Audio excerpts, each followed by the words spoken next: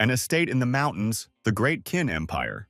The apprentice angrily asks why his master cannot be buried with his clan. There was a sword thrust into the ground in front of this disciple. Does he really want to bury him with the clan? The young man looked back. A girl appeared in front of the guy and said, then he should take this sword.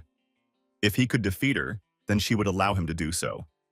It was Ran Yuxuo, the Inner Gate Elder. The people present asked, how would someone like Chen Feng, who has blocked meridians and cannot cultivate, be able to defeat Elder Ran? It was simply unfeasible for him. If his dead master wasn't here, would he be able to even qualify for a meeting with an elder? One of the people present said that if he were Chen Feng, he would have taken away the useless master's corpse long ago. Why is he humiliating himself? Outer Gate Elder Han Kong said that Yuxue had gone too far. Yuxue asked, why is Han Kong here? The woman added, he must remember that he is only an elder of the Outer Gate. He must remember who he really is, and not to break the chain of command. Han Kong said that he would remember it back to her. Brother Yan Qin became a useless person to save them. He died because of depression and they won't let him be buried in the clan. Have they forgotten all feelings? Yuxue said that while Yang Qingyu was alive, he helped her, plus she could play a couple of funny tricks with him. Yuxue added that he was dead now. His corpse won't be able to help her, but when others look at him, it reminds her of the destruction of her reputation. The woman looked intently at this disciple. Having become so useless, why can't he just calm down? Why is he in the way? In any case, it's a waste of time. His death would save the clan's food supply. We should throw his corpse into the common grave. The young man was angry. How dare they insult his master? Yuxue laughed in response. She said that he had always been trash. A man tells a child to use it only on the brink of life and death. Feng believed that a master's reputation was more important than his life. Chen Feng didn't hold back. He had a powerful release of energy into the atmosphere, the surrounding people, and the elders including, thought it was an incredible strength. What happened to this guy? Chen Feng shouted that anyone who grieved his master would die. The young man's eyes burned furiously. In his hands, he held a sharp sword. The Outer Gate Elder shouted for the guy not to do that. After all, Yuxue, the Elder of the Inner Gate. If he dealt with her, he wouldn't live. Han Kong added, if a guy dies here, will he be worthy of his master? Chen Feng calmed down a bit. He thought that it was true. He couldn't die here. After all, he had promised the master. The belligerent Chen Feng told the Inner Gate Elder that he would spare her today. The people present thought, how could this be possible? Chen Feng, a trash who couldn't even develop Dantian, had actually defeated Elder Ron. He must be using a secret technique. But how could someone like him have a secret technique? Could it have been left to him by master? Yuxue asked indignantly. How was Chen Feng able to attack her? After all, he should be in awe of her. Han Kong once again told Chen Feng to be more careful. Elder Ran lost. She must keep her word. We should let Chen Feng bury her master in the clan. Han Kong added that all the disciples had seen this. She must not break her words as an Inner Gate Elder. Everyone present agreed that even though Chen Feng had used a secret technique, he had still defeated Elder Ran. Now, she must keep her word. Yuxue said that as an Inner Gate Elder, she would not recant. The woman added that he was just a loser, however. Chen Yuanzong, not a bad place to be buried. The woman thought that she should find out how many secrets the master was putting on this guy. Chen Feng told Elder Ran that she could keep this place for herself because she would use it soon. Yuxue was indignant. How could he bully her? Chen Feng lifted the master's body and said, they are leaving. This filthy place is not suitable for him, and he will find a better one. Everyone was surprised. Chen Feng refused to bury his master here. This is a slap to Elder Ran. He wants to anger her. How did this guy have so much courage? The Ran elder thought that she would take away Chen Feng's life and his secrets. Chen Feng buried his master in the forest under a huge tree. The young man said before the master rested, he would guard his grave for 5 years while adhering to the Golden Sutra of Beloita. Time passed. The seasons changed. Chen Feng guarded the tomb of the master. The summer heat and winter cold could not drive the young man away. 5 years passed. The young man said that the master asked to dig his grave after 5 years. He apologizes for this rudeness. The young man began to dig up the grave. What he saw inside stunned him. What is going on here, the boy thought. He hadn't left the grave for 5 years and hadn't noticed anything unusual. Why had his master's body disappeared? In place of the body was a small tripod. The tripod ignited and flew upward. The young man watched him in surprise. A huge green dragon appeared from the tripod. What is this? Chen Feng thought. The young man guessed. This vessel contained the dragon's blood. Why such a valuable item in the tomb of a master? The boy felt again, as he had 5 years ago, a powerful charge of energy surging out of his body. Xiaoqin turned to her master Yuxue. Eldest Ran asked, "What's the matter?" The girl said that the elder ordered her to follow Chen Feng to find out his secret, but it has been 5 years and he is still sitting in front of the grave. Nothing has changed. Yuxue said that guy has no secrets. He can be destroyed. It was a waste of time. Elder Ran thought that that guy might not blame her for his death. He should blame himself for humiliating her back then. After the excitement subsided, Chen Feng thought that he could now practice. In 5 years of practicing, he had reached the 5th level of Celestial. This little tripod and the dragon blood were amazing.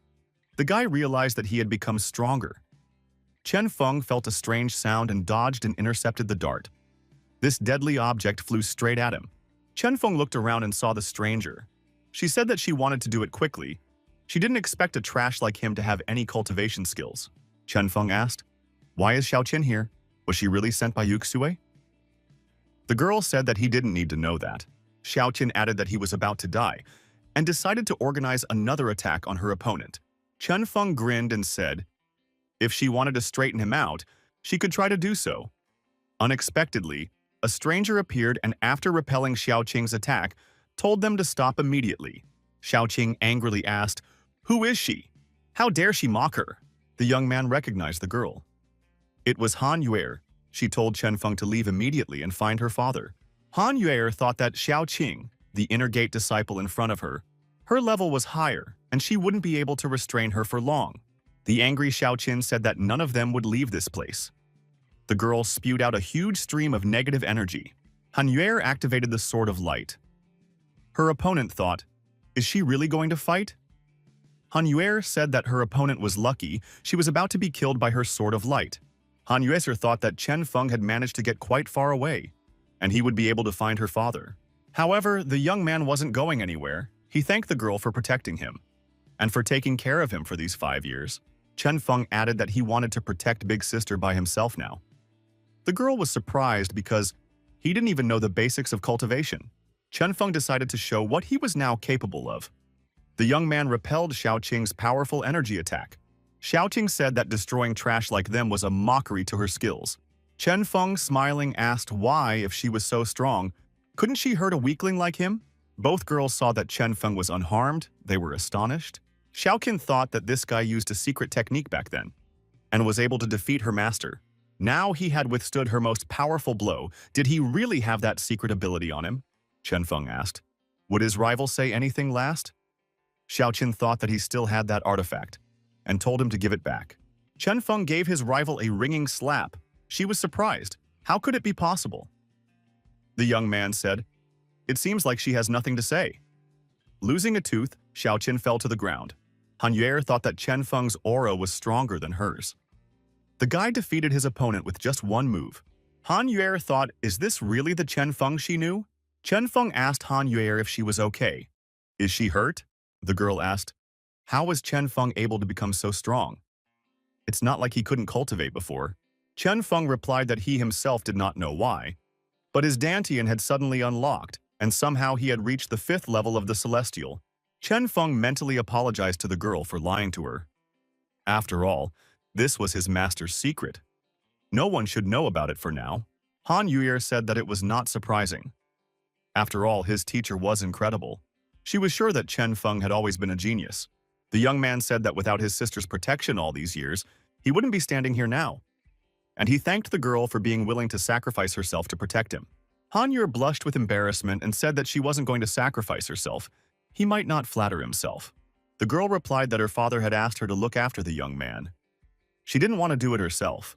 Han Yuer said that Chen Feng now had strength, and there would be a great tournament in the outer gate in a month. Will he participate?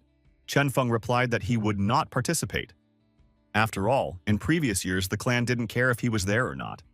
And he was no longer going to rely on them. He would train on his own. Han Yuer said that the favorite for this tournament is Ran Yuxu's nephew, Ran Changlin. The girl added, "If they meet, Chen Feng will be his target." Chen Feng thought with anger, Yuxue's nephews again. The young man said he had changed his mind. He asked her to register him for the tournament, and he would participate.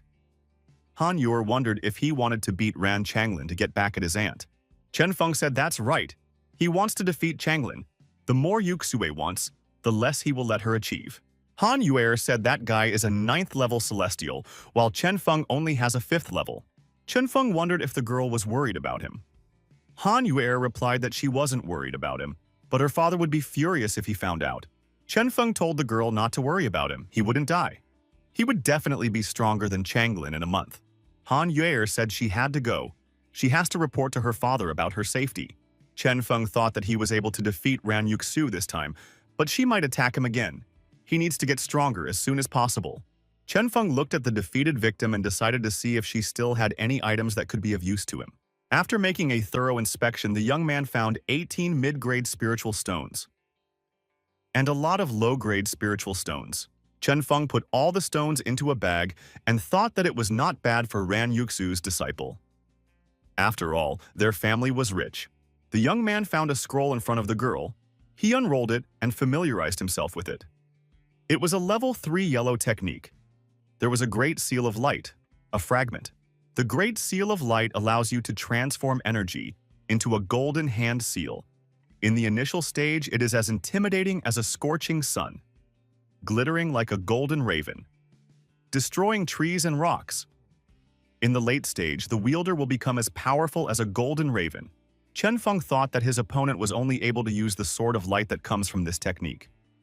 Because for her to master this technique, it is very difficult. She now belongs to him. Even though it is a fragment, it will be enough to reach the first level of the Divine Gate. Chen Feng thought that Jade Snow had sent him such a gift. He would thank him in the future. In a month at the tournament, he would make his master proud. A servant came to the elder and said that Sister Xiao's life sign was missing. Yaxu wondered, was her locket really broken? It must be some kind of mistake. How could she lose to that loser's disciple? The woman said she should send someone else there. The servant said that Chen Feng was no longer guarding the tomb. He had entered the mountains of the Green Forest. Also, he signed up for the great tournament of all clans. Yuxue said, "Does this trash dare to participate in a great tournament just because of a couple secrets that Master left him? He really doesn't know how to live his life." Inner Gate. Elder Yuxu decided in that case to destroy this fellow in a great tournament. Yuxue asked her to tell Changlin that if he met Chen Feng, let him not hold back. Elder Ran Yuxue said that she has been preparing for 100 years. If Changlin wins the tournament, she will be able to enter the secret place. The elder of the Inner Gate decided it was time to reap the benefits. In the mountains of Aomori, a young boy is running with great speed, making his way through the forest. The boy is holding a plant in his hands. He tells his pursuer that he has been running after him all day and all night. Why hasn't he given up yet? If only he could devour this white jade flower, he would fight to the death with a 6th-level celestial, a black blood snake. The guy keeps running away. He is being chased by a huge snake. He thinks he has little chance now. Without giving up or slowing down, the young man got into the other monster's territory. It seemed to the boy that this might be his chance. Wiggling from side to side, he thought he could get away from the snake. A huge wolf blocked the fugitive's path. It was finally here. The cunning fugitive realized that the 6th-level storm wolf demon in front of him had the same level as the black blood snake. So they will fight each other, and he has a chance to escape. The wolf and the snake clung to each other. The guy realized that this was his chance to devour the white jade flower. No wonder the black blood snake is chasing it at such a crazy pace. There's a lot of energy in this white jade flower. Seizing the moment, the guy hid, and behind a huge stone and assumed the lotus pose, he told the Golden Sutra to purify this flower for him. Experiencing extreme overloads, he brought it up to 4,000 pounds. Eventually, he reached the 6th level of Celestial. The demonic wolf, bleeding, continued to fight with the snake. The young warrior thanked the wolf for giving him time, and said he would have his revenge. The boy rolled up his sleeves and said it was time to even the score, and the snake, mouth open, was about to attack this warrior. This time, the young man decided that he was using 10,000 pounds of energy and applied a palm of light. The snakes did not expect such an onslaught.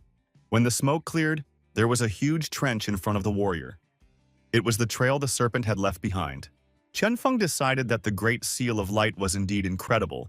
He was very angry at the serpent that had been chasing him for 3 days. He decided to beat everything out of this serpent and fight it to the last drop of blood. The terrible and horrible blood serpent was afraid of the consequences and decided to retreat. The warrior asked where he was going. Chen Feng said that there was no way he would let this warrior go. He had not run away from him for 3 days for nothing. To the serpent was again applied a blow, a palm of light, and a powerful energy charge struck the reptile. The serpent was emphatically destroyed. He fell beside his first opponent, the white wolf. It was bleeding as well. The warrior thought that the scales of this 6th-level monster were very thick and strong. It took more than one blow to destroy it. The guy walked over to the wolf and stroked his head. He said he had avenged him, and he could rest in peace. The young man noticed that the wolf was still alive. He was struggling, but he was holding on. The young man looked around and saw a cave. He thought it was the lair of the white wolf monster. Looking into the cave, the boy saw that there was a whole litter of wolves, and they've been hiding here all this time. The lizards were small, but aggressive. Glaring with their eyes, they roared at the stranger. Chen Feng thought that they considered him an enemy. Chen Feng came out of the cave and said that their mother died because of him. So now they'll be with him. Suddenly, the guy felt that a stealth attack had been organized on him. Something hit him on the cheek and flew past him. His cheek was covered in blood.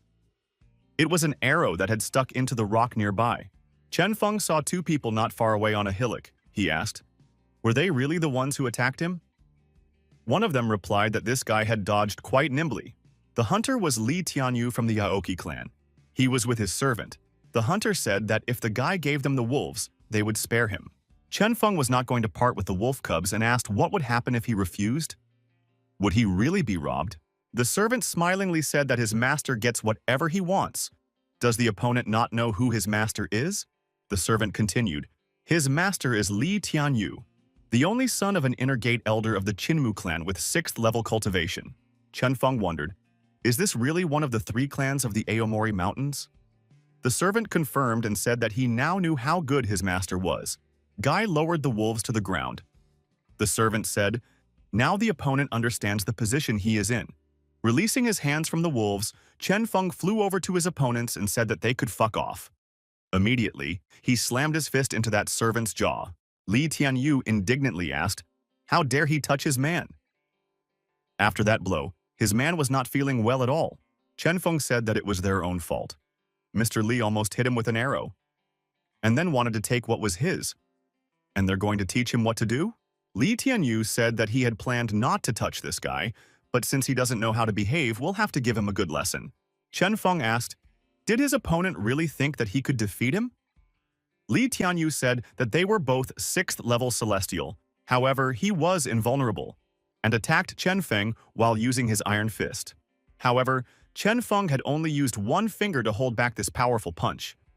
Mr. Li thought, how is this possible? Chen Feng asked, did his opponent really call it invulnerability? Chen Feng counterattacked the opponent, and the opponent flew far back. Chen Feng said that the opponent was not worthy of going up against him. Li Tianyu jumped to his feet and thought, how is this possible? Chen Feng continued to attack his opponent, and asking him how dare he call himself invulnerable with such skills.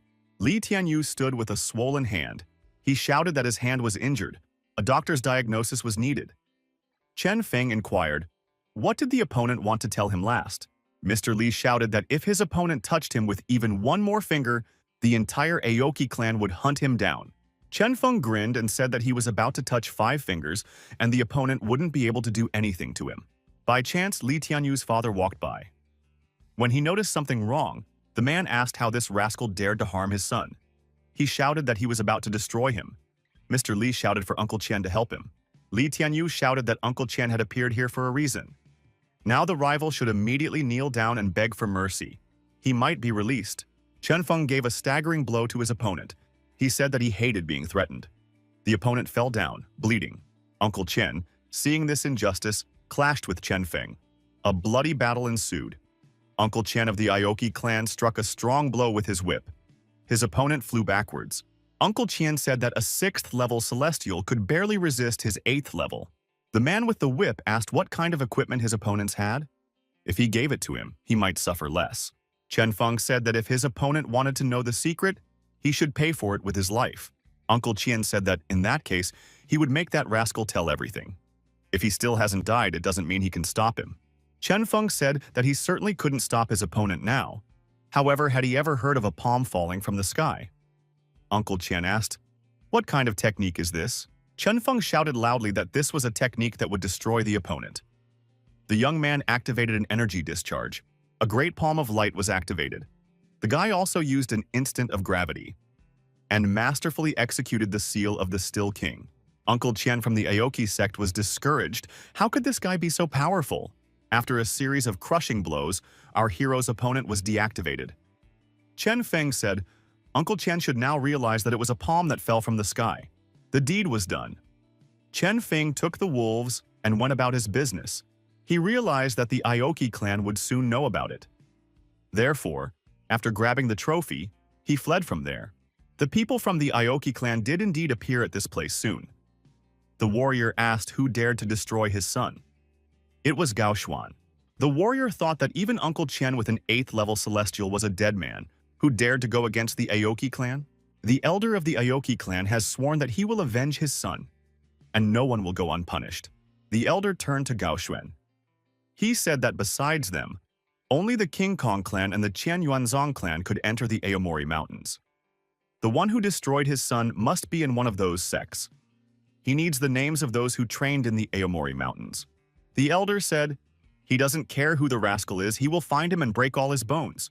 Chen Feng took a break in the cave, he fed the wolves and told them to eat more slowly. Eating fast is unseemly and bad for digestion. The young man himself was looking at and analyzing the treasures. The guy thought that these little wolves were incredibly voracious. They ate almost half of the entire black blood snake. Good thing there's a lot of meat this time. The guy thought that there were dozens of medium-quality spiritual stones in front of him, hundreds of lower-quality spirit stones, and a mountain of gold tickets. The son of an Aoki clan elder is incredibly rich. Studying the confiscated literature, the guy thought that the whip technique was useless for him. But he remembered how his older sister lacked a suitable whip technique. So he decided to give this literature to her when he returned. Chen Feng thought that now that he had enough resources, he could level up. First, he would absorb the Black Snake Crystal Core. Devouring the Black Snake Crystal Core, our hero thought that Ran Changlin might be preparing and waiting for him. 1 month has passed. Same region, the great tournament of all clans begins. Today is the day every warrior will make themselves known. This guy has been waiting for this opportunity for 3 years. The young man said that he has been hiding many things from his sister, but from today he will no longer hide anything. A young man noticed the girl walking by. He recognized her and said that she was Han Yuer, the flower of the Qianyuan clan. The girl was waiting for someone. People wondered if she was waiting for her lover. Everyone wondered, who is the lucky man?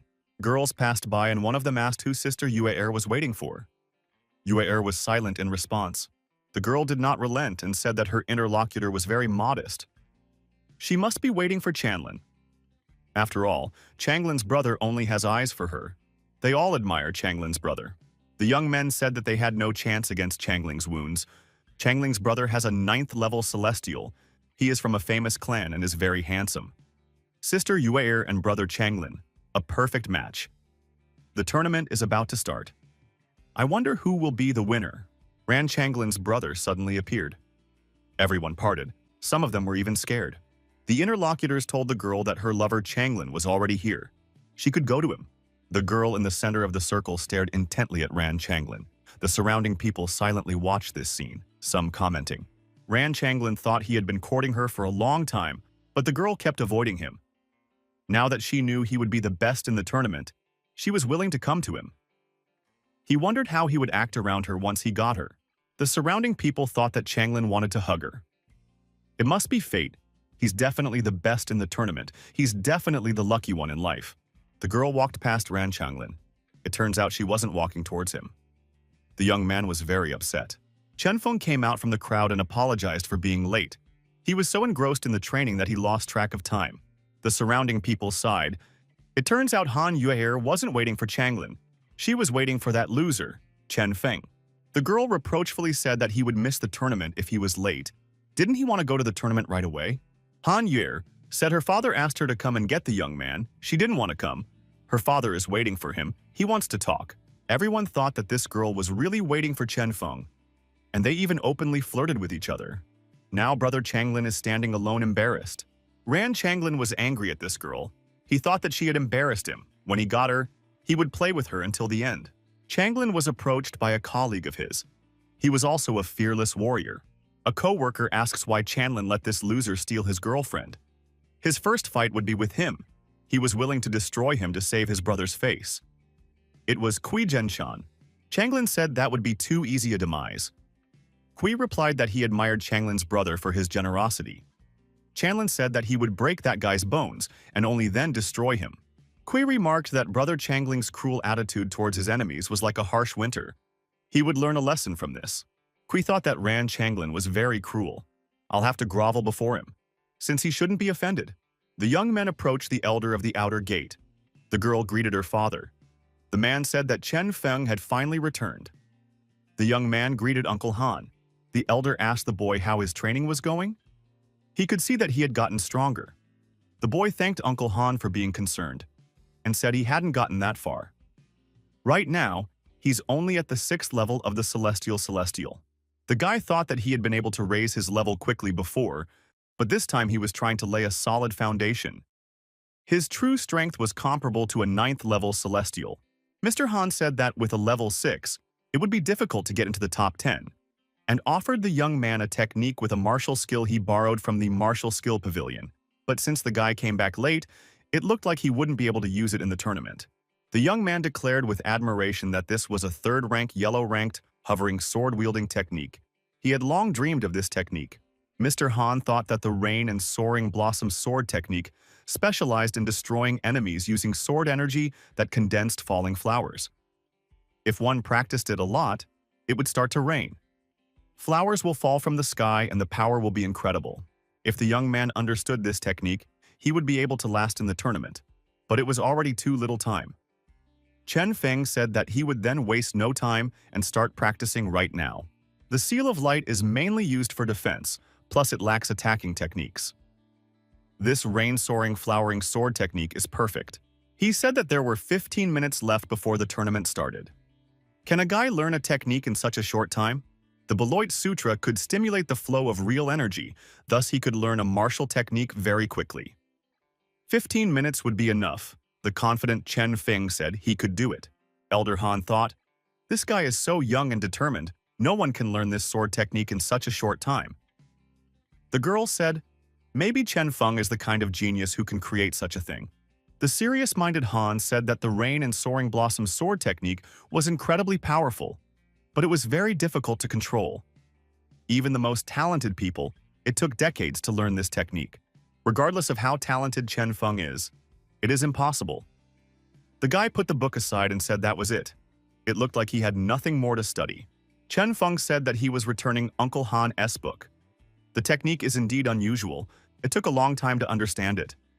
Uncle Han said it was normal. It was difficult to master it in such a short period of time. Elder Han was surprised. Did the young man really say that he was able to master it? The guy scratched the back of his head and said that he would like to achieve mastery, but he had no time at all. Chen Feng suggested that the girl try to use this book too. Han Yuer was delighted. After all, this is a yellow rank technique. She just lacked a proper whip technique. She thanked the guy for this book. Chen Feng replied that he was happy to help his sister. The girl made a dissatisfied look. She felt like the guy was not thinking about her at all. Chen Feng said to Uncle Han and Yuer to wish him good luck. His first fight would start soon. Mr. Han thought that this guy had mastered the sword technique in 15 minutes. Just how talented was he? He thought that Mr. Yang had an incredibly talented student. Yuer told her father. After all, she warned him that Chen Feng is a real genius. She has good taste. Her father said that her daughter has an eye for guys. Yuer was indignant. What is her father talking about? After all, this Chen Feng is like a younger brother to her. Han Yuer said she would go watch the tournament. Her father explained that the fight would be on the other side. Many spectators shouted, Changlin is the champion. The warrior said that the road to victory would be long, but he would become the champion. The host announced that the first battle of the 15th Great Tournament was starting right now. Kui Zhenshan and Chen Feng were invited into the arena. Our hero's opponent crumbled the tiles with a single kick of his foot. His gaze was stern. Everyone said that this Chen Feng would definitely be a dead man after the fight. His opponent has copper skin, iron bones, and his entire body is invulnerable. Chen Feng will either die or be seriously injured. Chen Feng looked up to the sky and said that the master would be watching him. Elder San asked his interlocutor, Elder Han, had he also come to watch the fight? He regretfully said that Chen Feng's opponent was one of his disciples. The first round would be over quickly. He was really unlucky. Master Han said, his interlocutor is getting ahead of himself. Elder Han said, everyone in their clan knows that Chen Feng is as useless as his master. Mr. San stated, if Chen Feng defeated his disciple, he would immediately agree to eat a cow flatbread. Elder Han, smiling, told his opponent not to eat for the time being. And don't forget to empty his stomach. The tournament was officially declared open. The opponents entered the arena against each other. Kui said that Chen Feng was definitely unlucky today because he, his opponent, and added, you shouldn't have hurt Changlin. Kui added, if his opponent fell to his knees now and begged, he would suffer less when his bones were broken. Chen Feng inquired, is Changling's doggy in front of him right now? And he said that in that case, he would practice on the doggy first so that he could switch to Changling later on. Kui shouted that Chen Feng dare not call him a dog, and rushed forward to attack. The spectators were excited. Finally, they will finally see the famous technique of Kui. Once this warrior used the technique, and no one level below him can defeat him, he has a killer punch. Chen Feng thought that it was time to clear his master's name. Mr. San said that the round would be over very quickly now, and he wouldn't have to eat the cow flatbread. Chen Feng successfully evaded his opponent's attacks. He said that Kui had iron mountains of muscles. He was very strong but too slow. After another failed attack by Kui, our hero counterattacked his opponent. Kui was defeated. Elder San was surprised. Chen Feng had deactivated his disciple with one punch. The referee declared the round over. Chen Feng raised his head to the sky and told the master that he had become stronger. The audience was shocked. Chen Feng had defeated the famous Kui with one punch. After all, he was an ordinary loser. How did this happen? Inner Gate Elder Yaksu, who was watching this fight, said that this guy had a bold look. A small ant suddenly grew up. Elder San couldn't understand. How did this happen? After all, Chen Feng, an ordinary trash, how could he defeat Kui, the Iron Rock? Mr. Khan said his opponent turned out to be prescient. After all, he foresaw that the fight would end in this round. Han Yue'er said that all of this guy's opponents are trash. Elder San said that Chen Feng was just lucky, and this victory over his disciple was just a mistake. It wouldn't be so lucky next time. The interlocutor said for Elder San to stay. Mr. Khan reminded his opponent that he had not yet consumed a cow flatbread. Is he really going to publicly break his promise? Yue'er told her father to forget about it. If Elder San did it on a bagel, how would he look people in the eye afterward? Mr. Han didn't calm down. He said the most important thing is to keep your word. Otherwise, it might be bad in the future. He is doing it for Elder San's sake. Mr. Han said he couldn't find a yellow level tech recently, and he's a little concerned. If he had one such technique on his hands, he could pretend he hadn't heard anything. Elder San threw a book with this technique under his feet and said that this book was a third yellow level martial arts book. And now he was leaving. The man told his daughter that they had gotten the martial arts book literally for nothing. The girl replied that she was willing to cooperate with her father. Han Yue'er said that it was her turn now. She was ready and couldn't lose. Her father thought that he had never seen such a competitive spirit in his daughter before. The referee announced the second round of the 37th Great Tournament.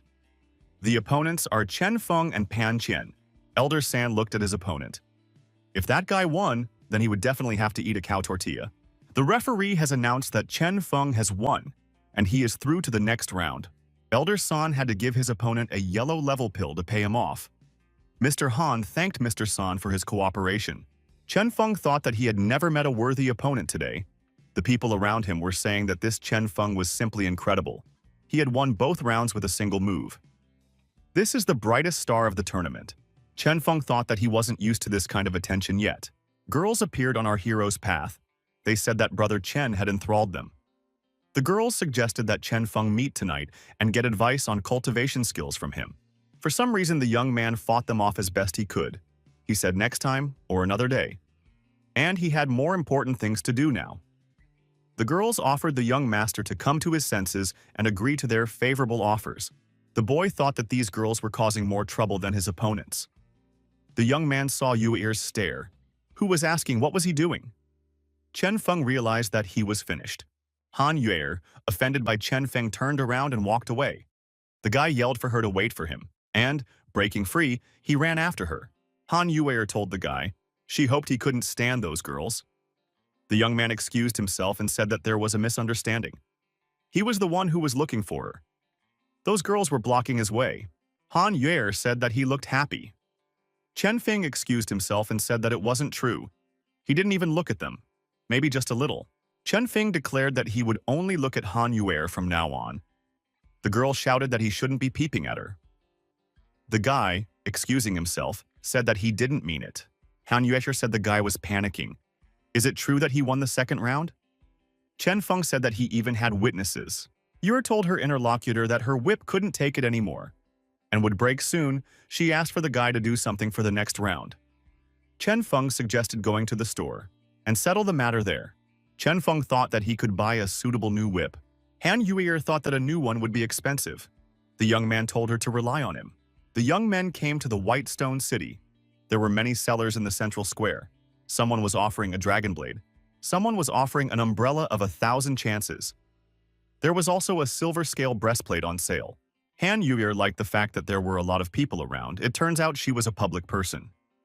Chen Feng asked the girl to look around while he had to step back for a while. The girl turned her attention to the pearls on sale. Chen Feng thought that this girl liked shopping. He decided to exchange the materials he found in the monster forest for now and buy more things for the girl. The sales manager asked the young man how he could help him. Chen Feng asked if this place accepted monster materials. Han Yue chose a piece of jewelry that she liked, but she couldn't afford it. After all, it was too expensive. A stranger approached the girl and said if she wanted it, he could buy it for her. It was Zhao Jinggangmeng. The girl replied that she didn't know him and was about to leave. The guy blocked the girl's way. He asked, didn't she like these things? If she accompanied him, he would buy her anything. After all, he has a lot of money. Han Yue told him not to block her way. Otherwise, she would hurt him. Mr. Zhao said that he liked it. The young man tried to tell the girl how he felt and that he was attracted to such young women. The girl felt like she couldn't move. An irresistible force was acting on her. Mr. Zhao came closer and told her to follow him shopping, and she must remain a good girl. Chen Feng appeared at the right moment. He menacingly told that guy to take his hands off the girl. Mr. Zhao wondered, why didn't he feel when he was approached from behind? What kind of strength does this person possess? Chen Feng walked over to Han Yue and hugged her. He said that if this young man had no questions, he could leave. Xiao thought, how dare he chase him away? Chen Feng told Han Yue that they were leaving. The girl was fine with it. Zhao wanted to push our hero away. However, Chen Feng stayed on his feet and pushed his opponent, who flew far back. Zhao Meng shouted for his warriors to destroy this guy. Right now, he wants his opponent to be destroyed. The young master's bodyguard said that destroying that guy in front of everyone wouldn't be easy, but he wouldn't come out of Whitestone City alive. The girl wondered if Chen Feng was okay. After all, he ran into that guy. The young man replied that he was fine. Han Yue thought he was overconfident. She was just worried about him. She didn't want if he was maimed and had to take care of him for the rest of his life. Chen Feng asked, so if he got hurt after some battle, he could rely on her? Young people were moving around the square and figuring things out. They chatted non-stop about all sorts of insignificant things. Our heroes approached a rare item in the store. Han Yue asked what it was. Chen Feng replied that it is a 500-year-old aconite. It is harder than iron and very flexible. It is an excellent choice for a whip. Chen Feng asked the sales assistant, how much is this vine worth? The master said that it is worth 300 mid-level spiritual stones, but he only accepts in exchange for items. If he is offered an item that is worth more than the price of this vine, then he will accept it. Han Yue decided to clarify and said that 300 mid-level spiritual stones, it was too expensive. The sales consultant was unwavering. He said that if it was expensive for them, they could leave. Chen Feng said that they buy this item. Suddenly, Zhao Meng appeared in this mall. He said that he was exchanging the crystal for this vine. The sales assistant, after examining all the parameters of the crystal provided, said that it was a 5-level monster crystal. He would agree to this deal. Zhao Meng told this guy that he would not allow him to acquire what he wanted. Chen Feng said that it shouldn't be like this. The one who came first should be served first. He liked this vine first. The seller said that it all depended on who offered the most. The man hinted if the first buyer could offer something more valuable than this crystal core, then the goods would belong to him. Zhao Meng laughed. For his opponent had nothing to offer. He didn't even look like someone who could defeat a level 5 beast. Zhao Ming said that Chen Feng wouldn't be able to get this vine anyway, but if he let his sister keep him company, then he would concede the item. Chen Feng told his opponent that he felt sorry for him the first time, but he was still looking for trouble. So he shouldn't blame the people around him for this. Zhao Meng asked, "What does this guy want? If the other guy is against it, then he is willing to leave. He doesn't want any trouble." Han Yuiker said that she didn't need this vine. The girl didn't want Chen Feng to look like a laughingstock because of her. Chen Feng took out a black blood snake fang from his pocket and asked, "Would this be enough to purchase a whip?" Zhao Meng asked, "Isn't this just a broken fang? Could it compare to his crystal core?" The seller said it's a black blood snake, a 6-level monster. And its fang is very strong, but the most valuable thing is the poison in that fang. Also, the fang itself can be used to carve bone weapons. Zhao Meng thought, how did this guy have such a precious material? After all, there were no such materials in their territory. Chen Feng asked the sales assistant, "Is this poison fang more than enough for the black vine?" The sales assistant said that he had already packed the item for this buyer. The seller said that if this was not enough for the honorable gentleman, he could choose any other item. The young man chose another piece of ancient iron. The salesman said the boy had excellent taste. When the young men left, the sales assistant thought that this guy didn't know anything at all. He had chosen a useless piece of iron, and he could make a lot of money on this snake tooth. Zhao Meng was once again furious. How dare this person slap his face twice? The assistant told the master not to worry. This man would be eliminated as soon as he left the city. Zhao Meng said we should let him live, so that guy could see him having fun with that girl. Chen Feng thought that when he saw this iron, the dragon blood in his body started to boil. He doesn't know what it is, but it's something unusual. It was able to affect his dragon blood. When the young people were outside the White Stone City, Han Yuer asked if her companion was all right. Chen Feng replied that he was fine. The guy added that they had made some very useful purchases. Han Yuer thanked Chen Feng for the gift. The young man told the girl to put things aside. They had guests. Zhao Meng appeared in the path of the young men and said that he had finally caught up with them. Chen Feng said that he was just waiting for them. Zhao Meng laughed and said that he wanted to see his bones broken now, and ordered his assistant to deal with this guy. The assistant said that no one dare insult their young master. They'd have to avenge him. The old man used a technique, a powerful Wajar palm. Zhao Meng said that this technique was the best skill of the Jigong clan. This technique cannot be stopped or destroyed. The opponent will be killed by it. Chen Feng blocked his opponent's punch. The old man was once again surprised. How was this possible? This guy had broken his Wajara palm. Zhao Meng didn't understand. How could this guy be so strong? Chen Feng applied the light from the firefly that was worth the moon itself. Chen Feng asked his opponent, "Is he afraid of him now?" He had provoked so many times before, it was already worth a death sentence. Zhao Meng said that the enemy dare not destroy him, because his older brother is the best martial artist of the Outer Gate, and his name is Zhao Sanshan, Zhao Meng added. If his opponent massacred him, he wouldn't live for long. Chen Feng and Han Yuer looked at him silently. The girl said that his brother was someone who had reached the 9th level of Celestial. Zhao Meng confirmed that his brother was invincible, and now that his opponents are in fear, they should kneel down and ask him for forgiveness. Chen Feng asked, "Why do people in this situation always lose control of themselves?" He grabbed his opponent's head. Han Yuer said that this guy's brother could cause them a lot of trouble. Chen Feng told the girl not to worry, he was going to meet this brother anyway. Han Yuer asked, had Chen Feng already reached the 9th level of Celestial? The girl felt that her friend's strength had increased a lot. She felt safe with him. Han Yuer said to stash this body and return to the clan. Chen Feng appreciated this plan and agreed. Han Yuer, smiling, thought that the best martial artist of the Jinggang clan must have many good things. Zhigang Gate. A warrior meditating in his room noticed that one token was cracked. The warrior thought that this person's life map had broken. Had that guy really been destroyed? In any case, this is disrespectful to him, Zhao Sanshan. The warrior picked up the broken token and said that the guy was his brother after all. He would like to see the one who dared to destroy the people of his clan. In the glow of the broken token, the image of Chen Feng appeared. Zhao Sanshan realized who was responsible for his younger brother's death.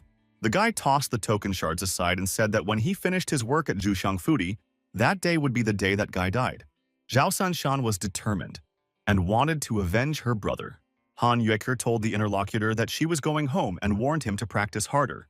Chen Feng thought, as I expected, the younger brother of the Jinggang clan's best master has many things. Of the more valuable ones, there are 2 books, Yellow Level Kung Fu and Drachma, and Golden Body Technique and Piercing Thunder Sword. It seems like they were given to him by his elder brother, but he didn't even practice them. Chen Feng didn't have any techniques to defend himself, so this was just what he needed.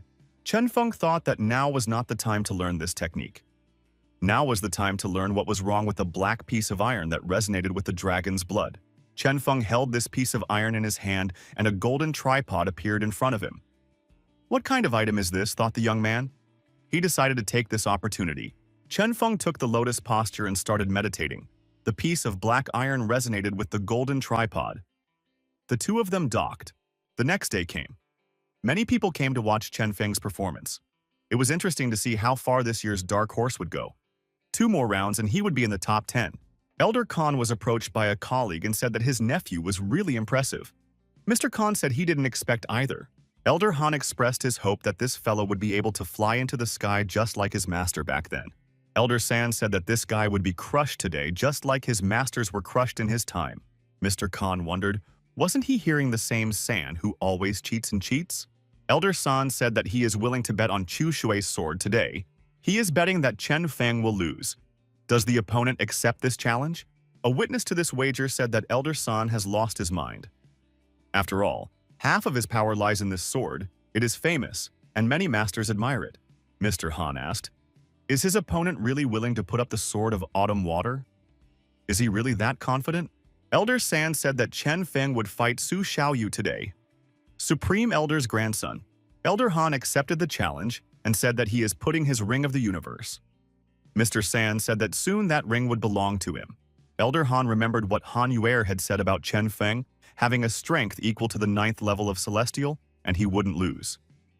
Elder San said that he had given Su Xiaoyu a talisman, whose strength was equal to a 9-fold strike. Chen Feng will die today. The referee announced the 3rd fight of the great tournament. Chen Feng versus Su Xiaoyu. The opponent told our hero that he only has a level 6 Celestial, and he's not very good, therefore suggested that he should fight at full strength. Chen Feng agreed and thought that the grandson of the Supreme Elder was very polite. The warriors began to get closer together. Su Xiaoyu drew his sword and said that he did not want to lose. Chen Feng decided to strike the sword with his hand and counter-attack him when his opponent dodged. The opponents were about equal in strength and skill. The battle has not yet revealed a clear leader. However, Su Xiaoyu used the talisman. There was a huge explosion. Elder San shouted that it was unfair, you couldn't use the talisman. Mr. Han decided that he had to save Chen Feng and jumped up from his seat. Elder San blocked his way. Elder San said, is his opponent really going to break the clan rules and interfere in the tournament? Mr. Han asked, wasn't it Elder San who gave Su Xiaoyu the talisman? If his clan uses talismans, it's cheating. Elder San said that the tournament rules don't say that using talismans is forbidden. If Chen Feng has a talisman, he can use it too. The fight isn't over yet, they can't interfere. Besides, they haven't seen Chen Feng lose yet. He's probably fine, Mr. Han thought. Even if Chen Feng has the ability to resist the 9th level Celestial, but avoiding the explosive talisman is almost impossible. Han hoped that his nephew was all right. Su Xiaoyu said that even a loser dares to fight him. But that is only in dreams. Losers should be down. One can only dream of fighting him in the next life. When the smoke cleared, everyone saw Chen Feng in burnt clothes standing on his feet alive and unharmed. He said that waiting for the next life was too long. Everyone saw the guy and thought, How is this possible? Chen Feng said he was still in one piece. And this world is ruled by the law of the jungle. Su Xiaoyu wondered, how could he survive? After all, it was a 9th-level celestial 9th-level strike. Chen Feng said that he would explain everything to his opponent now. The guy struck a series of staggering blows to the arrogant opponent. Su Xiaoyu did not stay on his feet and fell to his knees. He said that he was hurt. Chen Feng said to his opponent, does he now realize that he is fine? After all, he is quite strong. Chen Feng stepped on his opponent's head and said, didn't he say that he didn't dare to step on him because he was strong? But that was exactly what he did now. Does Su Xiaoyu have anything to say against it? Su Xiaoyu begged his opponent not to destroy him. Chen Feng said that he was now doing the same thing as his opponent. Chen Feng didn't spare his opponent and destroyed him. None of the people around him could stop him. The judge asked how dare he destroy the grandson of the Supreme Elder. After all, he had been warned that he shouldn't do that. Chen Feng asked why he was not stopped when he used the talisman.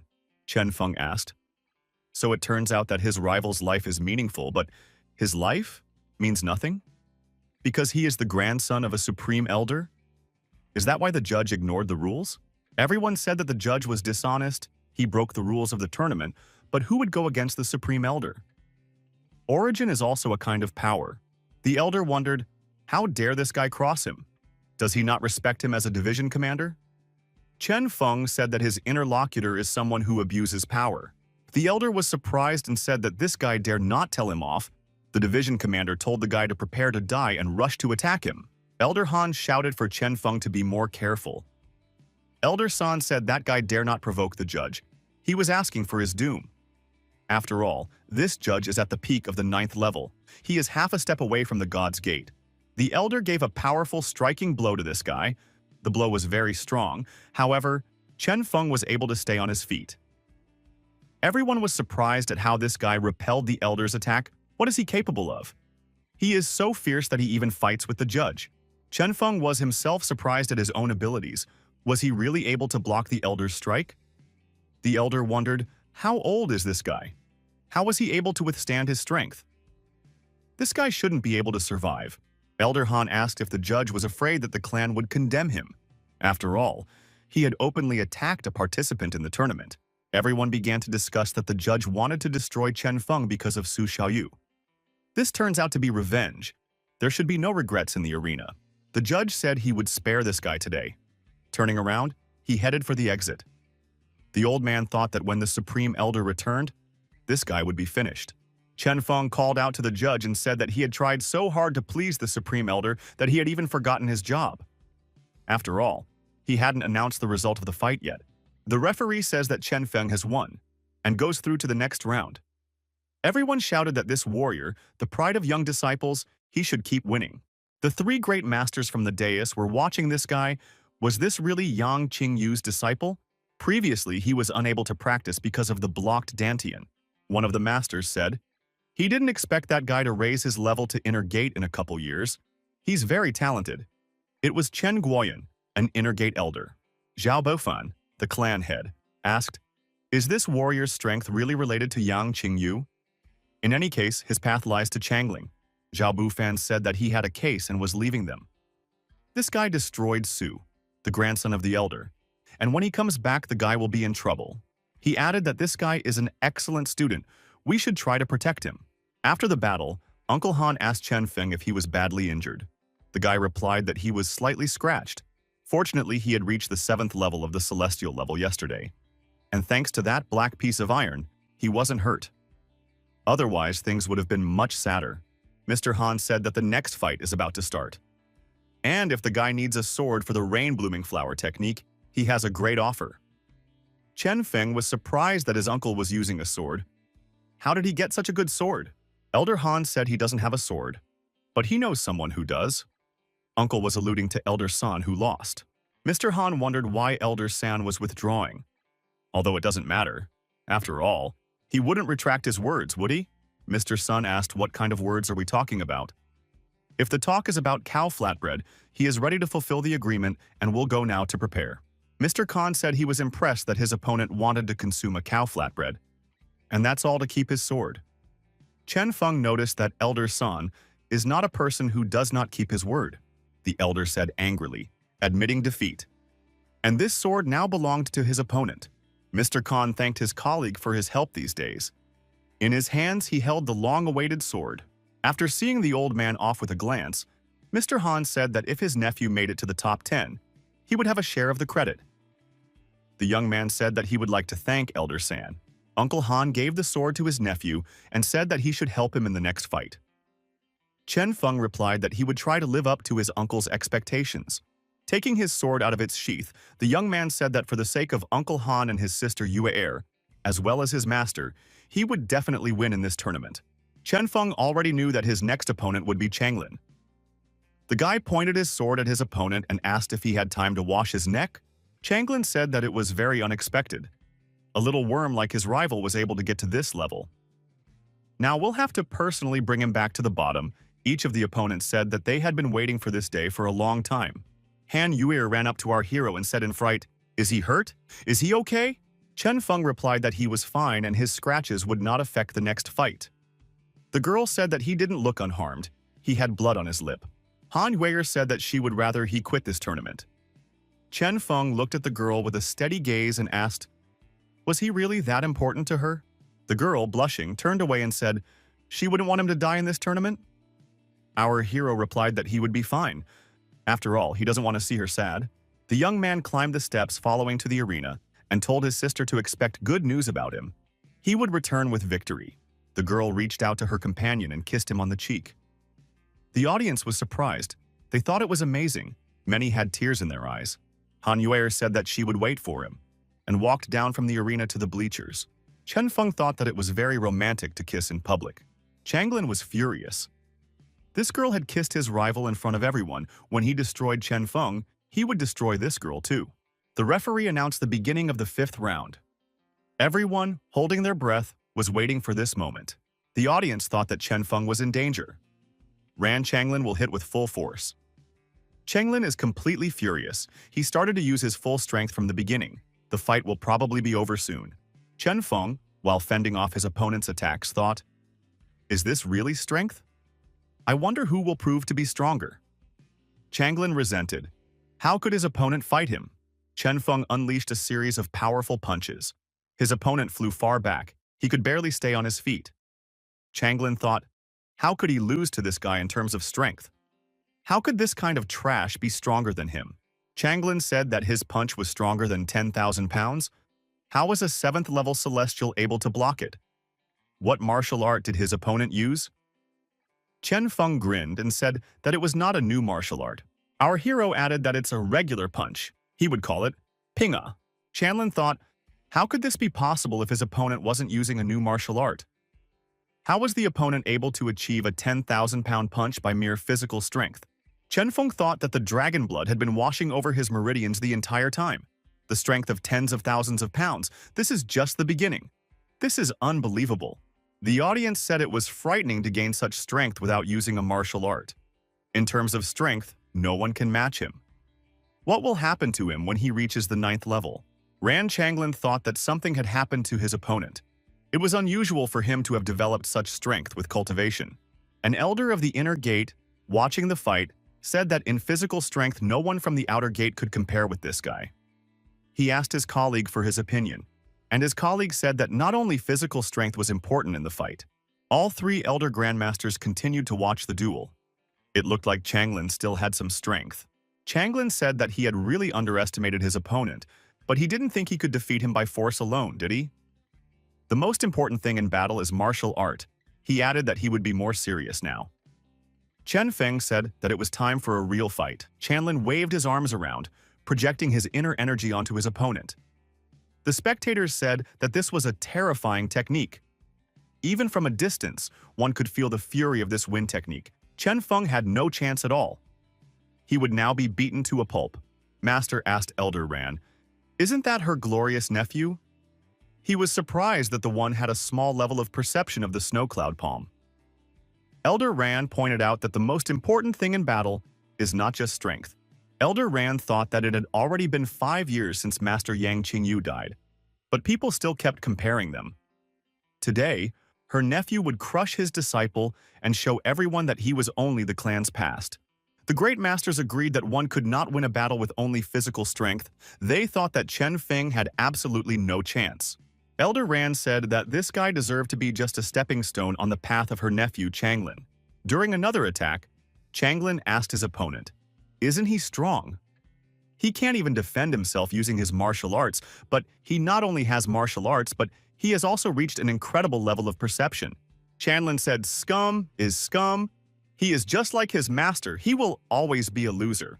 Changlin used his palm strike again and said that now his opponent would turn into mud. While fending off another attack from his opponent, Changlin was wounded. His hand was bleeding. Changlin was furious.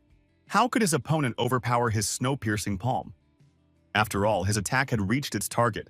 Chen Feng answered his opponent's question because his martial art level had reached a perfect state. Changlin thought that it was impossible. Anti-Changlin, Elder Ran, also thought that it was impossible. That guy must be bluffing. How did he get such a kick? Our hero decided to show his opponent a rainstorm. He also used the heaven and earth technique. Everyone thought, how is this possible? The warrior recognized the rain-soaring flower technique. Chen Feng had truly mastered this technique. Everyone saw that it had started to rain over the arena. How could Chen Feng do that? The guy applied a formation, a flying flower. The spectators noted that the rain stopped on one side of the arena, however, petals appeared. Han Yue remarked that it was very beautiful. What kind of sword technique was this? She had never seen it before. That was because no one had practiced the rain-floating flower technique yet. Han Yueser asked her father, could it be that he was the one who taught Chen Feng such a technique? Mr. Han said that he had nothing to do with it. Chen Feng had only learned it yesterday. He had only practiced it for 15 minutes. Changlin asked in amazement, how was his opponent able to master such martial arts? It's unbelievable. Ran Changlin said that he would destroy that floating flower with a single blow. Auntie shouted for him not to do that. Changlin didn't stand a chance. He found himself defeated and on his knees. The warrior couldn't believe he had been defeated. Chen Feng said that his martial art technique was one of the great techniques. The spectators began to say that Chen Feng had won. Just looking at Changlin alone makes one feel pain. Chen Feng is unbelievable. One of the great masters said that in hundreds of years, only 2 people could cultivate to master the heaven and earth rain-soaring flower technique. They didn't expect that this guy is not only physically strong compared to the sword Dao. It's unbelievable. He's talented. Elder Ran shouted with anger. How dare he ruin her plans? She rushed from above right into the arena. The woman wanted to massacre Chen Feng. The inner gate elder said that Chen Feng had a bright future and needed to be protected. Ran Changlin was on his knees. Chen Feng pointed his sword in his direction and said that it seemed that only his death would calm people down. The onlookers shouted for Chen Feng to pull the weed from the root. Suddenly, in front of our hero appeared the judge, who with his hand held up his sword. He told the guy to stop. He had already won. It is not worth it to destroy the opponent. You should not be so ruthless at such a young age. Chen Feng said at the referee, since he won, the referee should hurry up and announce it. Or he will do so, since the fight is not over yet. Elder Ran appeared above the arena. The woman shouted that she was about to destroy Chen Feng. Chen Feng said he knew she wouldn't hold back, and added that he wanted to see the difference between him and her. The young man executed the immortal king's kick, however. His body was blocked. He couldn't even move. Elder Ran said that she would not allow him to resist. The woman wanted to attack the unruly Chen Feng. However, her powerful energy shattered from behind the protective dome. She couldn't understand what was going on. Chen Feng replied from behind the protective dome that he was not a good person. Elder Ran wondered, where did this guy get the golden body technique from? How did he learn the Zhao clan's martial art? Moreover, he cultivated the technique without a master. Chen Feng said that she should kneel down and bow to his master. Then he would be able to answer her questions. Elder Ran disagreed and said that his master was a loser and he should instead worship her. The woman intended to destroy Chen Feng. Between Ran Yuxu and Chen Feng became an inner gate elder. He managed to... Elder Ran said that she must destroy that guy. After all, he was disregarding the rules. The opponent asked what she was talking about? After all, her nephew had disregarded the rules himself by interfering in the fight. Ran Yuxue wondered if Chen Guoyun thought he could stop her. Chen Guoyun said, he admits that Elder Ran is stronger than him, but he might well be able to hold her off for a little while. But will her nephew be able to withstand it? He has lost quite a bit of blood. Ran Yuxue said that she was not the only one who wanted to destroy Chen Feng. Would he really be able to stop everyone? Suddenly, another player appeared in the arena. He shouted menacingly for Chen Feng to return his grandson to him. Supreme Elder. Su Jiaodong appeared in the arena. The old man wanted to strike Chen Feng. However, the guy dodged and put Ran Changling in front of him. The elder's strike went straight to Ran Changling's chest. The elder shouted, "How dare this rascal destroy Changlin?" Chen Feng was surprised. After all, everyone here had seen that this guy had been destroyed by a supreme elder. Ran Yuxu shouted in rage that now this guy will definitely die. She pounced on Chen Feng. Our hero thought, do they all want his death so badly? Chen Guoyun said to his colleague, if Elder Ran wants to touch this guy, you have to go through him first. Ran Yuxue replied that this guy destroyed her nephew, he should die. Chen Feng said to Elder Ran to open her eyes. Can she not see whose hands are in her nephew's blood? The Supreme Elder asked angrily, how dare this guy sow discord? He said he would rid the clan of evil. Suddenly, the Supreme Master shouted for everyone to stop. Everyone immediately noticed that they couldn't move. Chen Feng thought that this was an incredibly powerful aura. Chen Feng said that in his life, he had always only bowed down to those he wanted to bow down to. No one would force him to do so. The Grand Master thought that with a 7th level Celestial, this guy was able to resist his aura. He really isn't bad. Grand Master, the clan head, said that fighting was not an option, we should stop here. The Supreme Elder asked, is the clan head really protecting this man? The clan head said that was his decision. Elder Su stated that he needed an explanation. After all, this guy destroyed his grandson. Therefore, he, Su Jiaodong, refuses to obey. The clan head said that this guy is gifted. He has a very rare talent for their clan. Su Jiaodong wondered, what talent could this scum have? After all, he was just an ordinary student. He was just lucky enough to win a few rounds. The clan head said that this guy has an excellent technique. Elder Su was surprised. There are 2 skills of the soaring rainflower technique. This is only the beginning, so he can't be called gifted. When it comes to the soaring rainflower technique, he, Su Jiaodong, who has trained this technique for 3 years, has only succeeded a little bit in 10 years. That guy has no talent. Those watching were surprised. Had the Supreme Elder not seen what had happened in the arena? He should be ashamed of his words. The Elder was surprised. Usually at a moment like this, he would be supported. Why were they looking at him so strangely? The clan head said that this guy's technique involved using the power of heaven and earth. Elder Su thought, how is this possible? Master said that there are tens of thousands of disciples here who have seen it with their own eyes. Why does he say it is impossible? Elder Su asked the clan head, if this guy used the powers of heaven and earth at the celestial level, did that mean they had a new genius? The clan head said, this means that there is a new disciple of the Tianhe realm in their clan. The clan head repeated to Elder Su that this guy was very talented. Could there really be any more questions? Elder Su said that he had no more questions. The clan head asked another question. Would the elders insist on destroying this guy? Chen Feng, who is the future of their clan? Elder Ran asked. Did her nephew die in vain? The clan head said that Changlin as well as Xiaoyu were weak. No wonder they died. Entering the path of cultivation, they should have been morally prepared. The clan head continued, if Changlin was the one who destroyed Chen Feng in the arena, would Elder Ran destroy Changlin to avenge Chen Feng? The clan head added, they all saw and know why Master Chen Feng was badly injured, and why his opponent was killed. The clan head said that the woman didn't have an ounce of regret for the loss of her brother Yang Qingyu. With such an attitude, their clan has no future. Ran Yuxue said that she agreed. The clan head said that Yang Qingyu had taught her good manners. The referee declared Chen Feng the winner of the 5th round of the Great Tournament. The audience once again shouted that Chen Feng was the best. He was already in the top 10. It was very difficult for him, but he defeated everyone. The elder said that Chen Feng was good. He did not dishonor his master. Chen Feng thanked Elder Chen for protecting him. Elder Chen asked, if he stopped protecting, would Chen Feng have a life card? Chen Feng asked, how did Elder Chen know about this? The interlocutor replied that he knows this guy and knows his master. The master never had enough cards. Elder Chen said that he would be looking forward to seeing this fellow emerge on the blessed land of the Bamboo Mountain. The young man replied that Chen Feng would make every effort.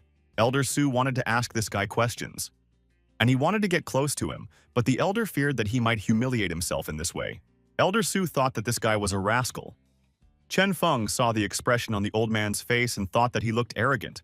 Ran Yukshui asked, "Does Chen Feng really think he is so gifted if he studied under a master? She is still much more talented than him." The woman added that after all, his master was long gone anyway. Chen Feng wondered if his master's death had something to do with her. Ran Yukshu said that if this guy was interested in the answer to that question, she could reunite him with his master, and he would tell him everything. Chen Feng said, if his interlocutor was involved in the master's death, he would personally destroy her in front of his beloved master's grave. Han Yuer shouted that Chen Feng was invincible, and he entered the top 10. He is allowed to enter the blessed land of the Bamboo Mountain. The girl told her father that they should meet Chen Feng. Why did the father only take a few steps? The father noticed that his daughter was very excited. The girl thought that she is not happy, she should calm down. Chen Feng should not think about her worrying about him. Chen Feng returned and told his uncle and sister that he had won. He was allowed to enter the blessed land of the Bamboo Mountain. Han Yuer saw this guy running towards her. She thought that she should be restrained. The young man tripped and fell down. A young lady approached our hero and sat down beside him. Han Yuer was second and watched from the side. The girl said that he had recently used the golden body technique. Is it possible to be completely solid? Little sister would like to learn from the young man. Chen Feng said that we should choose another day. The girl hugging Chen Feng asked, why didn't he come then? After all, she had been waiting for him all day. The other beauty told Chen Feng that he didn't train with her either. He was so strong, and they could do 300 rounds. The girls didn't stop. One of them offered to give him a relaxing massage. After all, he was probably tired after the battle. The annoying beauties thought they had a lot of time ahead of them.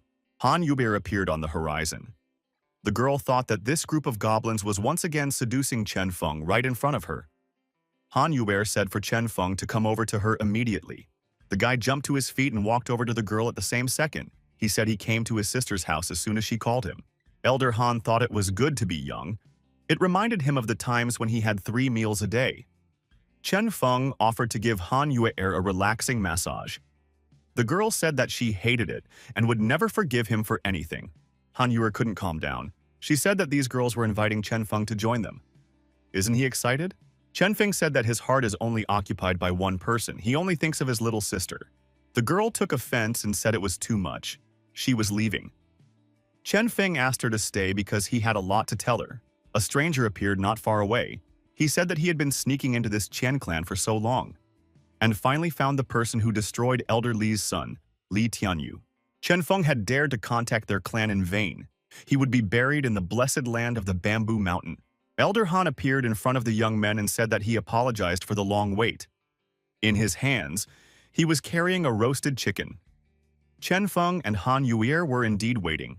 Chen Feng said it was a great dish, and thanked Uncle Han for making it himself. The girl said she loves chicken and noodles. It is an incredible combination of flavor. Chen Feng promised his sister to make noodles in the future. Han Yuer revealed that she won't eat his noodles. Mr. Han said that his daughter is just stubborn. In fact, she can't wait for Chen Feng to feed her. The girl blushed and said that her father was talking unnecessary. Mr. Han said it was a great day, and to celebrate it with wine, he invited Chen Feng to keep him company. The young man replied that he had never drunk wine. He didn't know how much he could drink. It would be embarrassing if he felt bad after just 1 glass. Mr. Khan said the young man can drink as much as he can. He will not try to get the young man drunk. Uncle Han poured the young man a full bowl and said that today was a great day. Today, Chen Feng and his daughter were among the top 10 disciples of the clan. Chen Feng almost dropped the bowl from his hands in surprise. Had Han Yuer also entered the top 10? The girl's gaze became serious. She broke her chopstick and said that this matter had better be cleared up now. The girl asked angrily, "Can't she be in the top 10? Why is he looking down on her? Does he really think she is weak?" Chen Feng said he did not mean such a thing, but there is a slight difference. Han Yuer said, "It is not about the difference, it is obvious that he despises her." Is the fact that she entered the top 10 so unexpected? Mr. Han asked his daughter to leave the young man alone, and she should thank Chen Feng for being able to enter the top 10. The girl said she wouldn't thank the guy, because she won the fight with her own strength. Mr. Han said that almost all the strong opponents were defeated by Chen Feng, and her opponents weren't that strong. That's why everything went smoothly. The disgruntled daughter said her father was too straightforward. Why doesn't he think about her reputation? Chen Feng said that sister was very lucky. The girl thought that this was a scalding answer from a straightforward person. Was it really about her luck? Chen Feng said that luck, it was also part of strength, and it was very important. Sister Yuer was able to enter the top 10 because of her strength, and it had nothing to do with him. Han Yuer, smiling, asked, "Does Chen Feng really think so?" His praise made her a little embarrassed. The guy replied that his words are sincere and there are no half-truths in them. Mr. Han said that the young man is spoiling his daughter. Chen Feng didn't expect Han Yuer to be so strong when they were on the bamboo mountain. He hoped that she would be able to protect him. The girl smiled and said that she wouldn't let anyone hurt her little brother. Chen Feng proposed a toast to his sister and said that he was grateful to her. The girl smiled and said that he should follow her from now on. Elder Han thought that the relationship between these kids was getting better and better. Han Yuer noticed that the boy drank too much today. Chen Feng hugged the girl and stated that he had something to tell her. Mr. Han, observing Chen Feng's behavior, decided that he didn't belong here. With the words that he was no longer here, he quickly ran out of this room, however. After leaving the room, he still began to peep. Han Yuer blushed with embarrassment and asked, "What does the young man want to tell her?" Chen Feng said that since his master died, only she and Uncle Han have been good to him. He only wants to say one thing. The guy pressed Han Yuer even harder against him. The girl froze in anticipation. The young lady dreamed and thought that Chen Feng would tell her that he loved her. The silence dragged on. The young man could not continue his sentence. The girl lowered her head and saw that the rascal had simply fallen asleep. The alcohol was too much. Mr. Khan, watching from ambush, thought this guy had missed a very important point. He won't be pouring him anymore. The girl tried to wake up and bring the bow to his senses. She said he was completely unable to drink. He had to finish what he had to say. Before going to sleep, he had important words to say. Even after such a violent shaking, the young man didn't react. Han Yuer thought that he must be very tired, and decided that he should get some sleep. The girl thought that she will definitely protect him in the future. She is not joking now and is very serious. After all, he has suffered a lot in the past. She doesn't want him to go through that again. The next day came. Returning home, the young man thought he had drunk a lot the night before. Now he doesn't remember anything. His head still hurt. The boy felt as if his face was numb. On the way, the young man met Han Yuer. She asked if the guy slept well last night. The girl's father said this guy passed out from one glass of wine last night. He needs to learn how to drink. Han Yuer added that he needs to at least learn how to finish a sentence before he falls asleep. Chen Feng said that he had traces of her lips on his face. The girl immediately started slapping the guy and saying that there were mosquitoes on him now. Injured in the unequal hand-to-hand combat, Chen Feng asked his sister, "Did he say something wrong again?" The girl told him not to worry. She was just chasing away mosquitoes, he wondered. Why was it necessary to hit them so violently? Han Yuer asked if Qin Feng remembered what he had said to her last night. The young man tried to remember. He must have said that he would successfully pass the blessed land of the bamboo mountain and bring glory to uncle and sister. The girl took offense. Chen Feng thought that he had said something wrong again. The young man turned to his uncle. He didn't understand what was going on. The uncle told him not to worry about it. It was time for them to go to Broken Arrow Peak. The clan head said that if he was late, he would not be allowed to enter the next stage of the tournament. Chen Feng told Uncle Han that he wanted to pay his respects to his master first. Elder Han requested that the young man tell his master the good news. He is participating in the tournament on behalf of the entire clan. Saying goodbye, the young man said that he understood everything and would do as Uncle Khan advised him. The mercenaries watching the young man realized he was alone. They figured this was their chance. Chen Feng came to the big tree where his master was buried and said that a disciple had come to visit him. The young man told all the news to the master that he was among the top 10 disciples of the sect and would represent the sect at the tournament. Chen Feng conveyed the information to the master that his disciple had not dishonored his master. and he had already reached the 7th level of the Celestial. No one would dare to bully him anymore. It seemed to the young man that the foreman answered him and said it was all pretty good. At some point, the guy realized he wasn't alone here. He said they could stop hiding and come out. The mercenaries came out and said he had indeed discovered them. Turns out this loser is stronger than they thought. The guy thought that there were 2 inner gate clan disciples in front of him. He wondered if it was Ran Yukshu who sent them. The mercenaries said that they were paid by the elders to detain the guy so that he wouldn't be allowed to enter the tournament. Their goal, not to let him get to Broken Arrow Peak. Chen-Feng told the master that he didn't bring wine or food today, but the blood of these 2 people would be a tribute to the master. The mercenaries approached our hero with a leisurely gait and asked him if he wasn't ashamed. Why does this guy think he's strong enough to go out the outer door? In the eyes of their inner disciples, the outer disciples are all like ants. Another mercenary asked, does the guy still want to use their blood to avenge his master? Does he really think the worthless master is worthy of that? When they finish the guy off, they'll take the master's grave and dig up the bones so people can look at that waste after they die. Chen-Feng angrily said that they didn't seem to know that those who humiliated his master only had one end left, and that was doom. The mercenaries rushed at our hero and told him that his doom was inevitable. Now he will pay for everything with his life. The young man dodged their attack and said that they were moving too slowly. The boy made 2 quick sword movements and the opponent's heads rolled on the ground. The boy said that not everyone was worthy to kneel before his master. Chen-Feng said that his disciples would return victoriously to honor their master. Broken Arrow Peak. The clan head was told that Chen-Feng hadn't arrived yet. This guy must have such a high opinion of himself that he made the clan head and elders wait for him. The participants wondered, how dare this guy not show up on time? After all, the tournament is a battle of life and death, so he must have been scared. Han Yuer stood up for our hero. She said that Chen-Feng had gone to honor the master and he would definitely be on time. One of the participants told the girl that even if he comes up on time, it's useless. Can't she see that the elders are impatient? Chen-Feng will definitely be disqualified. Elder San said to the clan head, this Chen-Feng is young, arrogant, and haughty. He despises the clan. How could he be late at such an important moment? Elder San said, suggesting that he immediately cancel Chen-Feng's preparations to participate in the tournament. Elder Han objected and said that guy still had time. There was no need to cancel his participation. San said, it would be wrong for Chen-Feng to make the clan head wait.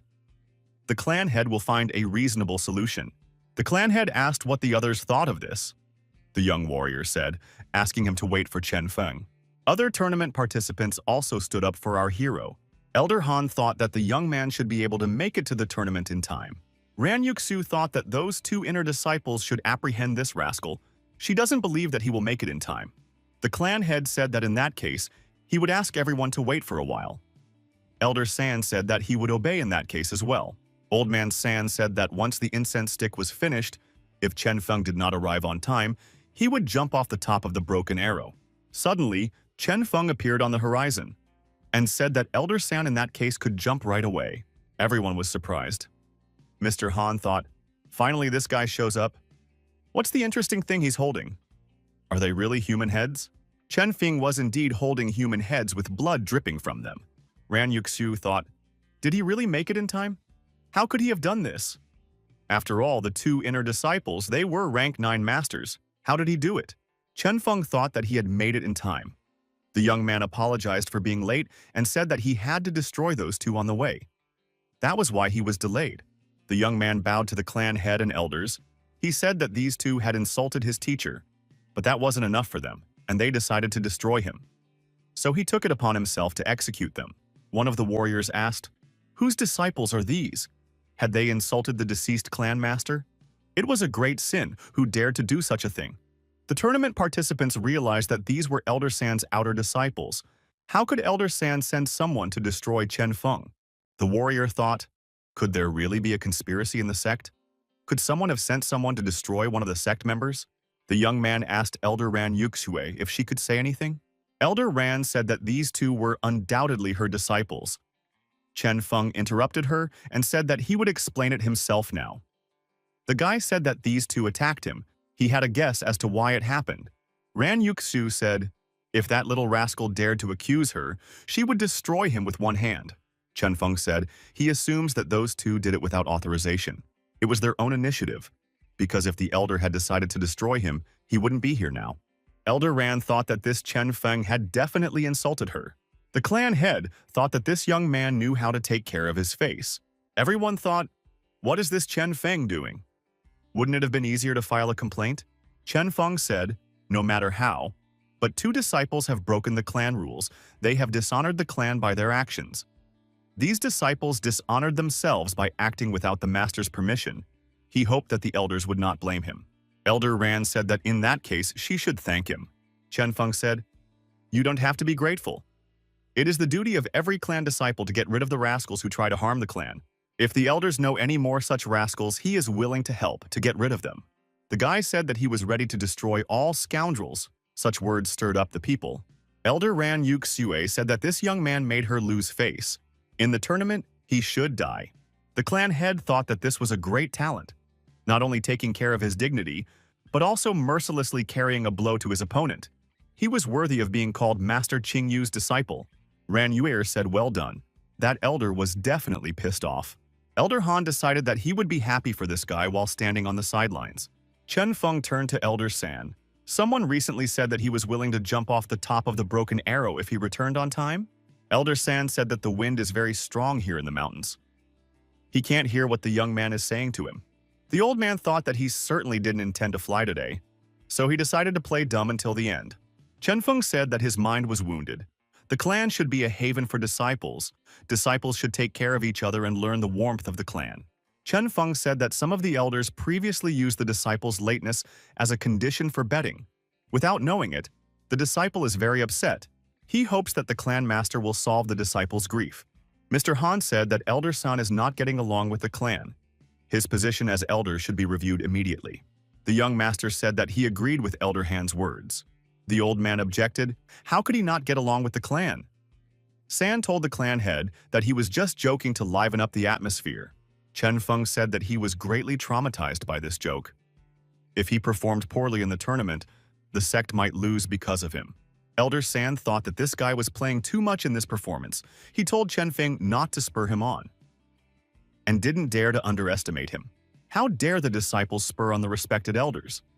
It's just that discipline has suffered a serious blow today, and he needs a pill to cure it. Elder San told his opponent not to run away after talking for a long time. Otherwise, he would break up again. Chen Feng stated that he was so traumatized that such a simple pill couldn't heal his injuries. Elder San said that this boy is too ruthless. Is he really tired of living? Chen Feng told the sect head that his heart was destroyed by grief. Elder San said that he gives the guy this pill, but it violates the boundaries. Mr. Han thanked his opponent for keeping his promise. Chen Feng thanked the old man for his help. Elder San said that it was only a pill, and thought that he had impoverished himself again. He would no longer make a bet. Chen Feng thought that when he reached the 9th stage, he would be able to use this broken realm pill to break through to the divine gate realm. This realm-breaking pill had come to him too early. Han Yueher called out to her brother and said that they had to stand in line. The young man replied that he was almost there. One of the tournament participants said that trash remains trash. Another supported him and said that he had never seen disciples so shamelessly begging for a pill from an elder before. The girl told our hero who they were. They were from high-ranking families. Chen Feng suggested that these two use the back door to get into the tournament. Han Yuer said that it was correctly said. Qin Moling told our hero that he didn't need to participate in the outer gate qualifying tournament to enter the inner gate. But this time, he went there solely to gain sect fame. Chen Feng said he really doesn't know everything, but he understands that they are going through a dirty path. Moling said he has a level 9 Hotten. Chen Feng said that his opponent used dirty methods. Moling stated that he has been an inner disciple since birth. The clan head called for silence and told everyone to get ready to depart. Moling said that Chen Feng dared to insult him. Therefore, he will pray that he dies in the tournament. The guy said that he wouldn't wait. Chen Feng slurred out some incomprehensible expression. The surrounding people thought that the young man was thus delicately swearing. The guy thought, no matter what they wanted to do in the tournament, he would give them a chance to succeed. The clan leader said that Mount Tiantai was ahead. That's their destination. The tournament participants thought that they had arrived very quickly. The sect head's flying ship was too good. One could go anywhere with such an artifact. Artifacts are only worthy of being held by the strongest martial artists, such as the clan leader. The clan head said that there are 3 sects in the Aomori Mountains. A few months ago, they had almost simultaneously discovered a small world on top of the Tiantai, and they named it Sacred Bamboo Mountain. Everyone wondered, is the Sacred Bamboo Mountain really a small world? The small world is born from the aura of heaven and earth. It is very rich in various heavenly treasures. Elder Rand thought, no matter what it looks like, they just have to send people to the blessed land of Bamboo Mountain. We have to worry about the treasures. The sect head continued. Since the Sacred Bamboo Mountain was found by the 3 sects at the same time, each sect insisted on their own. It was decided that each sect would send 10 followers. Therefore, they are now going to the Sacred Bamboo Mountain. The winner will receive this small world and incorporate it into the sect's possession. The sect leader said that they are the 10 candidates, the representatives of the sect in this battle. One of the participants asked if this meant that they would be fighting to the death with disciples of other sects. They thought it would be an ordinary tournament and did not realize that they might die. The clan head said that the Sacred Bamboo Mountain is very important to their sect. It's a once-in-a-lifetime chance for the members, because according to the rules, all the treasures they get there will belong only to them. All the participants were excited. They thought it was the perfect opportunity to change their lives for the better. Chen Feng thought that these were words worthy of a leader. Just a few words greatly motivated the participants. Anyway, the leader promised such a benefit, which completely shows the danger of this tournament. One must protect Han Yuer. Han Yuer shouted that she wanted to take all the treasures. Chen Feng thought he had a bad feeling. The clan head told the members to do their best for their sect. One of the participants stated that his sword was already in anticipation. They couldn't just die. The participants got to Tiantai Peak. It was so flat as if it had been cut by a sword. Someone had heard that during the battle between ancient immortals and demons, a powerful sword had been thrust here. One of the participants couldn't wait to get to the Bamboo Mountain, but the other clans hadn't arrived yet. A little time passed and members of the other clans began to pull up. The clan heads greeted each other. They started complimenting each other. Chen Feng thought, there's that meaningless chatter between the adults again. One of the elders asked the young man, is it true that he is Chen Feng? The young man confirmed. The old man, flashing his eyes, pounced on our hero and said, at last they have met. Chen Feng thought, why do all elders like to attack stealthily? He would have to respond in kind. Chen Feng counterattacked this elder, and he was forced to retreat after receiving a massive blow. The sect head asked Elder Li Yuntian, for what reason did he intend to hit his disciple? Does the elder ignore the existence of the sect head? Chen Feng thought that the sect leader had helped him block the blow. It turns out that he also has a supporter. However, that person, the Greenwood sect elder, Li Yuntian. This old man seems to be the father of that guy he destroyed in the Aomori Mountains. Revenge is at hand. Elder Li thought that Zhou Bufan had blocked his attack quite easily. However, the force of that guy's counterpunch almost broke his finger bones. His strength is already so terrifying. The counselor told Elder Li that they were no match for Zhou Bufan. They shouldn't get into a conflict. However, after entering the Blessed Land, Zhou Bufan would not be able to keep track of his disciple. Then they will have the opportunity to avenge the elder's son. Elder Li thought that what Gao Xuan said made sense. But now he would have to suffer the consequences of what he had done. If this would give him the opportunity to avenge his son, then it would be worth it. Sect head Zhu Bufan said that the elder still had to explain himself. Elder Li replied to the sect head. He had heard that this Chen Feng had gained a prominent position in their outer sect competition. He only wanted to test this fellow.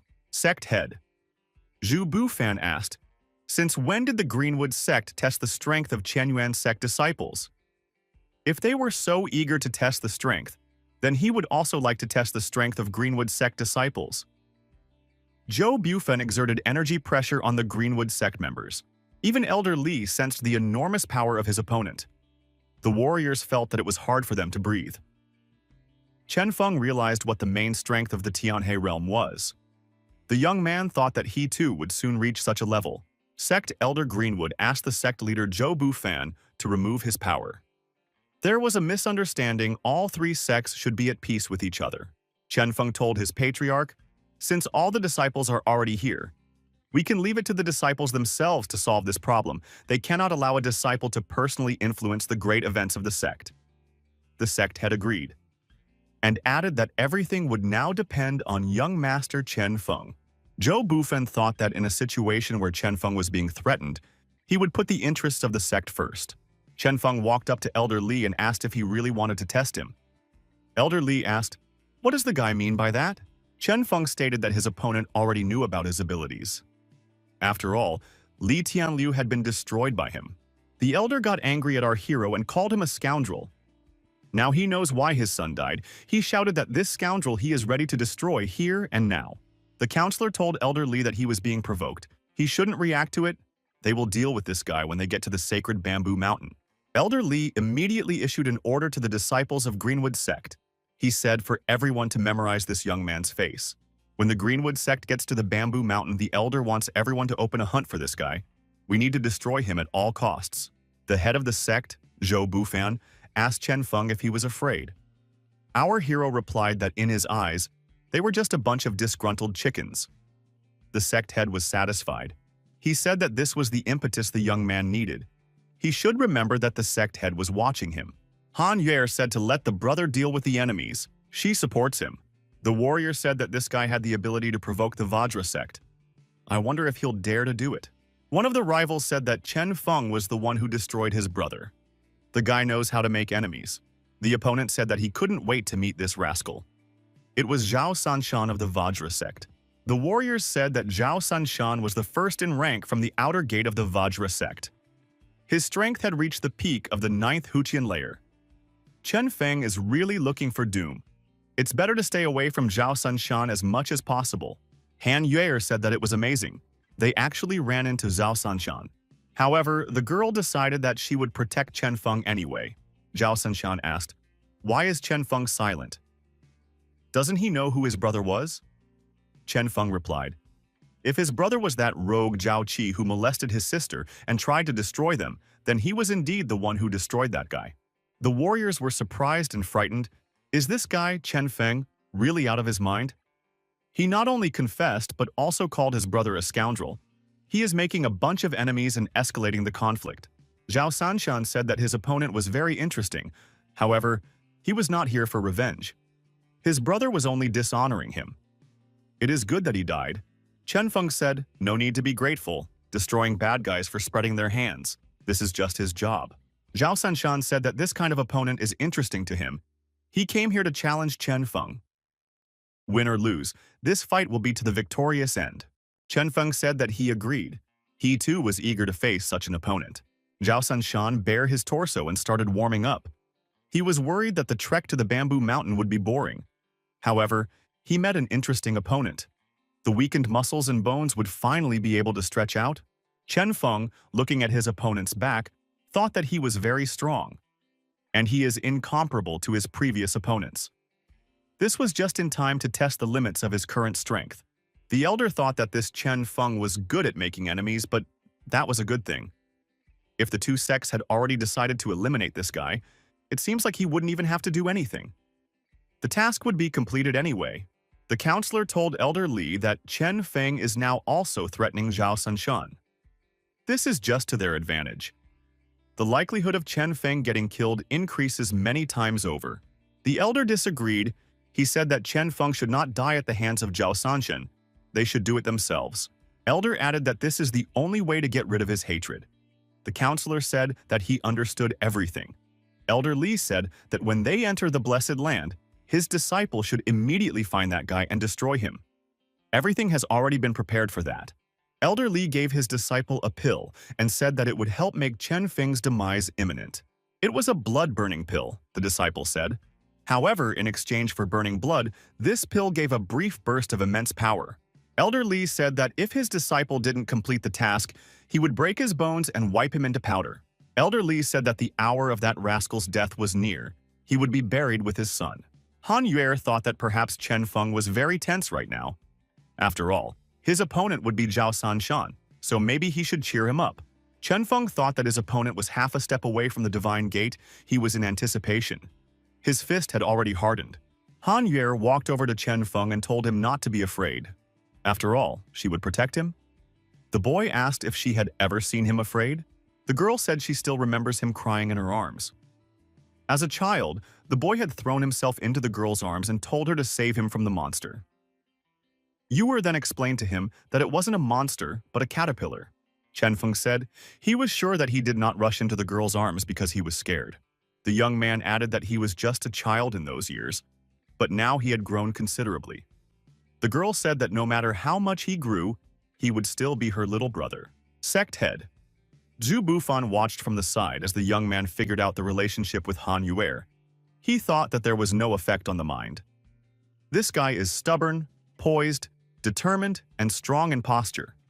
The sect head was becoming more and more interested in this guy's future. A colleague approached the sect head and told Patriarch Zhou that it was already getting dark. He suggested that they prepare to open the gate to the Blessed Lands. Zhou Bufan said for Elders Li and Wan to follow his strength. After magical transformations and abundant hand-spinning, the entrance to the Bamboo Mountain opened in front of the elders. Elder Zhou Bufan said that the aura coming from the entrance is very thick. He can already smell the treasure. The sect leader Zhu Bufan said that the gate to the blessed land of Bamboo Mountain has been opened. The task now is to search for an ink jade ice lotus on a small bamboo peak in the center of the land, which will take 10 days. The sect that meets the deadline and delivers the lotus will win. The head of the sect added that that was the end of it. He expects good results from his wards. The head of the Aoki sect said for his wards to prepare to enter the blessed land of the Bamboo Mountain. Elder Li's disciple put his finger forward and said that Chen Feng had destroyed his elder's son. Because of this, he should pay with his life.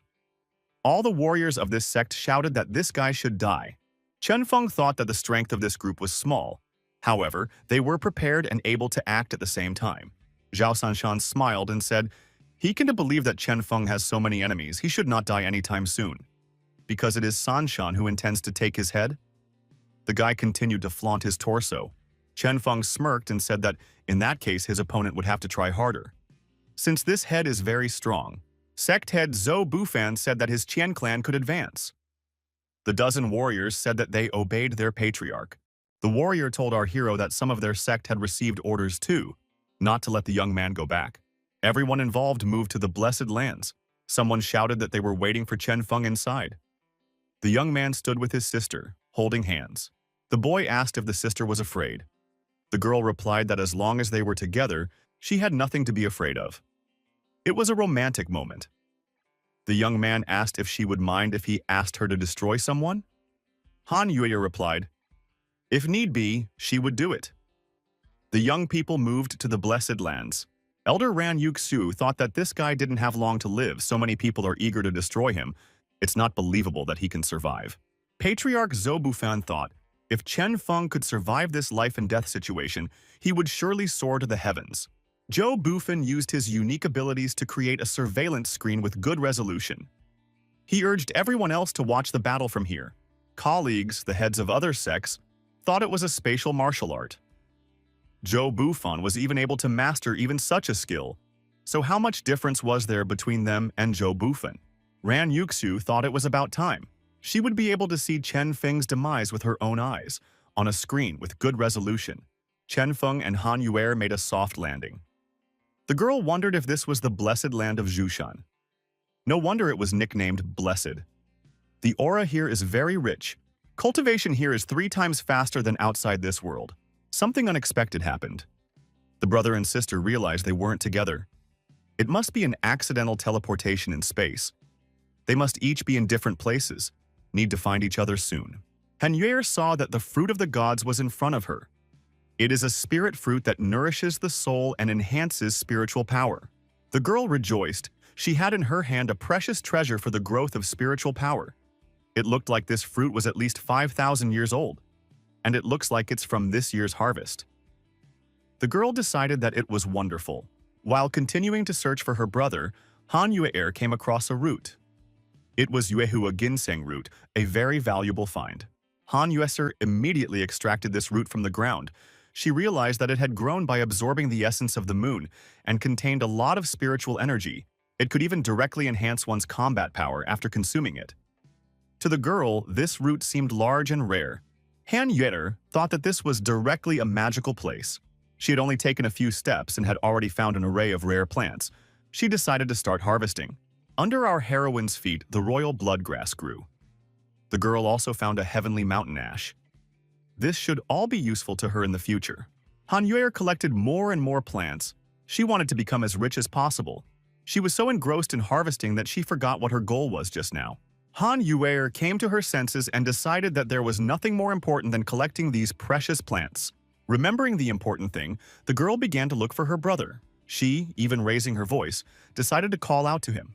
Chen Feng, jumping from branch to branch of the trees growing around him, thought that his sister must be worried about him. He had just heard a familiar voice.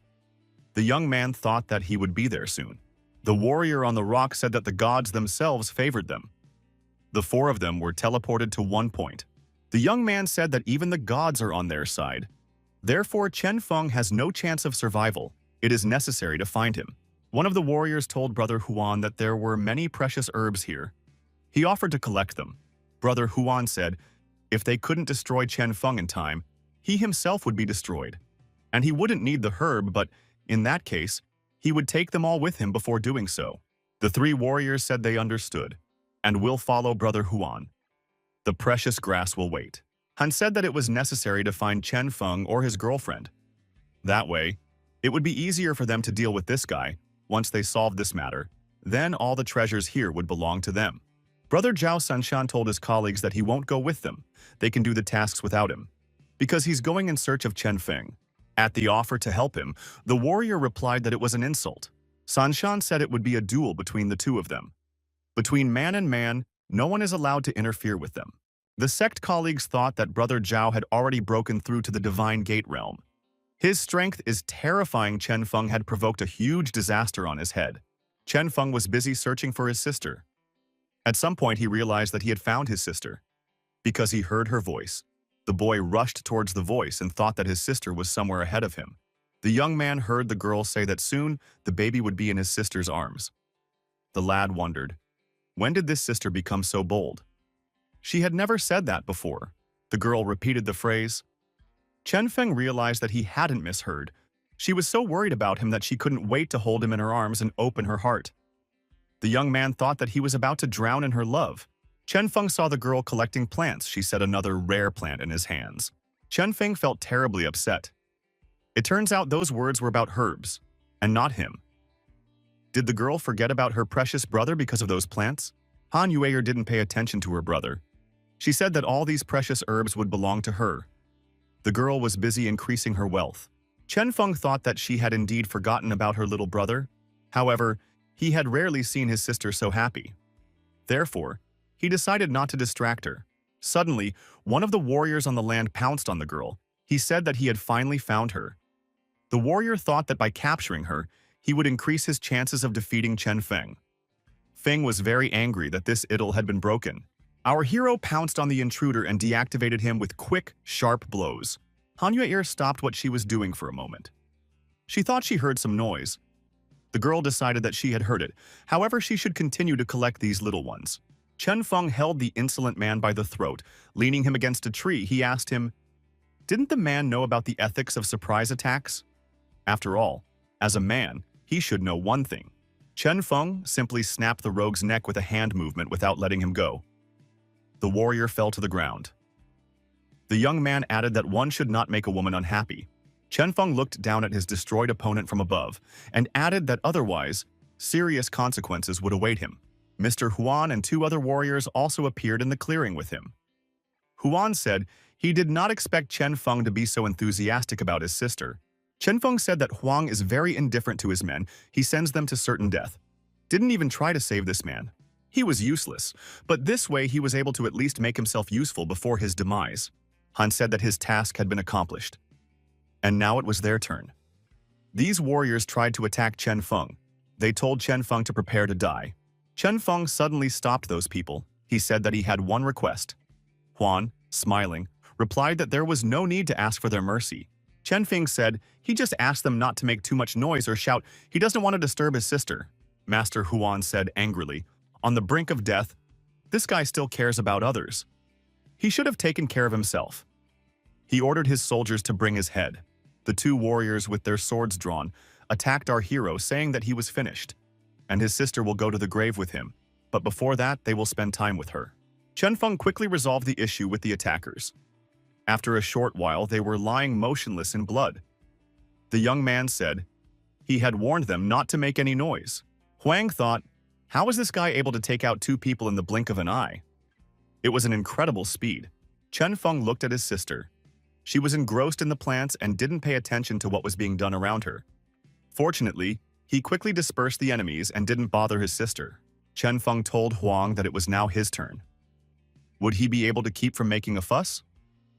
Huang told Chen Feng to show him a little respect. Why does Chen Feng think he is as weak as you two? Huang shouted that he was the best in the outer gate of the Aoki sect.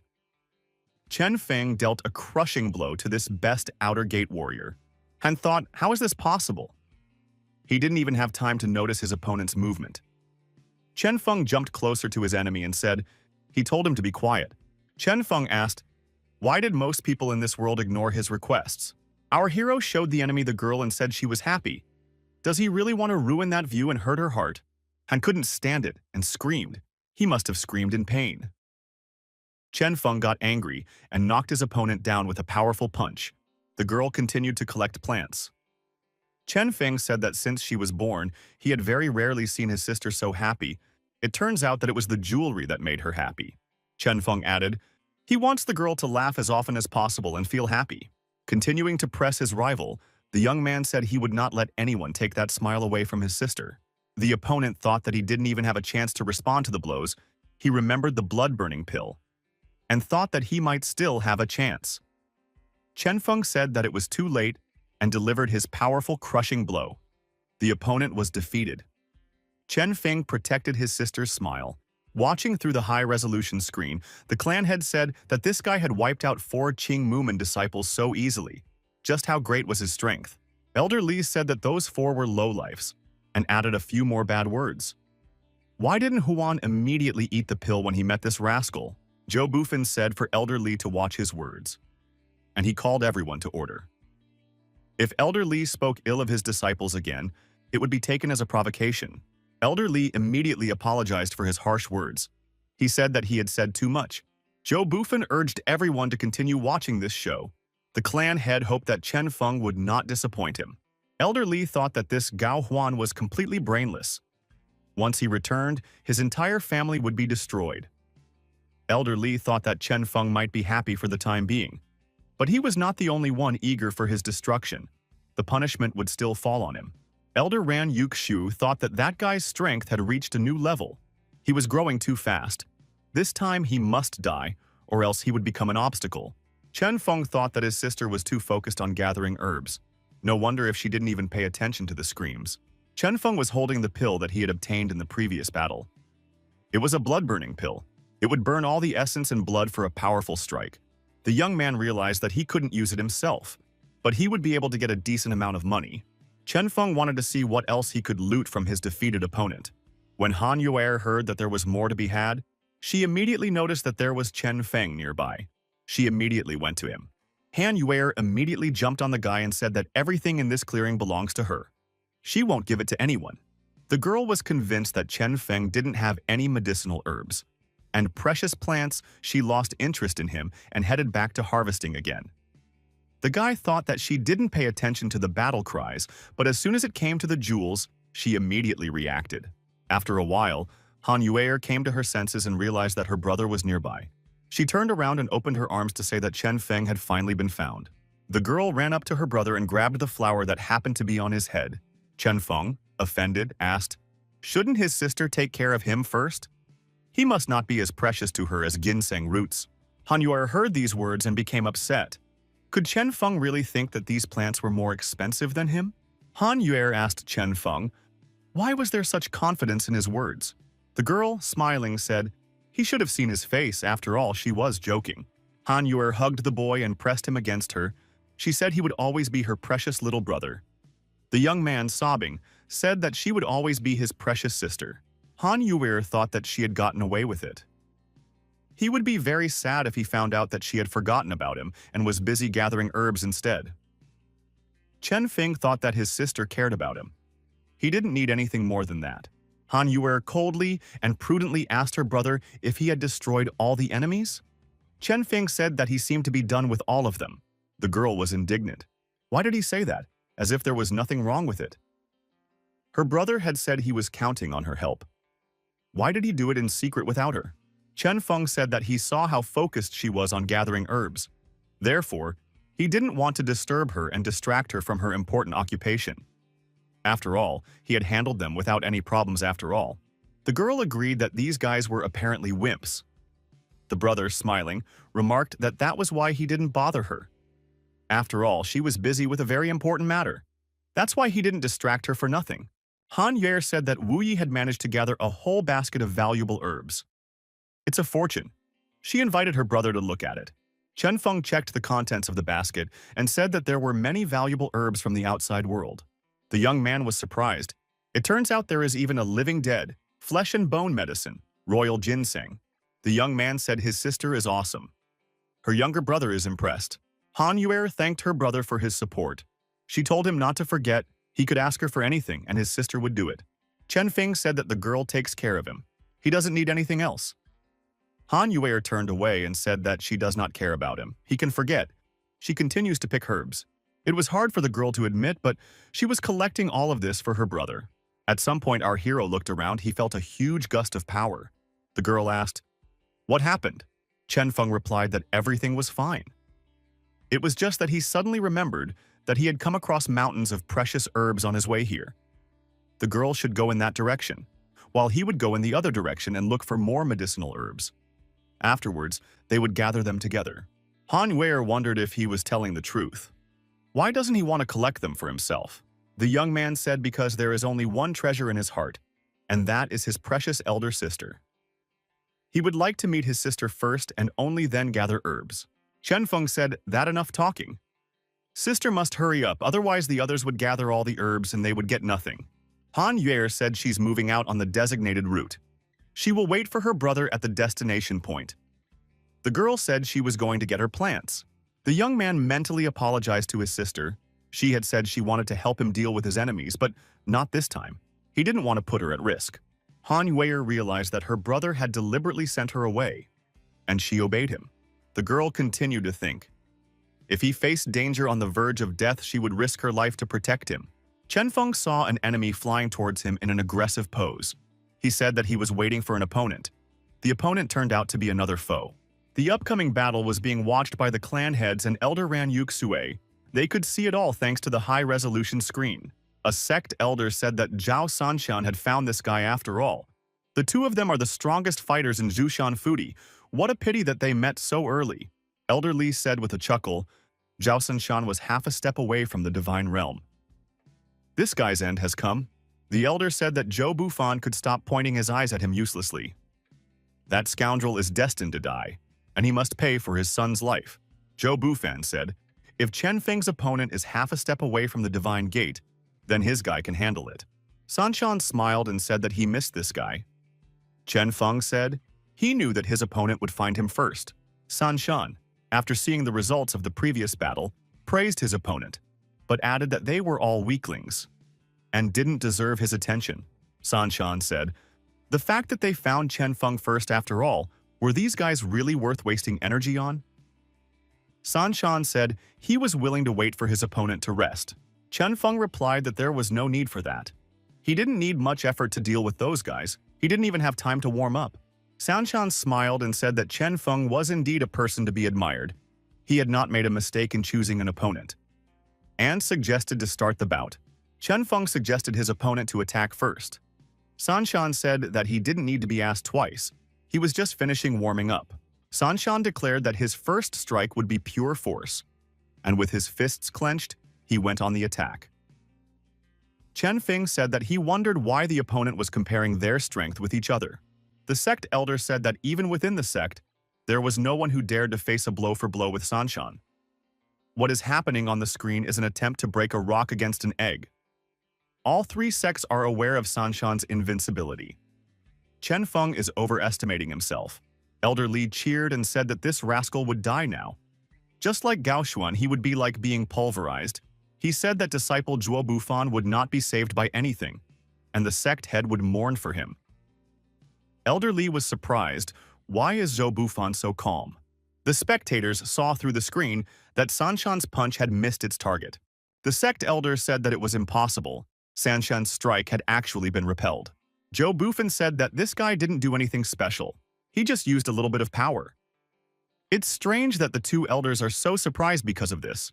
Ran Yuxu was indignant and furious. Her worst fears were confirmed. It turned out that this guy was incredibly strong, so much so that even Sanshan, who specialized in body strengthening, couldn't handle him so easily. The woman thought his rate of growth was very terrifying. It looks like he can't be left alive any longer. Sanshan was surprised. Was his opponent's physical strength really that great? Chenfeng told his opponent that he should use all of his strength. Otherwise, it wouldn't be interesting at all. Otherwise, he would lose before it was used. Sanshan continued to smile. He said that he really didn't make a mistake about Chenfeng. He was the first warrior that he was so interested in. Sanshan said that he would give his best effort, and it depended on that. Would his opponent be able to do anything in response? Chenfeng said that he would do his best. Sanshan, glowing like fire, said that they would now fight face to face. The rivals spared no effort and faced each other in a fierce battle. Han Yuer secretly watched the clash from behind the tree and thought that it was clear why Chenfeng had sent her away. She was too weak for such a fierce battle. All she has to do is gather grass. After reflecting on what was happening, the rivals decided that they would still fight to the end. No one wanted to give in. Sanshan shouted that he was overwhelmed with joy. Chenfeng declared that men should sweat and glow in the sunlight. The clan head was surprised that such a fight had formed. A 7th stage Hotian could match up with someone half a step away from the divine realm. What kind of talent does that guy have? Elder Li said that Zhao Sanshan is doing his best but still can't defeat his opponent. How is this possible? Sect head Zhu Bufan said that Chenfeng was invincible in the divine realm. Elder Ran Yuxue was as always the most surprised. This guy had grown to an impossible level. At some point, Zhao Sanshan began to suffer defeat. Chenfeng wondered, did his opponent really have a level half a step away from the divine realm? Sanshan asked his opponent, did he really learn this art from his brother?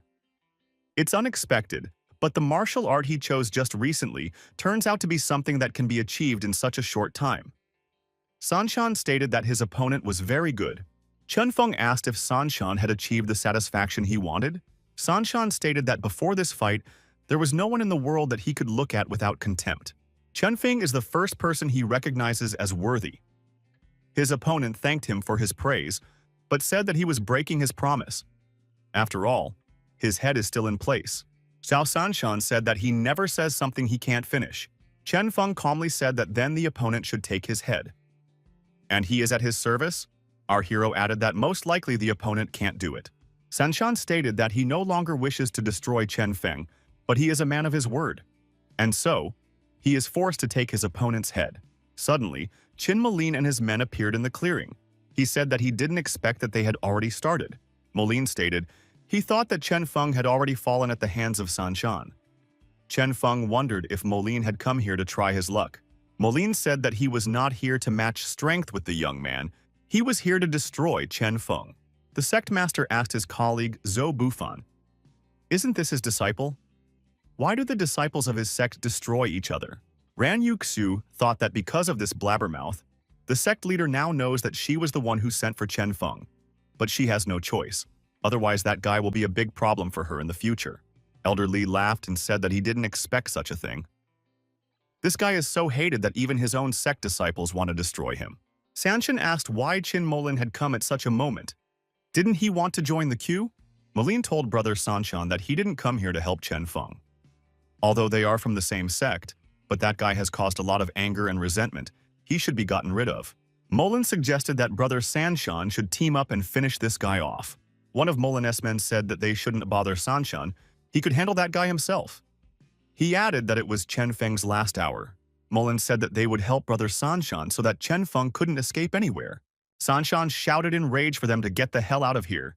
Not needing any helpers, he unleashed his fury on the new arrivals. Sanshan asked, since when did he need anyone's help? They were unworthy of helping him. Moline asked, what is brother Sanshan doing? After all, it's not fair they wanted to help him. They had seen how long he had been unable to deal with the enemy. Sanshan said that they underestimated his strength. Is Moline clearly looking for doom? Moline saw Sanshan trying to attack him. He realized that the attack was too fast, and he wouldn't be able to dodge. He would have to take this blow. After Sanshan's attack, Molin received internal wounds, and he thought it was just from a single blow. Despite such an aggressive opponent, Chen Feng fights him as an equal. Has he really become that strong? Chen Feng thought that Molin was able to block Sanshan's punch. That's not bad. So his strength is at the right level. Zhao Sanshan said that he was very offended. Until now, no one could say that his strength was not enough. Molin was startled and said that Zhao Sanshan had misinterpreted everything. He didn't mean that. His concept meant something else. He meant to say that Chen Feng was too strong. Not that Sanshan was too weak. Sanshan said that in all these years, anyone who insulted him could only expect to perish. He dealt a crushing blow to Molin. Molin flew far back. He fell under the tree that Han Yuer was hiding behind. Molin thought, he had come here to destroy Chen Feng after all. Why did things turn out like this? Chen Feng thought that Qin Molin's arm was broken. One more strike. He wouldn't be able to withstand it. Molin saw the enraged Sanshan approaching him again. Did this pressure continue? Molin shouted and called out to Chen Feng for help. He said that they were from the same sect. Would he really stand by and watch him get destroyed? Chen Feng asked. Why did Molin only now remember that they were from the same sect? Why should he worry about the person who came to destroy him? Molin said that Chen Feng was looking at this matter without any regret. He would make sure that Zunman would punish him and destroy his entire cultivation base so that his demise would seem like the best option for him.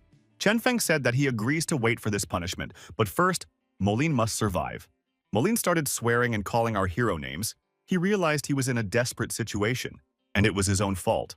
Molin didn't understand what to do. He was surrounded by Sanshan's aura. Because of this, he couldn't escape. The young man felt that there was someone behind the tree. It seemed to him that this was his chance. Sanshan lunged at Molin and said it was his turn to die. Molin declared that he wasn't going to yet, and wrapped a chain around the girl standing behind the tree and pushed her out in front of him, and said she would help him now. She would sacrifice her life for him. Chen Feng, seeing such injustice, urgently rushed to his sister's aid. He freed her and repelled Sanshan's attack. Chen Feng inquired, was she all right or was her sister? The girl thought that not only was she unable to help him, but he still had to put himself in harm's way because of her. He must be very angry with her. The young man, smiling, asked, did she really follow him? Was it probably because she was worried? Han Yue realized that the brother was not angry with her. Chen Feng said, he knew that deep in his heart, his sister loved him. Sanshan asked angrily, how could Chen Feng show such excitement over a woman? Had he forgotten that this was a battle to the death, not life and death? To be so distracted, it is unforgivable. Chen Feng told his sister to hide behind his mighty back. The young man was glad that his sister was worried about him. Sanshan wondered, is Chen Feng really happy because a woman is worried about him? They are men after all. Why do they need a woman's worries? Sanshan decided to lucidly explain to our hero that women only slow down the speed of his fist. Doesn't he realize that? Chen Feng smiled and said that his sister will not slow him down. With her, he feels that he will be able to advance even faster. The girl blushed with embarrassment. She thought that actually being fast was not good, and blushed even more from embarrassment. Sanshan got even more angry. He said he was wrong about his opponent. He thought they were made of the same iron. Suddenly, his opponent turned out to be a weakling infected with love for a woman. Chen Feng replied that he was sorry for letting his opponent down. Sanshan said that he had changed his mind. He would not take Chen Feng's head for now. Chen Feng wondered why. Doesn't he deserve it anymore? Sanshan said that he was about to destroy this woman because she was making Chen Feng lose his heart. Sanshan stated that he wanted to destroy her and then bring the real man out of him outside. Chen Feng declared that he would not allow his opponent to do so. And the opponents clashed with a new fierce force. They continued to beat each other up. While beating each other, the opponents were also able to talk. Chen Feng said that he did not know the most important thing. When he defends his sister, he becomes the strongest. Sanshan said that Chen Feng is trapped in that case, and he can no longer save him. He must destroy this woman to awaken Chen Feng. Everyone saw the enraged Sanshan make a breakthrough. It was a breakthrough through the God realm. Even the sect leader saw the divine realm. His sect elder rejoiced. He said that Sanshan had been holding back from breaking through. Doing it now would strengthen his already incredible power. Elder Li was pleasantly surprised. He didn't expect things to turn out like this. Chen Feng would definitely be forced to die now. Ran Yuxue thought that it would finally be over. Chen Feng told his sister to get out of here. He would delay this entrenched opponent. Han Yuer suggested that they retreat together. Chen Feng said that if they went together, the enemy would definitely catch up with them. He added that once he dealt with his opponent, he would immediately catch up with her. The girl said that it was a good promise. She warned that if Chen Feng died, she would follow him. Chen Feng replied that it was too early for them to die. Because they still had a lot to do in the future, he still had unrealized plans. The elder took a closer look and said that Sanshan had gotten 4 levels. Because everyone can see 4 yellow lights. This is simply wonderful. The divine realm can open the 4 levels of heaven and earth and utilize the spiritual energy of Xuanhuang. The elder said that in his King Kong sect, it had been 50 years since there had been a divine realm disciple above the 3rd level. Today could be considered the greatest day. Elder Li congratulated Elder Wang and said that the rise of the King Kong sect would be unstoppable. Zhou Bufan thought he would be interested to see the reaction after his congratulations to the King Kong sect. Zhou Bufan knocked his colleague down. Elder Li was completely misunderstood. He asked, "What does this mean?" Elder Li said that he was upset when he saw his opponent. "Is this really a problem?" Elder Li replied that there was no problem. He himself thought that his opponent was insulting him with his strength, but he would soon lose his pride along with his precious disciple. Zhou Bufan thought that his disciple should survive. Sanshan said that he was now at the divine realm level after the breakthrough. He also activated the blood trace of the Kanshun land. Sanshan added that now no one could stop him from destroying that woman. Chen Feng said that he didn't think so, and added that he was ready to feel the power of the divine realm. Our hero blocked his opponent's punch. His fist held back the attack of the advancing Sanshan. Sanshan turned around and started to move back to organize another attack. He said that he was already unstoppable, but the attack would no longer be on him but on this woman. Once he returned with her body, Chen Feng could use all his rage to fight him. At the same moment, our hero was in close proximity to his opponent and executed a series of powerful punches to pierce Sanshan's body and head, asked in surprise if his opponent was too cocky. Chen Feng replied that he would not allow his sister to be harmed. Chen Feng said that the taste of the blood-burning pill was not that bad. The young man swallowed this pill. His opponent immediately began to experience defeat. Elder Li thought that this guy had actually swallowed the blood-burning pill he had given to Gao Xuan. The elder thought that this was the end for that guy. If he even survived, he would remain useless. It's even much better than just dying, the colleague told the head of the Bufan sect. He saw that his disciple had a girlfriend. Even if he couldn't overpower Sanshan, he could safely run away for her. No one thought he would eat a blood-burning pill for a girl. It was unwise to lose such a talent. Zhou Bufan thought, why did Chen Feng do this? Ran Yuxue thought that he would not be a hindrance to her now. Sanshan asked, did Chen Feng really eat the blood-burning pill? Sanshan shouted that this pill would burn his opponent's roots and bones. He closed the path to further cultivation. Chen Feng, smiling, said that he knew everything, but he thought it was worth it. Sanshan didn't understand. Just for the sake of a woman, his opponent had robbed himself of his future with his hands. Was it really worth it? Sanshan laughed again and said his opponent disappointed him. Their man's journey is not for some women. It should be a sea of stars. Chen Feng agreed, but said that he wanted his sister to watch this sea with him. Sanshan said Chen Feng had just been destroyed by a woman, and he is now heartbroken. Chen Feng stated that, in that case, he would end his opponent's suffering, and hoped that he would succeed in doing so. Sanshan decided to use the power of the divine realm again. However, Chen Feng had become much stronger and faster. He couldn't do anything about it. He felt that he was now completely suppressed. The sect head shouted in rage, how could this be? Despite having 4 yellow divine realm levels, his disciple was depressed. Why can't he do anything but take blows? Elder Li didn't want to put up with what he saw. Had Chen Feng definitely taken the blood-burning pill? When did this pill become so powerful? Ran Yuxu thought that even with this pill, Chen Feng was able to bring the divine realm. But she hoped that this was the last moment of his radiance, and he was about to fall like a meteorite. Zhou Bufan thought that as long as Chen Feng didn't die, he would do his best to restore his cultivation. Our hero, attacking his opponent, asked, wasn't Sanshan trying to destroy him? Why is he fighting back so weakly and doesn't attack at all? Is this really all the divine realm can do? He is disappointed. Sanshan didn't realize how long Chen Feng would be able to hold out. When the pill expired, the balance of power on the battlefield would change drastically. Chen Feng said that his opponent could keep waiting for him to finish. After all, he is going to go full out. Chen Feng felt that his time was running out. He hoped that his sister was far away from here. And so the next step could begin. They shouted that it was now his turn. Chen Feng replied that that wasn't all. After all, he still had his head with him. Sanshan saw Chen Feng fall from the cliff into the abyss.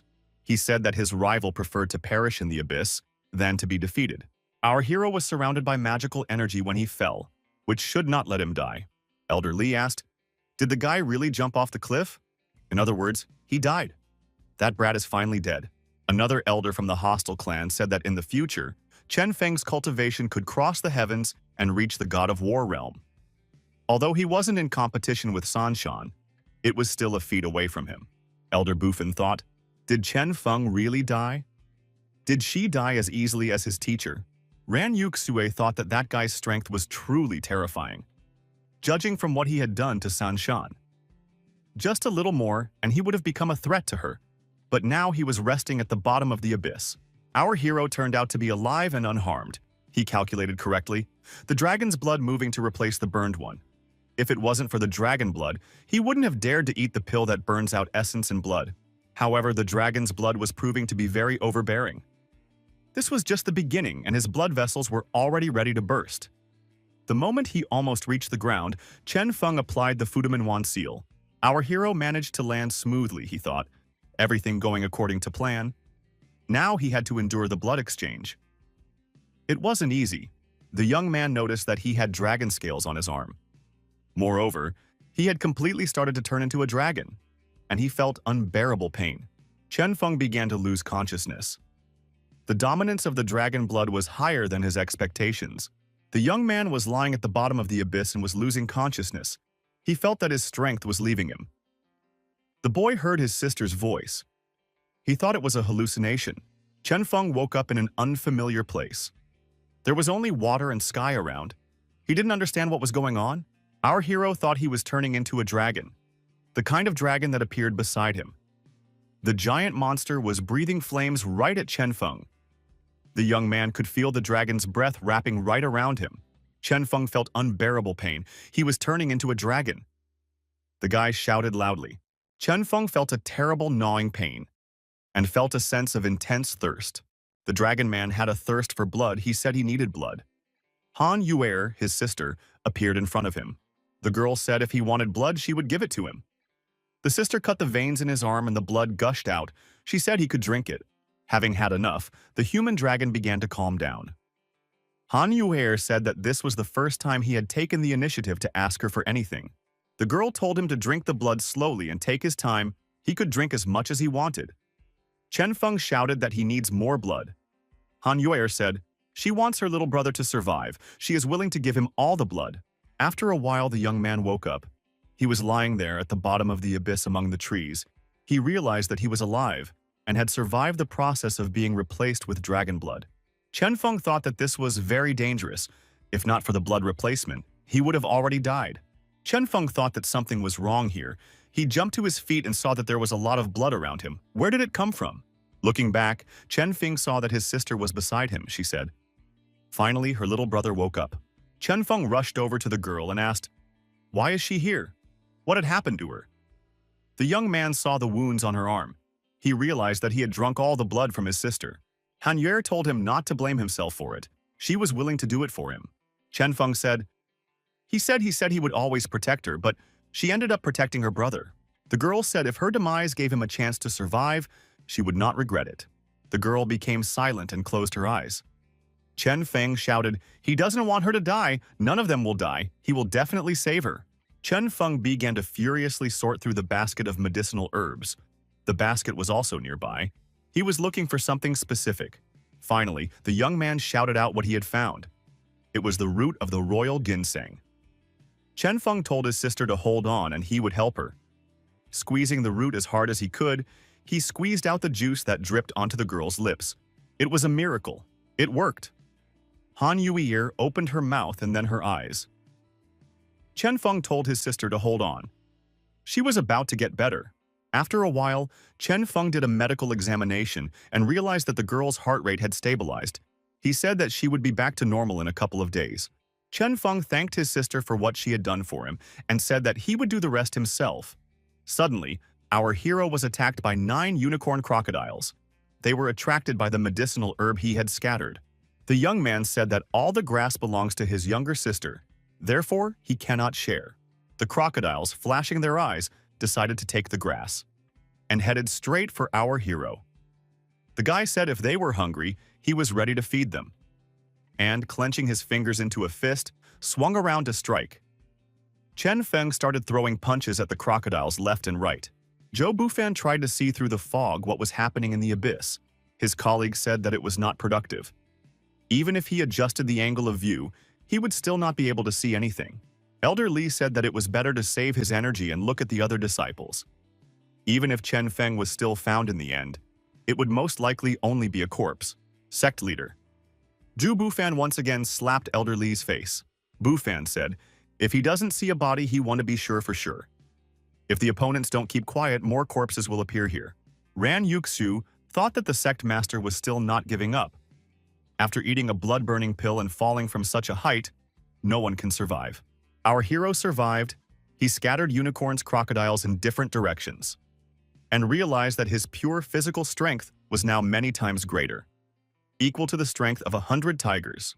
Chen Feng said that his cultivation had also increased, and now he was half a step away from the divine realm. He had pumped up his options quite nicely. The young man had one more pill. He thought that if he ate it now, he could make a breakthrough. However, it wasn't time yet. Chen Feng realized that his foundation was damaged. He still needed to fix it before he could grow any further. All the defeated 9 unicorn crocodiles were left lying on the lawn. Chen Feng saw that his sister had woken up and rushed towards her. He asked how she was feeling. Does she want to eat? Is she hungry? The girl clung to Chen Feng and said happily that they were still together. After all, this is not a dream, right? She was very happy. Chen Feng hugged his sister and said that he would always be by her side and thanked her for her help. Elder Zhou Bufan said, this is all useless. He can't find that guy. Elder Li smirked and said, finally his opponent has finally given up, finally can take a look at the other disciples. Elder Li saw that all of his disciples had been annihilated. It was terrifying. Sanshan held one of Elder Li's disciples' head in his hand and said that they were pathetic lowlifes, unable to even stop his fist. Everyone realized that Sanshan was furious. He had dealt with the Qingmu sect. Now he's going to do the same to the Qian Yuanzhen sect. The warrior shouted that Sanshan wanted to destroy everyone in the Blessed Land. Sanshan said that the warriors of the Qingmu sect had all been destroyed by him. Now it was the turn of the other sect. The warriors of the Qian sect asked in surprise, why did Sanshan decide to deal with them?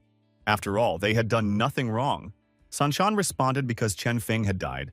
These weaklings aren't even worth a finger of his. If he's dead, there's no reason for them to live. The negotiator asked, why do they have to die? What do they have to do with Chen Feng? They are willing to surrender and want Sanshan to let them go. Why can't he calm down? Sanshan said that they admit defeat. Therefore, they deserve to perish. Chen Feng didn't admit defeat until his very last second. Mulin shouted for Sanshan not to mention this wretchedness. How could he even be compared to Chen Feng? Mulin said that he wasn't easily intimidated, and Sanshan asked for it. Mulin put the pill in his mouth and bit it open. The young man made a breakthrough of the divine realm. Elder Li thought, why couldn't this guy make a breakthrough earlier? Was he deliberately waiting for his men to be annihilated? Ran Yuxui thought that this guy had finally used the trump card she had given him. At least Qin Moline would be able to survive, and it wouldn't affect her future plans. The elder thought that 3 levels of the divine realm, it wasn't bad, although it couldn't compare to the 4th level of Sanshan, but it was also very good. Zhou Bufan thought, if Chen Feng with his talent were alive, he could reach at least the 5th level. Moline said, if Sanshan hadn't pursued him, he wouldn't have made a breakthrough to the divine realm early, and would have been able to obtain the 4th level. Sanshan said that for a scum like Moline, to have the 3rd level was already an achievement. Moline replied that now that he had reached the divine realm, Sanshan had no right to speak to him in such an arrogant tone. Moline decided to attack his opponent and told him to behold the power of Tianma Wuhun. The warrior, jumping from place to place, swinging his pendulum, began to approach Sanshan. The warriors watching Qin Malin's movements noticed that he was performing many residual silhouettes. Tianma Wuhong had actually given this warrior incredible speed. With such speed, one couldn't even see him clearly.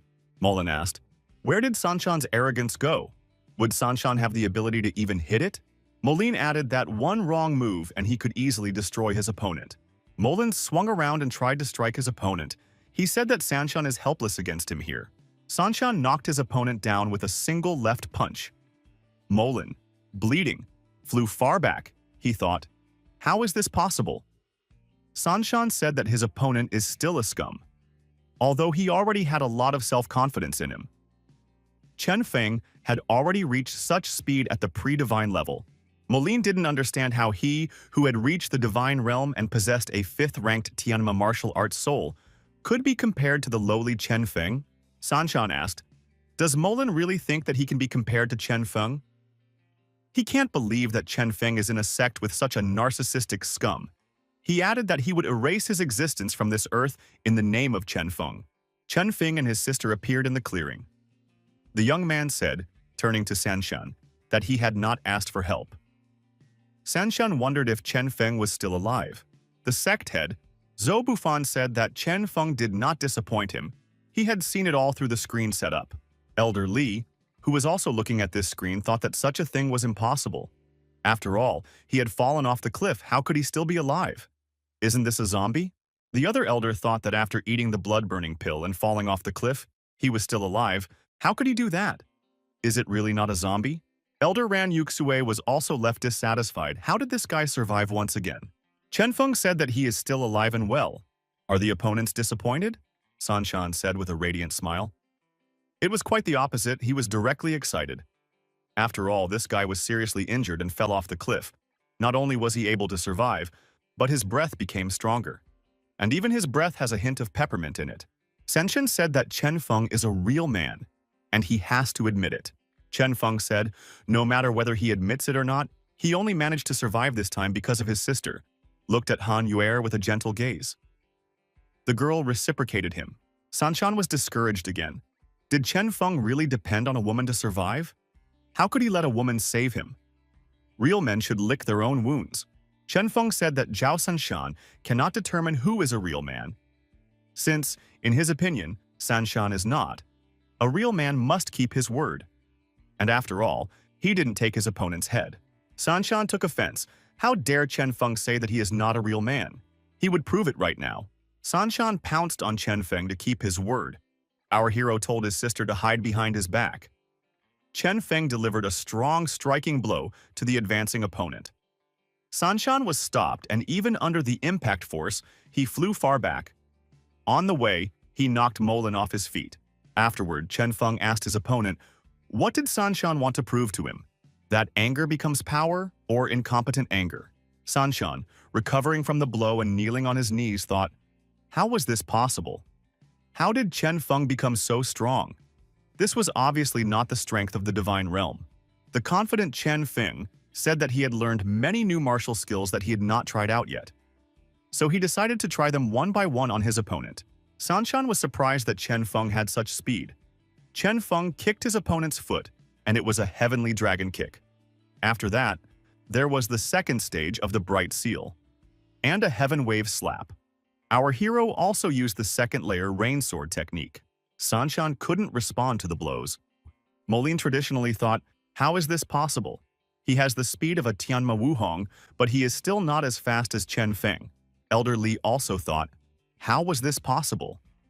Not only did this guy survive, but his strength had increased to the point where he had easily defeated Zhao Sanshan. Ran Yuxue was also deeply depressed. This guy could now destroy warriors who had reached the divine realm. Wouldn't he pose a threat to her when he broke through the divine realm? Zhao Sanshan stated that Chen Feng still hasn't defeated him. After all, he was still standing on his feet. The battle between them was not over yet, Chen Feng said, telling Sanshan not to overexert himself. After all, he was about to fall to the ground. Sanshan, losing his balance, started to roll on the ground and said that this guy could see right through him.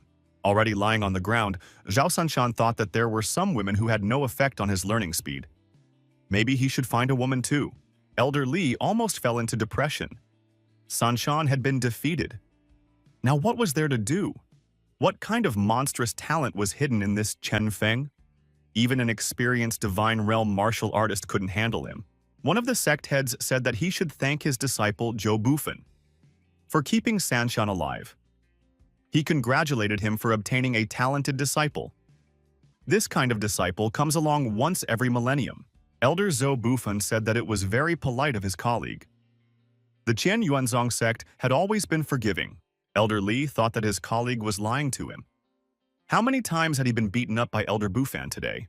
Ran Yuxu thought angrily. Why doesn't this rascal boy die time after time? He was only getting stronger. Everyone present said that Chen Feng had indeed defeated the invincible Sanshan warrior. Then they are saved. The future of their lives is in Chen Feng's hands.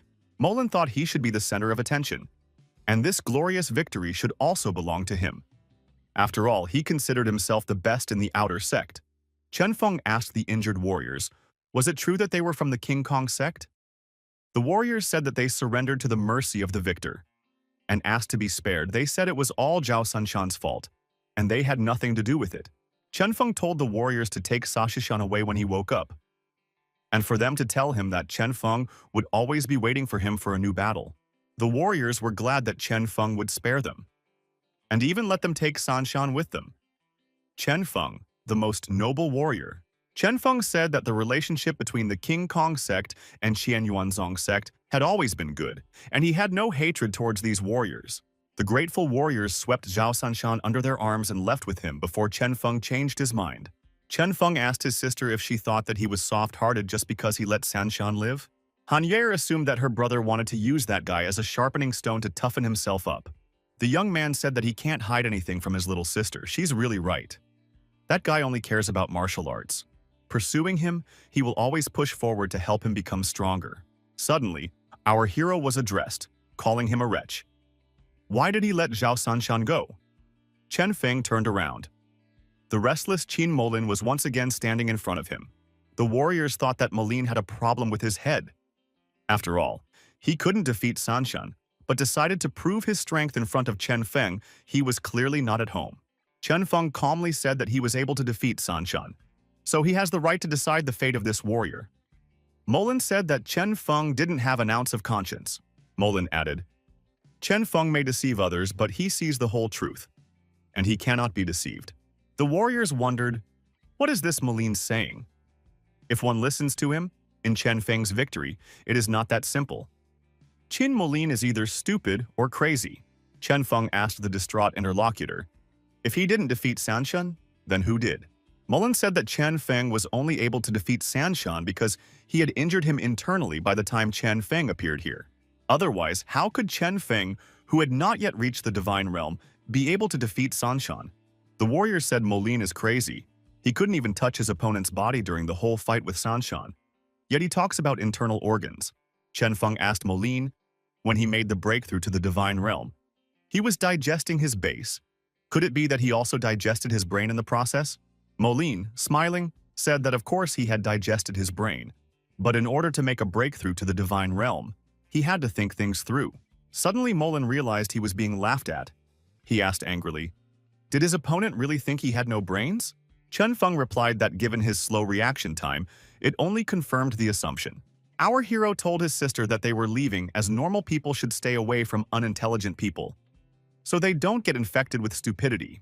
Han Yuer wondered, would her brother just let this person go like this? Chen Feng said that he doesn't want to let him go, but he won't let him die here. He wants that guy to die in front of Ran Yuxue. I want to see the helpless look on her face. The girl said she was sorry. Molin is annoying. At least I should have taught him a lesson. The brother noticed that they were from the same sect. In order not to be accused of anything, they should not be the first to get into a conflict, but the sister need not worry. Chen Feng reminded his sister that this Molin was a stupid person. He would make his move in 3 breaths. The young man clocked the time. Indeed, Molin shouted. Why did Chen Feng not only ridicule his recklessness but also dare to ignore it? Chen Feng said to his sister, which was what he needed to prove. The girl agreed and added that he was really dumbfounded. Molin did not calm down and decided to attack our hero. He even managed to take a swing. Chen Feng easily dodged and retaliated by punching Molin in the jaw with his fist. The guy, bleeding, fell to the ground. Chen Feng declared that even with such a pathetic strength, he dared to show his ugliness in front of him. Mullen with a black eye thought that he didn't even have time to notice when his opponent struck him. He really has the strength to resist divine realm reaches. Chen Feng, considering the fact that they were from the same sect, wanted to keep this guy alive, but was unwilling to tolerate his many provocations. Unfortunately, life had taught him nothing. Chen Feng added, "Since Moline himself is asking for death, today we'll have to end it. He hopes that Yuxue will understand this act." Mullen was startled and said that he just wanted to test Chen Feng's strength. There was a misunderstanding. Chen Feng told his opponent not to worry.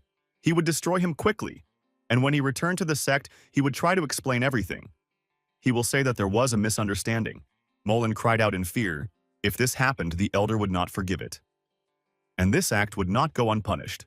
Moline opened one eye, saw that Chen Feng had stopped. He thought that the elder's threat had forced his opponent to cancel his actions. Chen Feng turned around and said that, for the sake of Patriarch Zhou Bufan, he would let Moline live a little longer. Chen Feng thought that later, when they left this land, he would destroy this guy in front of Elder Li. Mullen realized that the danger was over for now. It was good that he had mentioned the elder. It had deterred Chen Feng. Everyone around laughed because Mullen found himself with wet pants. One of the strongest achievers of the divine realm had wet his pants. Mullen saw what had happened and was terribly ashamed. He was so frightened he couldn't help himself. The warriors continued to laugh, thinking that this hero was finished. He wouldn't act so arrogant now, and he wouldn't say that he was the best in the outer sect. Mullen couldn't calm down and shouted that Chen Feng had embarrassed him in front of everyone. Han Yuer asked Chen Feng, "Didn't they need to find an ice lotus?" The brother replied that heavenly treasures such as the ice lotus must be guarded by powerful monsters. In order to accurately deal with the monsters, he must first make a breakthrough to the divine realm. Sister asked if brother was sure of this step. Chen Feng replied that after everything that had happened in a few days in the recent battle, his energy had stabilized. Now was the most appropriate time. The girl said if Chen Feng was confident in his strength, he should do it. She would protect him if necessary. Chen Feng thanked his sister, took the lotus posture and swallowed the pill. He said that he was going to the divine realm. While meditating and moving to another level, our hero began to absorb the energy of the sky. Everyone around them saw a huge amount of lightning appearing in the sky and wondered what was going on. Knowledgeable people immediately reported that Chen Feng was making a breakthrough. The breakthrough had just begun, but already such a terrifying strength, what level would he be able to reach? They must be witnessing a new legend. Mullen thought that Chen Feng was able to crush him and Sanshan before even reaching the divine realm. It was impossible to allow him to successfully make a breakthrough.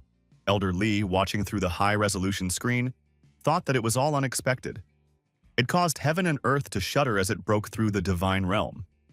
This boy is a genius who is born once every millennium. Elder Zhou Bufan said that the young man chose a good moment to make a breakthrough, not too early and not too late. The sect leader said that the kid is several times stronger than Sanshan. This warrior's future is limitless. If nothing happens to him during the breakthrough, the sect will reap incredible benefits in the next 100 years. Ran Yuxue couldn't calm down. It was obvious that this guy was a lowlife. Where did he get such a talent from? He must die. Even without a breakthrough, he's too strong.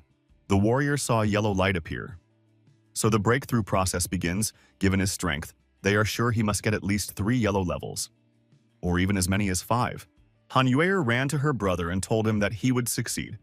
It's all about getting the right breakthrough. The warriors observing the breakthrough process were slightly discouraged. Why did only 1 yellow light appear? Was this really it? Zhou Bufan thought that it was impossible. Sect head King Kong thought that this guy only had a first level. Elder Li said that he was choking with laughter. Such a big momentum only brought him to the first level.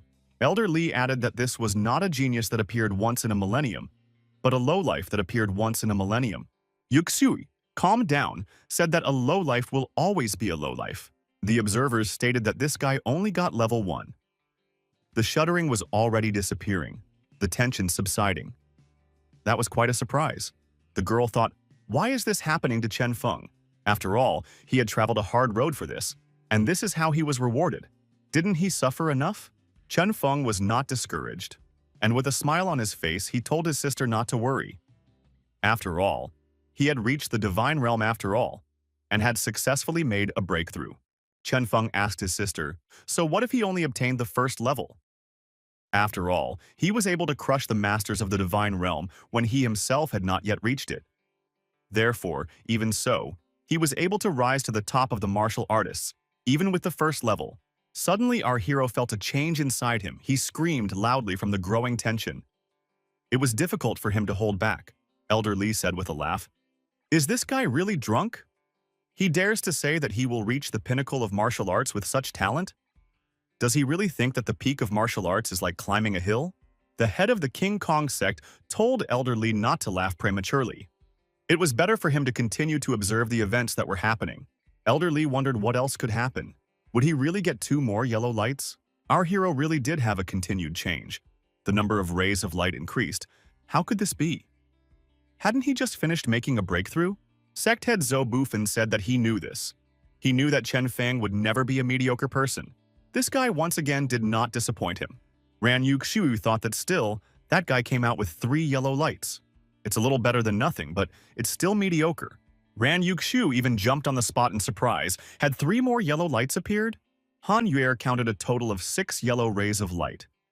This guy had reached the 6th level of the divine realm. The girl was very excited. This is what Chen Feng deserves. This is what he should be worthy of. None of the warriors had even heard that there could be 6 yellow rays of light. Because something like this happens once in 100 years, or even 1,000 years. Everyone witnessed a historic moment. The young man wanted his martial spirit to appear. A multi-headed red spirit snake appeared above our hero. It was a huge monster with red eyes. Elder Lee wondered, what kind of spirit is this? It's a snake with 9 heads. It's just a snake, a scum-fighting spirit. The head of the King Kong sect said it was Jian Liu, an ancient demon god from ancient times. Elder Lee said that there was no need to worry about this ancient demon god. Sect head King Kong said that this demon had a body as big as a hydra, and wherever it went, it would start to rain, turning the land into a sea that would never dry up. Zhuobu Fan said with a smile, it's a 9-headed snake. This is quite unexpected. Chen Feng had awakened such a powerful martial spirit. As a warrior's level increased, his martial spirit would become stronger until it became a legendary spirit like in ancient times. Elder Lee realized the essence of what was happening. It turned out to be the spirit of an ancient demon god. When this guy came back, he would kneel down and beg for mercy, but it would probably be too late. Elder Ran Yuxue couldn't understand why things had turned out like this. Why did this scoundrel suddenly have unprecedented strength? There's no way this guy should successfully complete a breakout. Can't this Moline guy do anything? Qin Molan stumbled into a cave in search of an ice lotus. Molan saw 6 yellow rays of light piercing the sky from afar.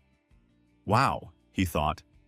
Molan realized that Chen Feng had finally reached the 6th level of the divine realm. This is a great rarity. He cannot be allowed to survive. Molan rushed into the cave. He expected to find the ice lotus about to be found. There was a lake in the cave. Molan thought that a monstrous beast guardian lives in this lake. We should direct it against Chen Feng, and then take advantage of the situation. As he went deeper into the cave, Molan noticed that it was getting hotter and hotter. There was indeed a lake of lava here, and it was incredibly hot. Molan saw a flower growing in the middle of a lake of lava. It was what he was looking for. It was an ice lotus. It was a treasure of heaven and earth. It looked extraordinary. Molan decided to deal with the flower later. Right now, it was necessary to somehow provoke the monster into attacking Chen Feng. Molan decided to take the diplomatic route. He summoned Mr. Red Jiao and said that he needed to talk. A huge red dragon emerged from the hot lake. The dragon asked who dared to invade his territory. Molan continued his diplomacy. He asked the Red Jiao to calm down and said that he came here with no malicious intent. He wanted to inform something very important. Moline said that he had information that someone wanted to destroy the Red Jiao. The warrior realized that the lizard in front of him was a giant dragon-class lizard. Its strength should be equal to the 3rd level of the divine realm. Red Jiao wondered, did someone really want to destroy him? Could these tiny people destroy him?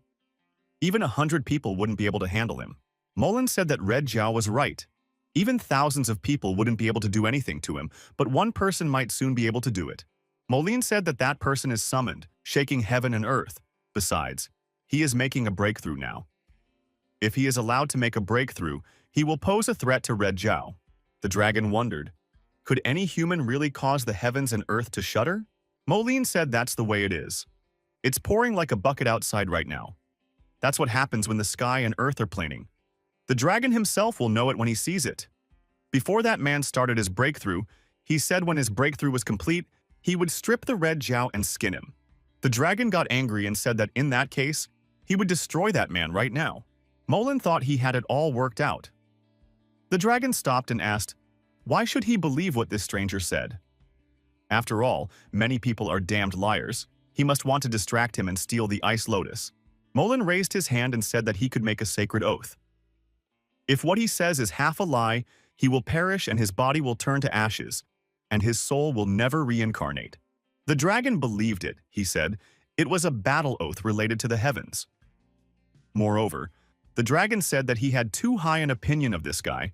How would he be able to take the ice lotus with such a low cultivation? If he took a couple steps, he would be burned alive. The dragon came out of the cave and told this guy to wait for him here. He went to strip that arrogant man. Moline grinned. What's this about oaths being linked to the heavens? These monsters are so stupid, they believe whatever they're told. Moline thought that he had lied to this dragon, but not only would he not die, but he would take the ice lotus with him. The guy decided to jump over the lava lake, but he realized that his cultivation really wasn't enough. But since Yukshu had asked him to bring this flower, he prepared beforehand. The young man had a special artifact that was created to cross the lava lake. Chen Feng would be destroyed by the red Jiao, and the ice lotus would soon belong to him. The boy believed that no matter what, he was the winner in the end. The people observing kept saying that Chen Feng had a 6th-level divine realm. The ancient god of martial arts will soar to the heavens. One must follow Chen Feng all the time. He will not teach badly. Han Yue thought that there had been countless cold stares and ridicule for many years. Tolerance and perseverance had finally paid off. Chen Feng deserved it. The girl thought that Zhen Qi will transform into Gan Qi. Once the transformation is complete, Chen Feng will fully enter the divine realm. Chen Feng had reached the final stage. She must protect and prevent his breakthrough from failing. Suddenly, a loud roar was heard and a red Jiao appeared. Everyone saw it and was frightened. They realized that it was a red dragon that had evolved from a giant snake. Are there really dragons in these lands? The coercion coming from this dragon is stronger than the 3 outer sect elders. The strength of the red Jiao is equal to the divine realm. We must escape immediately. Han Yuisher wondered, why did this dragon come here? Does it really want to prevent the breakthrough? The dragon saw our hero and decided that he had reached his goal. The red Jiaoge opened his mouth in anticipation. Han Yuiher's assumptions were confirmed. The dragon had come for Chen Feng. Yuxue thought that Qin Moline didn't waste any time. It's about time. Elder Ran Yuxue thought that red Jiao, this is a good monster. Even if it doesn't destroy the guy, it will prevent him from breaking through. And on top of that, he would lose some of his skills. Elder Li said that Chen Feng's breakthrough had attracted the attention of the red Jiao. If the dragon disturbed Chen Feng during the breakthrough, it would affect him in the future. The sect head said that he didn't believe in pure coincidence. During San Shan and Qin Moline's breakthroughs, the dragon did not appear, but decided to do so at Chen Feng's breakthrough. Zhou Bufan said that someone set it up. Ran Yuxu said that the patriarch is overly worried about it. Maybe it's because Chen Feng is too good, and that attracted the red Jiao. Zhou Bufan said, he was just thinking too much, but if he suddenly found out that someone was secretly targeting this genius disciple, he could only blame himself for the subsequent consequences. Elder Ran thought that the sect master was radiating killing intent towards her. Yakshu thought it was too late. Her plan had succeeded. Even if this guy was immortal, he would no longer be a hindrance to her. Elder Li thought that the sect master was warning him, but after all, he hadn't done anything. It was the boy who slapped him again and again. How dare he do anything? Moline, sitting on a tree branch, watched the events and said that his plan had worked. The red Jiao was actually targeting Chen Feng. Moline was glad that he had obtained the ice lotus. Now, all that was left to do was to see if red Jiao would deal with Chen Feng. The dragon, looking at the meditating warrior, thought that this little bug was able to cause the sky and earth to shake. It turns out that he is very talented. The dragon said that this guy wouldn't have a chance to make a breakthrough and opened its huge maw. Everyone thought that this dragon was threatening Chen Feng. Perhaps they should help the warrior. He had saved their lives after all. Moline said that their strength would not be enough. Everyone decided to retreat in a friendly manner. Molin, satisfied, said that he had won. No one would help Chen Feng. Today is the day of his death. MANHUA came to our hero's defense. She shouted threateningly for the dragon not to touch Chen Feng. If he wanted to take out this guy, he would have to fight her first. The dragon thought that this realm-level girl Thoan dares to provoke him. Doesn't she fear doom? The brave girl said that she was afraid, but she was even more afraid that Chen Feng might die. After all, he is her younger brother who has saved her many times. The girl screamed that she had to protect him in that case, even if it cost her life. Everyone saw the girl and realized that she was willing to sacrifice her life to protect Chen Feng. Dragon asked, "Does such a lowly ant dare to talk about protecting that guy in his presence?" Dragon added, "In that case, he would first destroy her, and then that guy would have no one to protect him." The sense of justice won out, and the warriors who were saved by Chen Feng decided to protect the girl and her brother. They said that they would not allow Red Zhao to interrupt Chen Feng's breakthrough. Molin realized that these warriors were ruining his plan. After all, they were usually so cowardly and afraid of everything. Why would they suddenly decide to risk their lives for someone? The dragon said that all those little flies and ants had finally pissed him off. MANHWA and the warriors tried their best to contain the dragon. The girl thought that Chen Feng should make a breakthrough. One of the warriors shouted that they must resist because Chen Feng was behind them. One breath of theirs was a breath for Chen Feng. Molin didn't understand what was wrong with living like a coward. I mean, they could die for someone right now. If that's what they wanted, he would turn them to ash with his flames right now. Molin organized the flames. The warriors did not retreat and continued to hold on. Molin was no obstacle to them. The next moment, Chen Feng woke up and finished the breakthrough. The guy said that they all did a good job. Now he would take care of this dragon. The guy rushed to attack and the dragon screamed in pain. Everyone rejoiced that Chen Feng had made a breakthrough. They were able to protect Chen Feng. Molin wondered, how was this possible? Had Chen Feng really made a breakthrough and sent the Red Zhao into flight with a single strike? MANHWA approached her brother and happily said that he had reached the divine realm. The young man took the girl's hand and said that he had finally made it, and he thanked his sister for saving him at the risk of her life. The girl said she wasn't the only one who did it, and the brother should thank those people. Chen Feng turned to the warriors and bowed to them. He thanked his brothers for risking their lives for him. If they needed help in the future, he would do his best. The warriors said that Chen Feng was too polite. After all, they are disciples of the same sect and should help each other. Before he saved their lives, they did the same. Chen Feng said that he would deal with this red dragon now. He just had some free time. The red dragon said that this person dare not insult him. Chen Feng said that the dragon suddenly attacked him, and now he thought he was someone else. The dragon said that it wasn't a surprise attack, and added that he was at the 3rd divine level. Chen Feng warned that he didn't like to talk much in such cases, and was now attacking his opponent head-on for convincing. Both opponents prepared to attack, and Chen Feng swung his weapon and used a raining sword. The dragon wondered, what kind of trick was this? It caused the sky and earth to shudder. This was something he had never seen before. The dragon felt an incredible intent to destroy coming from his opponent. Did this warrior really have the power to massacre him? Red Zhao made the right decision. He said that he urgently needed to run away. Chen Feng said that there was no way for the opponent to escape now. It was too late. The valiant warrior was not ceremonious and inflicted multiple sword wounds on Red Zhao's body. The wounded dragon was bleeding and losing strength. Chen Feng said that doom always comes unexpectedly. As a long-lived dragon, the dragon should know this. The warriors were once again surprised. Chen Feng had destroyed a red dragon at the 3rd level of the divine realm with just a few moves. Since the birth of the raining sword technique, no one had practiced it like Chen Feng did now. Molin, holding the flower in the box, once again thought, how is this possible? A dragon of such strength couldn't do anything against this Chen Feng. MANHWA thanked her brother and said that she believed in him and knew that everything would work out.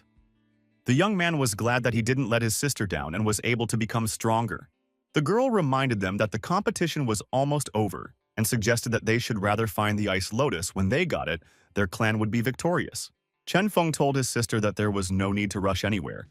They wouldn't even have to look for this flower. MANHWA inquired, does her brother really know where he is? Chen Feng replied that he doesn't know, but he knows someone who does. Looking at the tree, Chen Feng said that this person had kindly already brought them an ice lotus. Sister inquired, who was it? Such a kind person. Moline, still sitting in the tree, thought he had been discovered. He couldn't understand how it had happened. Chen Feng shouted towards the tree. Didn't Moline get bored of continuing to build this drama? Moline realized that he was discovered for sure. He decided to hide until the end of the contest. Then he would still be the winner. Chen Feng said that his opponent would not be able to escape. He threw chains towards Moline and caught his opponent by the leg. Moline fell to the ground but tried to resist. Resistance proved pointless. The brother and sister looked at Moline lying at their feet. Chen Feng said that just as he said, the lotus had already been delivered directly to them. The girl thought that this guy had been watching the battle the whole time. Chen Feng said that he wasn't just watching the battle. Apparently, he had lured the dragon here himself. Moline said that indeed it was him. He wanted to destroy Chen Feng, but unfortunately he miscalculated. He did not expect that even Red Jiao would not be the youth's equal. This time Chen Feng was surprised. He thought that Moline would deny everything. Moline said, he knows that Chen Feng wants to destroy him, but his chance has already passed. Moline added, because time was up. It's time for everyone to go back. Moline told Chen Feng that when they left the Blessed Lands, Elder Yuxue would be with them to protect him. Moline, smiling, said that Chen Feng would never be able to destroy him. When all the warriors returned from their mission, Sect Elder King Kong rushed to his disciple Sanshan. Ran Yuxu thought that not only did that rascal get out of there alive, he also ruined her plan to capture the Ice Lotus. Elder Li thought that this guy was able to defeat a red dragon of the 3rd level of the Divine Realm.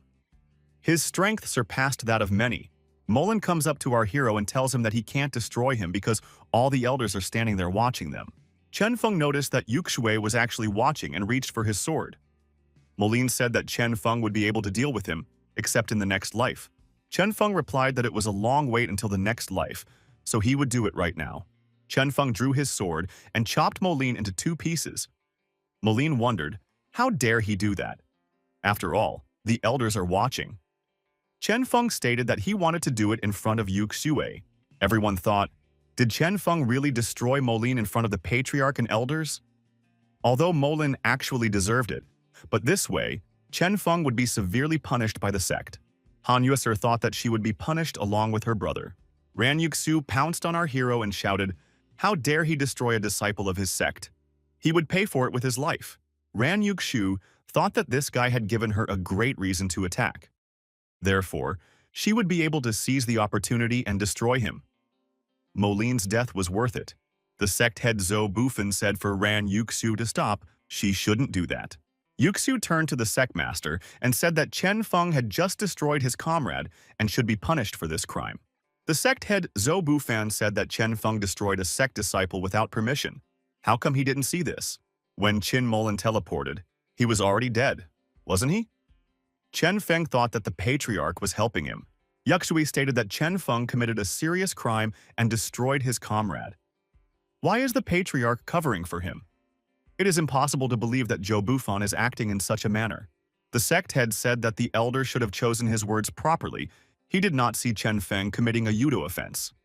In that case, what kind of covering up can we talk about? Ran Yuxue said, if the patriarch didn't see, you should ask the people around you. That way, they would know whether Chen Feng was guilty or not. The patriarch said that it was only about their sect members. Elder Ran replied that she understood. The woman added that she just wanted the 3 clans to act as witnesses. After finding out, the decision would be made by their sect. Yuxue wanted to see how the patriarch, in the presence of the elders of the other 2 clans, would be able to save face while trying to justify this guy. Yuxu turned to Elder Wang and said that she would like to ask him to be the first witness. After all, sect leader King Kong had to see everything. Yuxue wanted to see what would happen to Zhou Bufan's confidence after Elder Wang's words. Elder Wang said that he didn't see anything like that. He was busy with his disciple. Yuxue was sure of what Elder Wang would answer. She didn't even listen to him. Elder Wang's answer shocked her. Wang said he was focused on Sanshan. All this time he wasn't paying attention to anything. Yuxue didn't understand anything. Sanshan was defeated by that rascal. Why is Elder Wang helping him? Elder Wang thanked Chen Feng for leaving Sanshan alive. Our hero thought that Elder Wang was reciprocating. Chen Feng said to Miss Yuxue that this person did not see anything. Is it not time for a verdict? Yuxue walked over to Elder Li and said that he hadn't said his word yet. Perhaps he had seen the whole truth?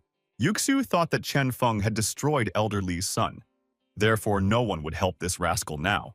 Elder Li said that he had seen everything. The woman asked what exactly he could tell. Elder Li said, "He saw Molin's corpse being teleported here. Chen Feng had nothing to do with it." Elder Li told Chen Feng that he had been rude to the young man in the past and asked him not to take it personally. Chen Feng wondered, didn't Elder Li care about the fact that he had destroyed his son? Elder Li laughed and said that it was excellent. His son was a loser who had caused the anger of the gods, and he was only grateful for this action. Chen Feng said that in that case, the conflict between them was over. The guy thought that after his return, it was as if the elder had become a different person. The old man rejoiced and said, "It is good that the young man is not vindictive. Chen Feng is not only amazingly talented, but has a broad outlook. His future is limitless. He will manage to reach the pinnacle of martial arts." Yuxue thought that Elder Li is bowing down to this guy. Zhou Bufan asked Yuxu if she had finished. The woman said she wasn't yet. Elder Ran turned to the warriors. Had they seen Chen Feng destroy Molin? She warned them that they should think hard about the answer, or else the consequences would be very serious. Ran Yuxue thought that these misfits had always been timid and afraid of trouble, so they shouldn't dare to go against her. Some of the warriors remembered that Molin had been destroyed by a red dragon. He must have died after being wounded while being teleported back. The woman thought that it was unbelievable. Even this bunch of losers were helping Chen Feng. The sect head said that no one present had seen Chen Feng destroy Molin. Elder Ran Yuxu thought that this guy was good at winning the hearts of others. Since everyone was now on his side, it was only a matter of waiting for the right moment to strike a striking blow. Ran Yuxu recognized, if no one saw it, perhaps she was too exhausted by practice and was hallucinating. It was a misunderstanding. The sect head said that in that case, Elder Ran should pay more attention to resting. If the future of talented disciples is jeopardized because of some illusions, that person has no place in the sect. Elder Ran said that she understood the sect head and thought that Zhou Bufan was threatening her again. Chen Feng thought that Yuxue could wriggle and deny in every way possible, and yet her intrigues were very deep. Elder Zhou Bufan said that they would now summarize the three clans' competition. The Qianyuan, Vajra, and Qingmu sects would send out 10 disciples who competed for the right to the Blessed Lands. The Vajra sect had 4 disciples left, Muqing, Nun, and Qianyun 6. The Ice Lotus was obtained by Chen Feng. Patriarch Zhou Bufan announced that he was declaring the Qianyuan sect the winner of the competition and the recipient of the right to the Blessed Lands. The Yuta sect warriors rejoiced and said that they had won. All the glory went to Qianyuan. Han Yuer said that it was all thanks to Chen Feng. Chen Feng thought that they had won, and he was able to reach the Divine Realm. Sect head King Kong said that Chen Feng had won today, but he shouldn't relax. Sanshan wouldn't just give up. Chen Feng replied that when Sanshan came to his senses, for the elder to tell him that he was willing to accept the challenge at any time. The elder said that he would be sure to warn Sanshan, and they said goodbye. Elder Li said that it was also time for him to return to the clan. He didn't expect that he would establish such a deep relationship with Chen Feng, but now he had to leave him. Chen Feng suggested that Elder Li come to their sect, where they could still have a proper talk. Elder Li said some other time. It was time for him to return to his clan. The sect head told our hero that he had done a good job. Chen Feng thanked him for the praise. Zhou Bufan announced that they were returning to the clan. Elder Ran Yuxue was already making plans for the Ice Lotus. After all, it was in this guy's hands. She must find a way to retrieve it. At the outer gate of the Qianyun sect, they announced that the grand competition for the blessed land of Bamboo Mountain had ended. The clan head asked if there was anything else the elders wished to know. One of the elders said, falling off the cliff, returning as king, and defeating Sanshan and Red Zhao. This Chen Feng had dramatically achieved similar successes. The Qingmu sect lost all of their disciples. At the Vajra gate, half of them were injured or destroyed. Even Qin Molin had been destroyed. This Chen Feng is like a ferocious werewolf. 6 yellow levels, the ancient demonic god of martial arts, as expected of a Yang Qingyu disciple. The degree of stunned is greater than ever. Without so much hard work, this guy finally got what he deserves. Yuxu thought that there was some way to make this guy part with the Lotus.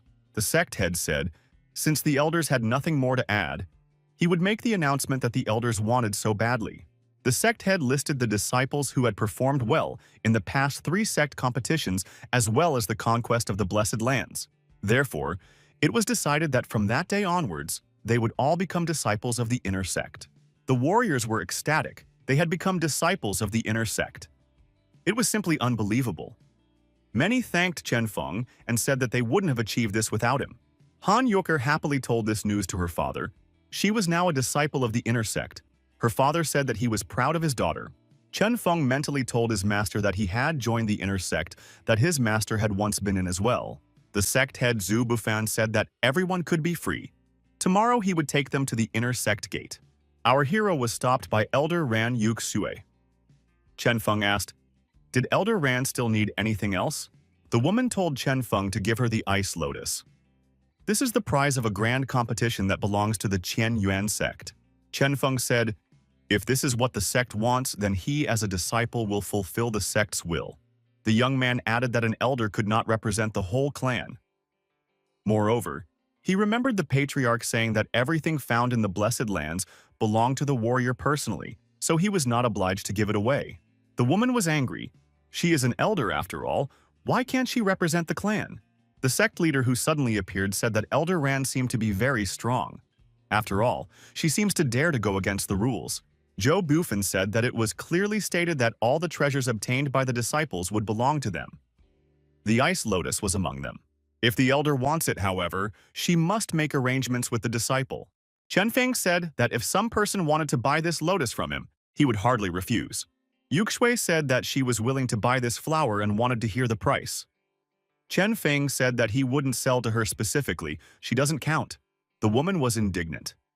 Chen Feng said if that was it, they would end the conversation. The young man turned around and headed for the exit. Ran Yuxu thought that this guy was humiliating her in front of everyone. She thought again that she hated him. The clan head said that once the disciples pass through the gate, they officially come out as disciples of the inner sect. The disciples saw a majestic gate in front of them. The clan head said that they were in place. The inner sect is different from the outer sect and encourages competition between disciples. There are often cases where disciples fight each other and get killed or injured. Everyone must act according to their abilities. The disciples said they understood and thanked the patriarch for his advice. The young man thought that encouragement and competition was something he was looking forward to. The head of the clan told our hero that his future path would depend only on himself. Zhou Bufan warned Chen Feng. Since Yukshui is from the inner sect, she has a lot of connections there. We should be cautious. The head of the sect said in parting that the young man had a bright future ahead of him and had great potential. Han Yuer suggested her brother to hurry up. The girl couldn't wait to enter the inner sect.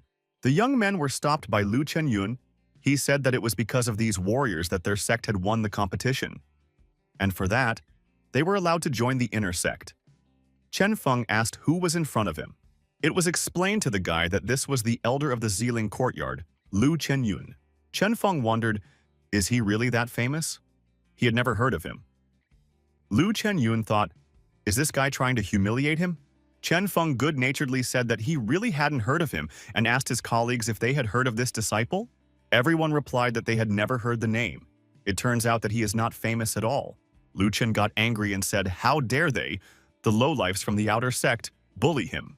His eyes lit up furiously, and his spirit beast, a huge bird, appeared above him. Lu Chen said that it seemed like it was time to teach this upstart the rules of the inner sect. Everyone was frightened. Here was Brother Lu's 5th yellow-level spirit power, a purple eagle with an iron claw. This is worthy of a rank that only comes once every 50 years. The outer sect must have never even heard of the 5th yellow level. Lu Chen told our hero to kneel down and beg for mercy or else he was about to die. The warriors didn't realize. Does he do this to everyone or is this the first time? Perhaps he was just showing off his fighting spirit.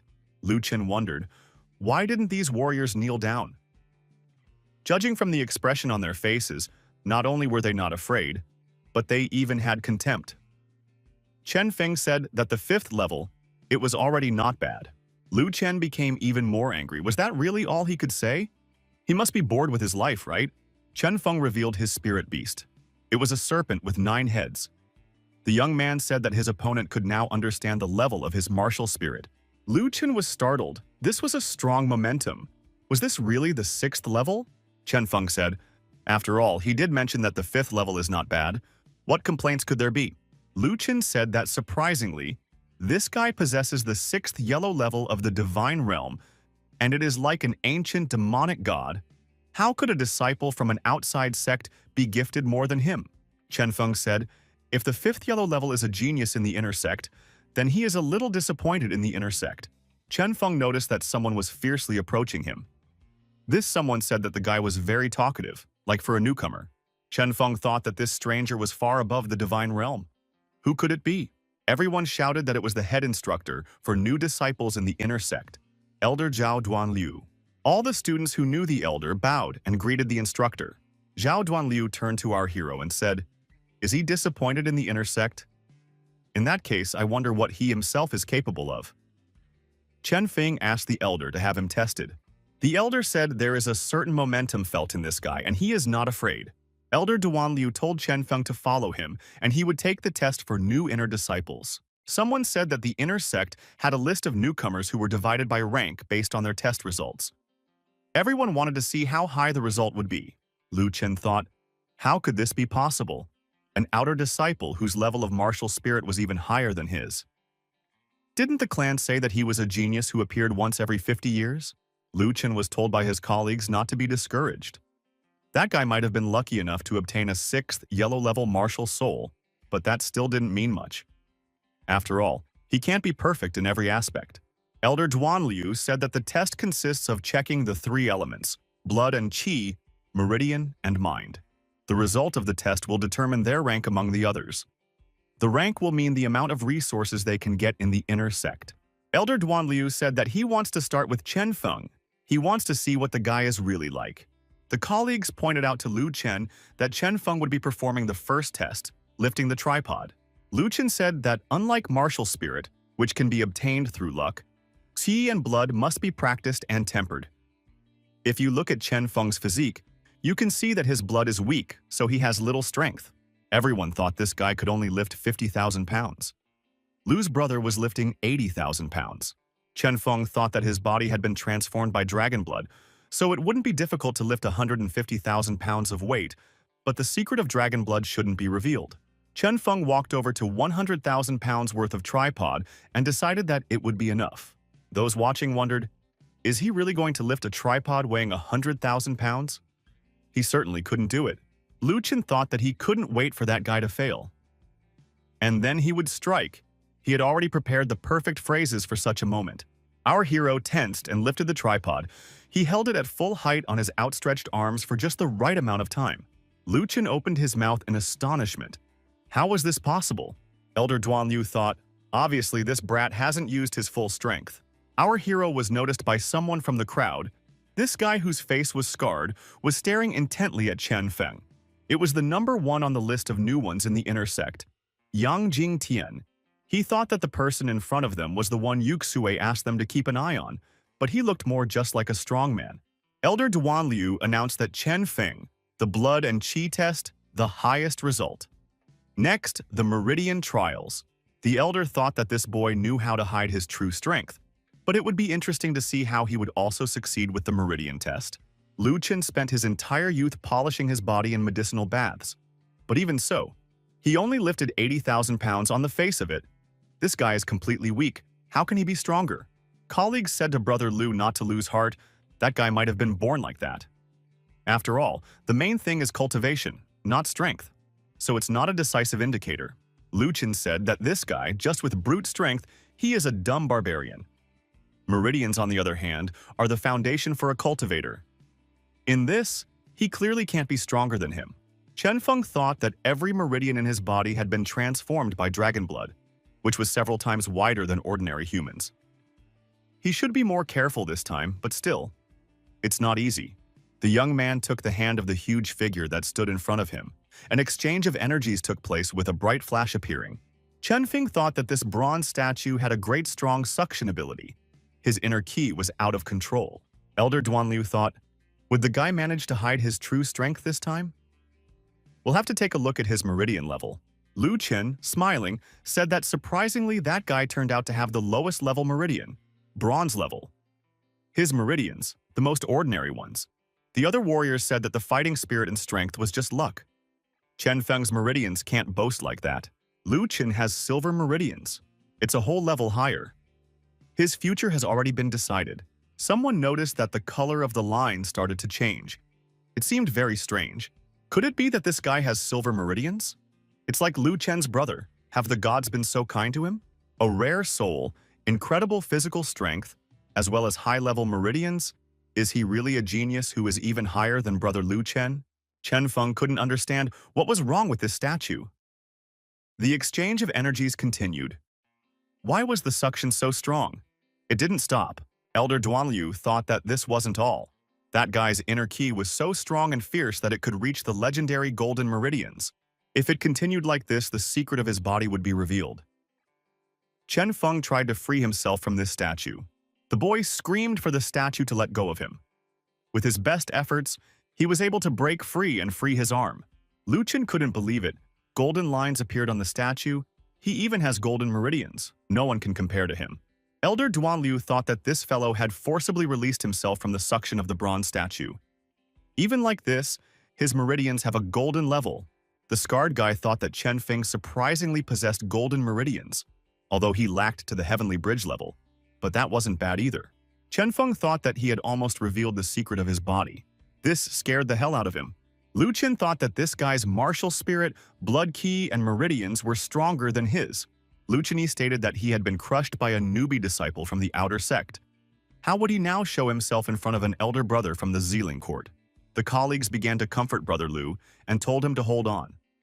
He should not give up because there was still a test left. The next one would be a test of the mind, showing the strength of the heart. Brother Lu's heart would clearly be stronger. His opponent was sweating after measuring the meridian. He had exhausted all his potential. Lu Chen cheered up and thought, to find out how far Chen Feng could go in the path of cultivation, the heart was important. Colleagues said Brother Lu is right. No matter how good the talent is, without a strong heart, it is not destined to go far. Lu Chen said he admits that Chen Feng is stronger than him. But as for the heart, Lu Chen will not lose to anyone. Lu Chen said that his heart is a magic sword. Everyone said that brother is powerful. I wonder how Chen Feng will perform in the final test. Elder Duanliu announced that Chen Feng, the meridian test, the highest score, the mind test was left. Elder thought that this boy was doing well, but the last one would finally give him away. Chen Feng told the elder that he would like to give up on the final test. The guy thought if he finally lost control of his QE, he might reveal his secret. Lu Chen's colleagues cheered, Chen Feng is actually giving up. This means that his heart is not as strong as Brother Lu's, so he is a weakling. Lu Chen knew that there was no person in the world who could be better at everything than him. The scarred man thought that Chen Feng didn't even want to take the tests. Could it be that his heart could be below the minimum? The warrior thought that Yuxui's eyesight was getting worse. If she said to pay attention to this guy, Elder Duanliu thought, why would Chen Feng be scared? He's just laughing at everyone. This guy is so ruthless that he won't even take a test just to hide who he is. Chen Feng said to the elder, if that was the end of it, he wouldn't mind leaving, and thought that it was a good move to be able to leave in time. Duanliu told the young man to stop. No one would allow him to give up. Chen Feng inquired, couldn't he give up and not be tested? The elder stated that others naturally might, but not him. There was a heightened interest in him, so he wouldn't leave so easily. That's not going to happen. Chen Feng was covered in cold sweat from the tension. Why can't he leave this place? Elder Duanliu said, because he is the chief instructor here. Actually, the guy can surrender, but then he will be expelled from the inner sect. Now the choice is up to him. Chen Feng became alarmed and told the elder that this was unreasonable. Where did such rules come from? Elder Duanliu said that the rules allow such a thing, so everything is reasonable. Chen Feng thought that this was a strange matter. Was it because he said that he was disappointed in the inner sect? Was that why the elder had turned against him? Chen Feng scratched the back of his head and thought that there was nowhere to go, or else he would be kicked out of here. This can't be allowed to happen. The elder thought that this guy was cocky. He was still too young to play intellectual games with him. The observing disciples said that Chen Feng didn't want to hit his face in the mud, but the head instructor drove him back. The head instructor probably wants to make fun of him too. Now he won't even have an excuse. It's going to be a huge spectacle. Lu Chen understood everything. Chief Instructor Duanliu made this guy take the test to help him. This way he wants to cheer him up. He is actually the favorite disciple of Chief Instructor Duan Liu. It is so touching. The scarred warrior thought that even the head instructor was targeting him. It seems he really is insufferable. After passing the test, he would fully understand Chen Feng. This way, he would be calm and finally understand what Yuxue was saying. Chen Feng thought that they would just keep their minds, needing to be careful not to reveal their secret. Elder Duan Liu asked, "What is Chen Feng waiting for?" He should turn around and kneel down with his back to the heavenly tablet. Chen Feng complied with everything that was asked of him and muttered that he wasn't even allowed to prepare. The elder told the student to close his eyes. One of the students asked if this guy could have a Dharma body. He probably didn't even compact his heart. How could he be so powerful? Colleagues said that Brother Lu's magic sword was 3 meters tall. The opponent's is probably not even 1 meter high. Lu Chen thought that he was already anticipating his triumph. All his glory is coming back to him. Chen Feng was sitting in the lotus posture near the tablet. A strange transformation was taking place over him. Powerful spirits ascended over our hero. Lu Chen couldn't believe it. A whole 10 meters, how could this be? Everyone was really surprised. It was extremely rare for Brother Lu to be above 3 meters, but here, all 10 meters. I couldn't believe it. This guy also has a cruel and vicious heart. He's clearly ruthless and there's no others like him. He didn't want to take the test not because he was afraid, but to avoid scaring the people around him. Elder Duan Liu said that this was a great Asura Dharma body. He did not expect the heart of martial arts to be like this. Chen Feng asked, "What does Asura Dharma body mean?" The elder explained that the heart of martial arts had several traits. The great Asura body is the lord of killing, meaning that Chen Feng is not only hard-hearted, but also fierce and aggressive. Our hero obediently listened to the verdict and said he was clear. The guy figured that as long as it wasn't related to his body's secret, there was nothing to worry about. Elder Duan Liu said that a boy who possessed the great body of Asura would not destroy for the sake of the land, lead people, or tread on the countless bones of the dead. He must not let his heart down. Elder Duan Liu said that the boy was fooling him. Still, he decided to reveal his ambition. The elder added that young people are crazy, but how can they be called young if they are not going to be crazy? The old man kept laughing. He said he was so glad he couldn't control himself. He didn't think that in character, the young man would be so pleasant to him. Chen Feng thought that this old man was sentimental. He didn't seem to have any ill intentions against him. The scarred disciple thought that Chen Feng appeared to have a 10-meter-long Asura body. This is even stronger than his martial arts heart. Now it was clear why Yuxue had asked him to keep an eye on him. Lu Chen thought, great body Asura Dharma, lord of killing, incredible aura. He had crossed the path of a ruthless person. Colleagues said it's still no reason to lose heart. It doesn't mean anything. You have to fight him to the very end and show who is a real man. Lu Chen said for everyone to shut up. Cultivators of their generation must be down to earth to recognize the reality.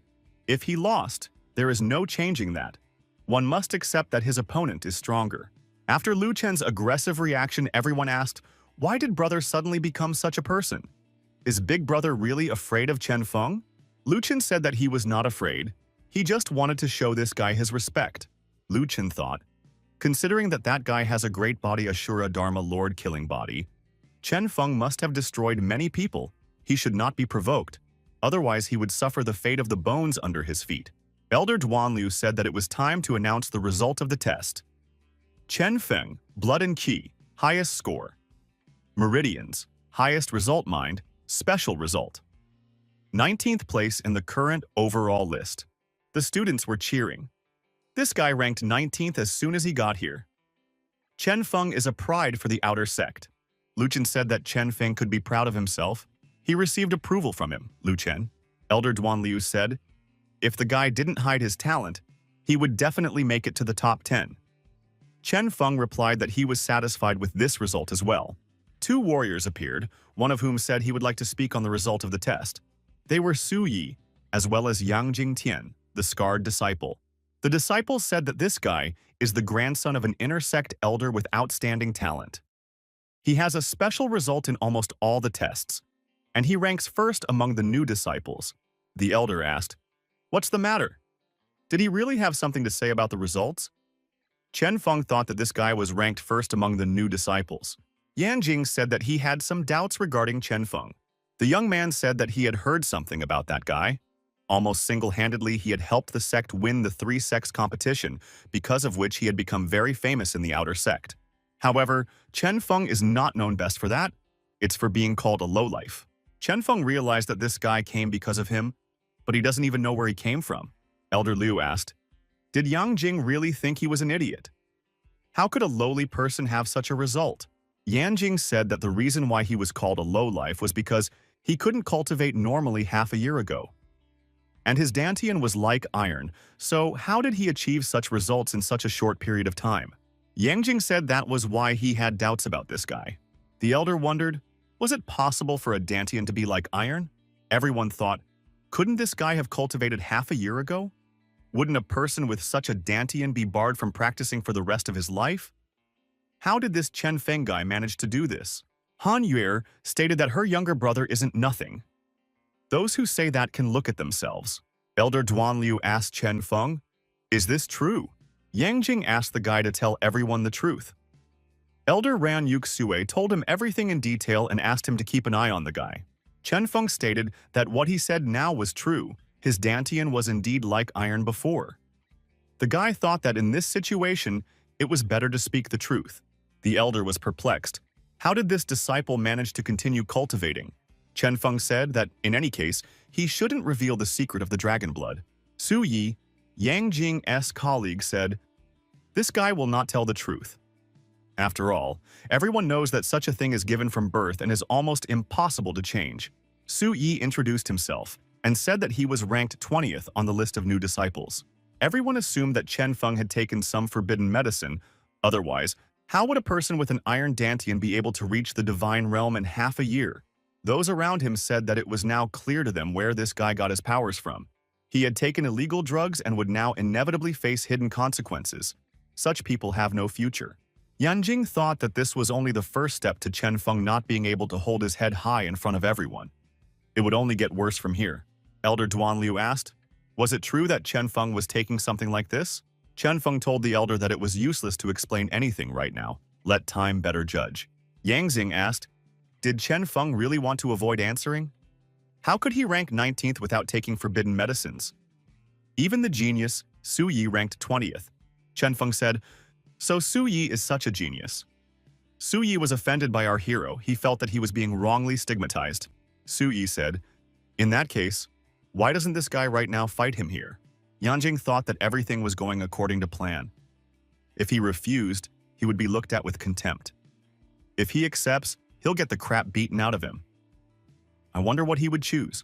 Chen Feng asked the elder, didn't the inner sect forbid fights between disciples? Our hero thought that he was looking for a reason to teach his opponent a lesson, but he didn't expect that he would be the first to incite a fight. Elder Duanliu said that the law of the jungle is in force in the inner sect. The weak go to feed the strong. Survival of the fittest. If both sides agree, they can use any methods for the upcoming fight. Su Yi asked his opponent if he had heard the rules of the inner sect. If it frightened him, he could kneel down and ask for mercy. Chen Feng said that he was misunderstood. He asked the rules to find out what he could do to his opponent. Chen Feng added that he agrees to punch his opponent in the face. Su Yi said, if Chen Feng dares to strike, then he can expect no mercy. Su Yi said that he had changed his mind. He wouldn't just destroy his opponent's meridians, he would make him a cripple. Chen Feng said. Su Yi at least looked in the mirror when rehearsing such a speech. His face was like that of an idiot. Su Yi said that he was fed up with his opponent and clenched his fist and rushed to attack. The audience said that it was the 4th yellow class skill, Ghost Fist. No one expected that Su Yi would immediately use his main trump card. Ghost Fist is a spiritual level attack. If a person is struck by it, he or she will either lose his or her soul or become stupid. Some disciple had heard that when cultivating the Ghost Fist, the victim's soul would be absorbed into the fist and thus improve the skill itself. Su Yi had practiced it to the point where there was no equal. Yang Jing thought that even if he faced such a fist, he would have to use a couple of powerful techniques. Chen Feng put his hand forward and said to let the Devil Road destroy his opponent. Su Yi was terribly frightened. His ghostly fist scattered and disappeared somewhere. Yang Jing thought, how is this possible? The Ghost Fist dissipated due to the difference in strength. Now our hero went on the attack. The opponent was deactivated. Elder Duanliu thought that such a vigorous and violent palm technique clearly could not be obtained through forbidden medicines. Chen Feng definitely didn't take anything like this. Suyi said that his opponent must have such strength because of the forbidden medicines. Otherwise, how else could one explain such incredible strength? Chen Feng said that there are many things in the world that his opponent does not know about. Chen Feng continued to attack his opponent and said that he would now become a useless person. Suyi cried out in fear and said that he was giving up, and there was no need to hurt him. Chen Feng's furious fist could no longer be stopped. His fist hit his opponent's forehead directly. Chen Feng said that in the law of the jungle, there was no such thing as accepting defeat. Suyi realized that his opponent had destroyed his dantian. Suyi sprawled on the ground and lay defeated. Someone said, Chen Feng must be hiding his true strength. His rank is clearly above the 19th rank. This kind of strength that could defy the heavens could not be obtained by something like forbidden drugs. Han Yer asked everyone to calm down. Because it was a normal thing for her little brother, there was no need to make a fuss. Yang Jing asked how Chen Feng dared to push Su Yi hard in his presence. Chen Feng asked, "What is the difference? Is Yang Jing present nearby or not?" Chen Feng added, as the chief instructor had just said, they could use any means other than destruction. Yang Jing said that he has seen many crazy people, but such a crazy person, being a rookie of the inner sect he sees for the first time, how dare Chen Feng speak to him in such a tone? Yang Jing is his friend, and Chen Feng dared to mutilate him. Does he not take Yang Jing seriously at all? Yang Jing shouted that Chen Feng was the only one who didn't take him seriously. Elder Du Yunliu shouted, did Yang Jing really think that his status was above the rules of the entire inner sect? Yang Jing said that the chief instructor misunderstood him, and he apologized. Yang Jing, pointing his finger at Su Yi, said to take this trash out of here. The elder added, if he found out that Yang Jing was trying to break the rules of the inner sect, even if he was the grandson of an elder, he would never forgive a disciple for such a thing. Yang Jing replied that he understood everything and added that Chen Feng was pretty good. Yang Jing said that he would wait for his opponent in the qualifications in 3 months. In 3 months, he would crush Chen Feng's bones and dignity in front of everyone. Chen Feng asked the elder, what kind of qualification are we talking about? Duan Liu said that it was about the qualification for new disciples, and it would take place in 3 months. The main purpose is to check the results in cultivation and rank revision. Well-performing disciples can be accepted and approved by the inner sect elders and become directly disciples. Chen Feng thought that Yang Jing wanted to destroy him in front of everyone. Elder Duan Liu asked, is Chen Feng really afraid? Although the opponent is arrogant, but he is still the first in the rookie list, he has good talent and strength. Chen Feng remarked that Yang Jing is only the first among the newcomers. His goal is not only that. The elder said that the guy was hiding more strength. Chen Feng started to make excuses and said that he wasn't that talented. Duan Liu said that Chen Feng was pretending to be a pig that could eat a tiger. In that case, he would just not allow his disciple to do whatever he wanted. Chen Feng asked the elder what he was up to. The elder, turning to the disciples, said that he had something to announce. Chen Feng has good talent and incredible strength. And because of that, as the head instructor, he recommends this guy as the 10th special participant in the selection group. He doesn't need to participate in the preliminaries. The elder added that this disciple would immediately fall into the top 50 of the top sect. Everyone was surprised. He doesn't have to go through the preliminaries. In the past, the 10 special participants were from among the top 10 new disciples. This is a record. Chen Feng undoubtedly harbors an incredible strength. Su Yi, who was defeated by a punch today, would not be below the top 10 in strength, but this way, those who were overtaken in rank by Chen Feng might not be happy, especially Zhao Hu, who was ranked 10th. Chen Feng said that the head instructor threw him to roast on a slow fire. Why would he do that? Elder Duan Liu said that he and this guy had finished negotiating. He still had other disciples to evaluate. Chen Feng said that the seniors liked to push the juniors to victory. Han Yuer shouted to her brother that she would approach him afterward. Chen Feng replied that he had faith in his sister. Inner sect. The young man said, as I expected from the inner sect. The aura concentration was not comparable to that of the outer sect. Chen Feng said that he had cultivated for less than an hour, but he had achieved a similar effect in 2-3 hours in the outer sect. Chen Feng noticed that his sister had not returned. He decided to go check. Chen Feng saw the unfamiliar people and asked who was in front of him. It was explained to our hero that it was Zhao Hu's brother, ranked 10th among the newcomers. Chen Feng thought that Zhao Hu came because of the special group dropout. This was not good. Everyone thought that there was a serious battle brewing between Zhao Hu and Chen Feng. It must be because Chen Feng took his place in the special group. Zhao Hu said that this boy dared to take his place in the special group. Did he really deserve it? Chen Feng explained to his elder brother that this problem did not arise because of him. The head instructor had forcibly put him in this position. He had no choice. Zhao Hu said that he didn't believe it.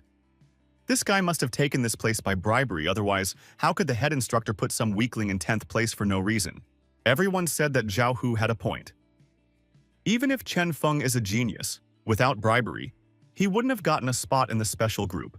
They had never heard that in the Qianyuan sect, a newcomer in the inner sect was immediately put into a special group. Even disciples with achievements were not treated the same way as this guy. Zhao Hu said, everyone present taking his side. Chen Feng grabbed his head. It seems that in order to unleash his full strength, the head instructor is deliberately creating enemies for him.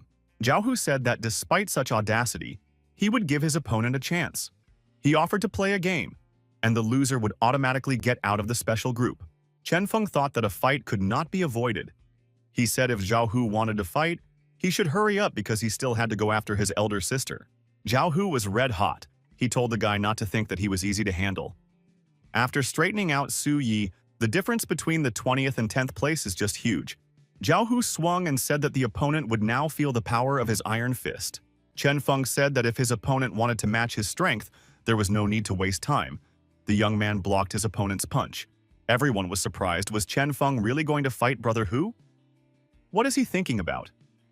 He didn't know that Brother Hu was lifting a 150,000-pound tripod. He thought he was someone special. They could fight any way they wanted. But Chen Feng's arms wouldn't be able to withstand it. After a series of punching punches, Zhao Hu was frustrated and depressed. Why was he weaker than his opponent in terms of strength? Everyone saw that Chen Feng had actually pushed Zhao Hu away. How could he be so strong? He must have hidden strength. Chen Feng is too good at pretending to be a pig that can eat a tiger. Chen Feng asked if Zhao Hu had any grievances as a member of the special group.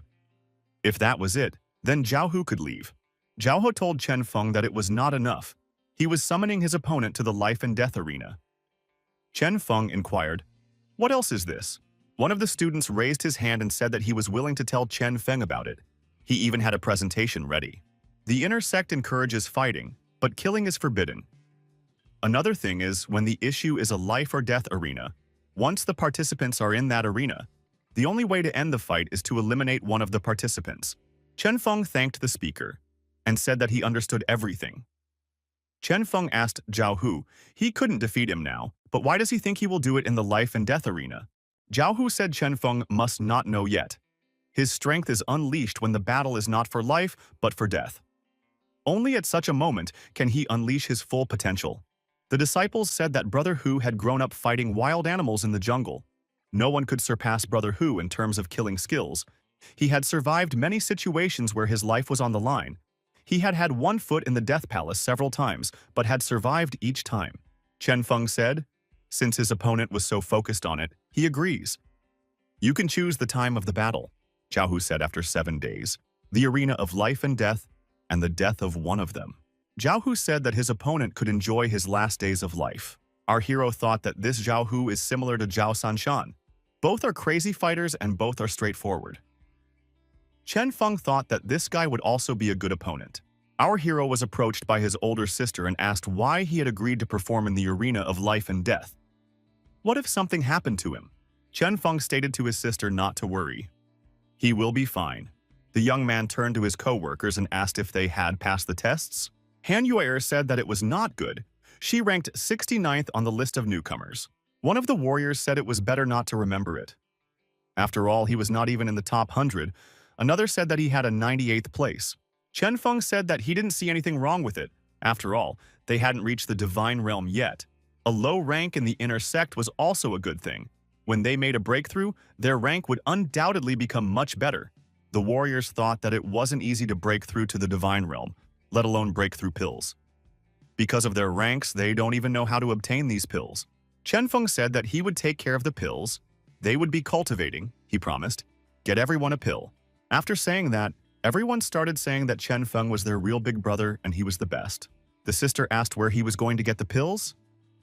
Chen Feng replied that she shouldn't worry, and he would sort it out. He asked that the girl help those disciples. Han Yer looked at her brother and thought that he was becoming more and more manly. Chen Feng thought that more and more people in the inner sect were looking at him to prevent them from attacking his siblings in case he should help them make a breakthrough to the divine realm as soon as possible, so that they could defend themselves. In Su's palace, the warriors are discussing whether there is any hope of restoring the younger brother. His dantian has been completely erased. The healer said he was sorry, but there was nothing he could do to help this guy. The young man was angry. Who had brought his brother to this state? What do you mean?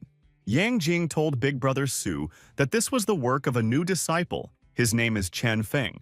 He is ranked 19th among the new disciples. Yang Jing thought that there was still a benefit from Su Yi. One could use his brother to get rid of Chen Feng.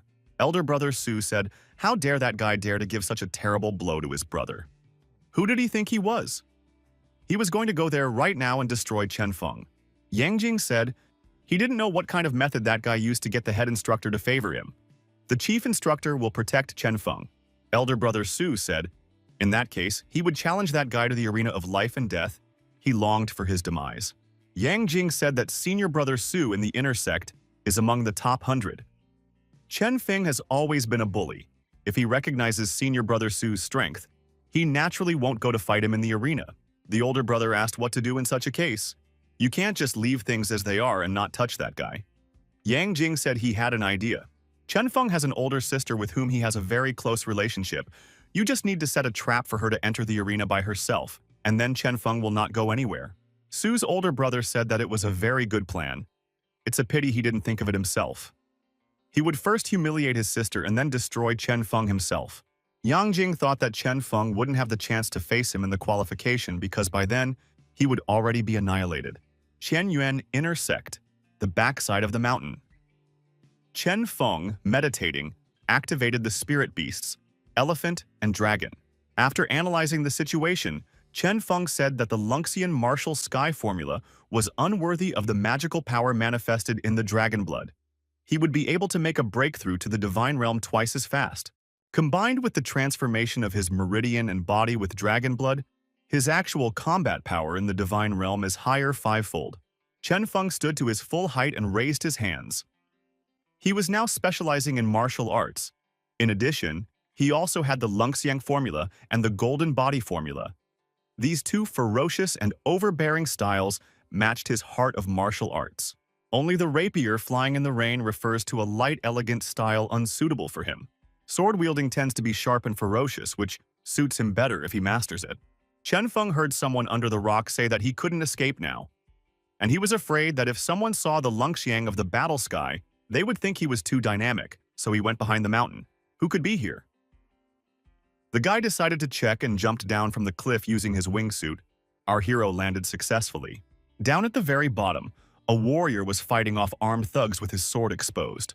The young warrior said that he had almost returned to the Qianyuan sect. Why is he being treated like this? The masked thug said. Did he really hope to escape? Besides, he wanted to hide in the Qianyuan sect. The thugs told Li Lu to give up his sword nicely, and then they promised him a quick death. Chen Feng was in hiding at this time, and he wondered if that guy was from the Qianyuan sect. It turns out that this Li Liu is being pursued because of the sword. Li Liu said that he would not give up this sword. They don't even know what price he paid for this sword. It served their master for 3 whole years. He didn't even hesitate to give the young girl who loved it more than anything to their master as a concubine. That was why he managed to steal the sword. Chen Feng thought that this was very ruthless. For the sake of achieving his goals, he even sacrificed the one who loved him with all her heart. What was it about this sword? Why would it be so unscrupulous? Li Liu said that he had endured a sea of blood and deep hatred to get this sword. He would be able to destroy all his enemies if he accessed the supreme inheritance. He lacked very little. Li Liu raised his head up and shouted, "Why is the Almighty so unfair to him?" Chen Feng realized that there was a legacy in this ball, but simply wielding such a sword would not get far. There was no shortcut to the pinnacle of martial arts. The masked attacker said it looked like he was done with his last words, so now he could be finished. They would destroy him now and take the sword. The masked men went to attack.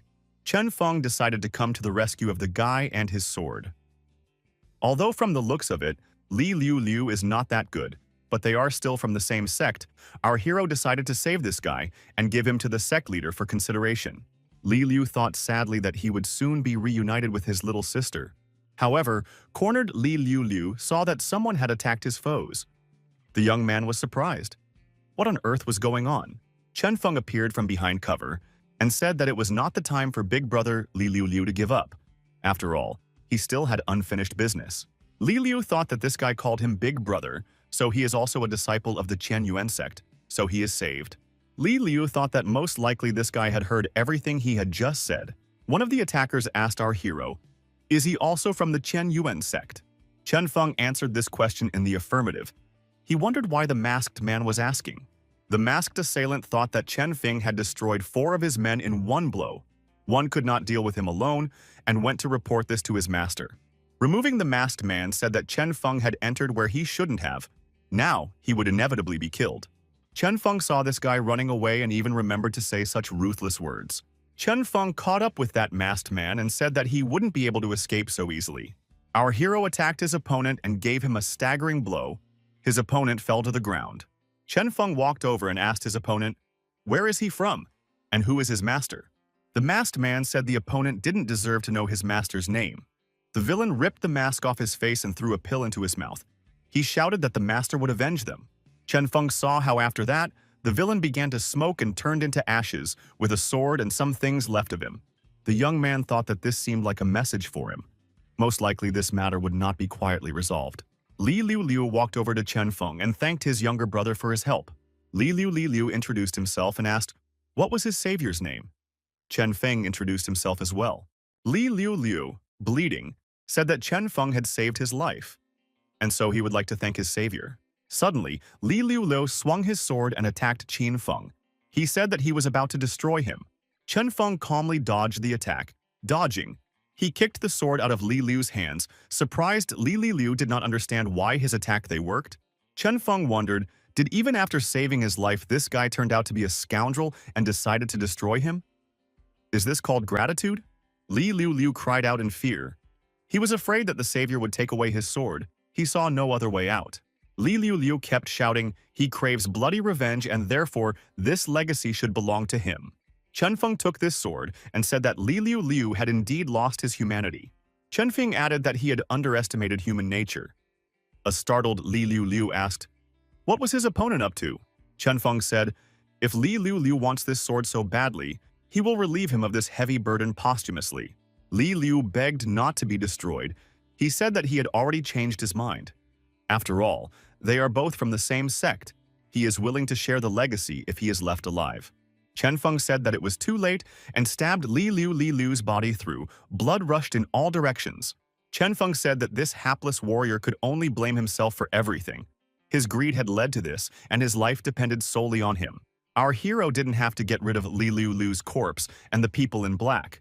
When he left, he saw the monsters approaching them. The corpses would be swallowed up by them, so no one would discover anything. The young man studied the things left behind after the masked man disappeared. He was interested in the guy's identity. The guy picked up a jade plaque that had an address on it. It also showed the rank of the master, 178. Chen Feng thought that in terms of strength, he had the second level of the divine realm. If he was only 178th ranked at the same time, then the Zhanga court master himself must be frighteningly powerful. Chen Feng thought that he was in a big mess.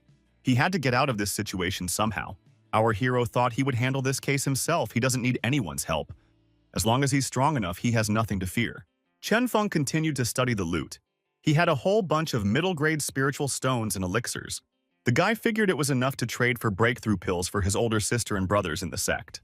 Also among the loot was a level 7 Yahello. Level 7 battle skill book, Lord of Thunder. The guy thought that he only wanted to dismiss the idea of a sword technique, but he didn't expect this. It was a valuable book. Lord of Thunder, fierce and indomitable, you must have the determination of Ningxia every time you draw your sword. There are 3 techniques for this. The sword stands out brightest among them. After practicing it, it will be struck as 9 consecutive blows, and each one will be stronger than the previous one. The young man thought that this technique suited him perfectly. The man in black had left him a great gift. Chen Feng changed his sword technique to a new one, and after picking up the weapon, he said that it was time for training. Somewhere, thousands of miles from that place, the warrior in lotus pose is practicing meditation and expecting another breakthrough. Something distracted him. Master saw that it was a message from the 178th. Apparently, he had failed. There was no way that this lowlife, Li Liu Liu, could destroy it. Obviously, he had someone helping him. With the help of the screen and secret abilities, this master saw the dialogue between 178th and Chen Feng. Everything became clear to him. The master realized who was responsible for the failure. Could such a young boy be able to easily destroy the 178th? He could be considered a young hero, the master said. But since this guy provoked him, he's only got one end in mind. The master drew his sword from its sheath. The bright light that reflected from the blade spread out in different directions. The master said that this boy was destined to die. Chen Feng continued practicing with his new sword technique. The first technique was the Thunderlord. Then, the crazy cut. Chen Feng thought that he had only learned 3 techniques. This is most likely just a simple version. The guy thought if he continued to train hard, he would reach the 9 swords level. Turning his attention to this sword, he thought that the weapon was quite shabby, yet considerably sharp. There is indeed some heritage in that sword, but why can't he feel it then? The guy hid the sword in its scabbard and said if he couldn't feel this legacy, then it wasn't meant for him, and decided to use this weapon as a regular sword. Chen Feng decided to use the time he had freed up and went to the market to repair his sword. At the same time, he was interested in the breakthrough pills for his sister and fellow clansmen. Yang Jing continued to follow our hero. He told Big Brother Su that Chen Feng had left, and they could begin. Big Brother Su said that it was time for Wang Shutong to come out. Wang Shutong was 18th on the rookie list. She said that Big Brother Su cannot worry. She knows what to do. Wang Shutong said that she needed to find a girl named Han Yuer, make her angry, and force her into the arena of life and death. Elder Brother Su said that everything was right, but there was no need to beat her to death. Brother Su said he wants Chen Feng, looking helplessly at his sister in the arena, already morally destroyed. The girl said that Su's older brother is very cruel. She likes him like that. Wang Shutong said that for his sake, she would go to such a favor. She hoped that Su, a member of the top 100, would take care of an inexperienced like her. Big Brother Su said that taking care of inexperienced rookies is his hobby, and he is willing to take care of Wang Shutong for a long time. Wang Shutong said that she understood everything and was leaving for the task at hand.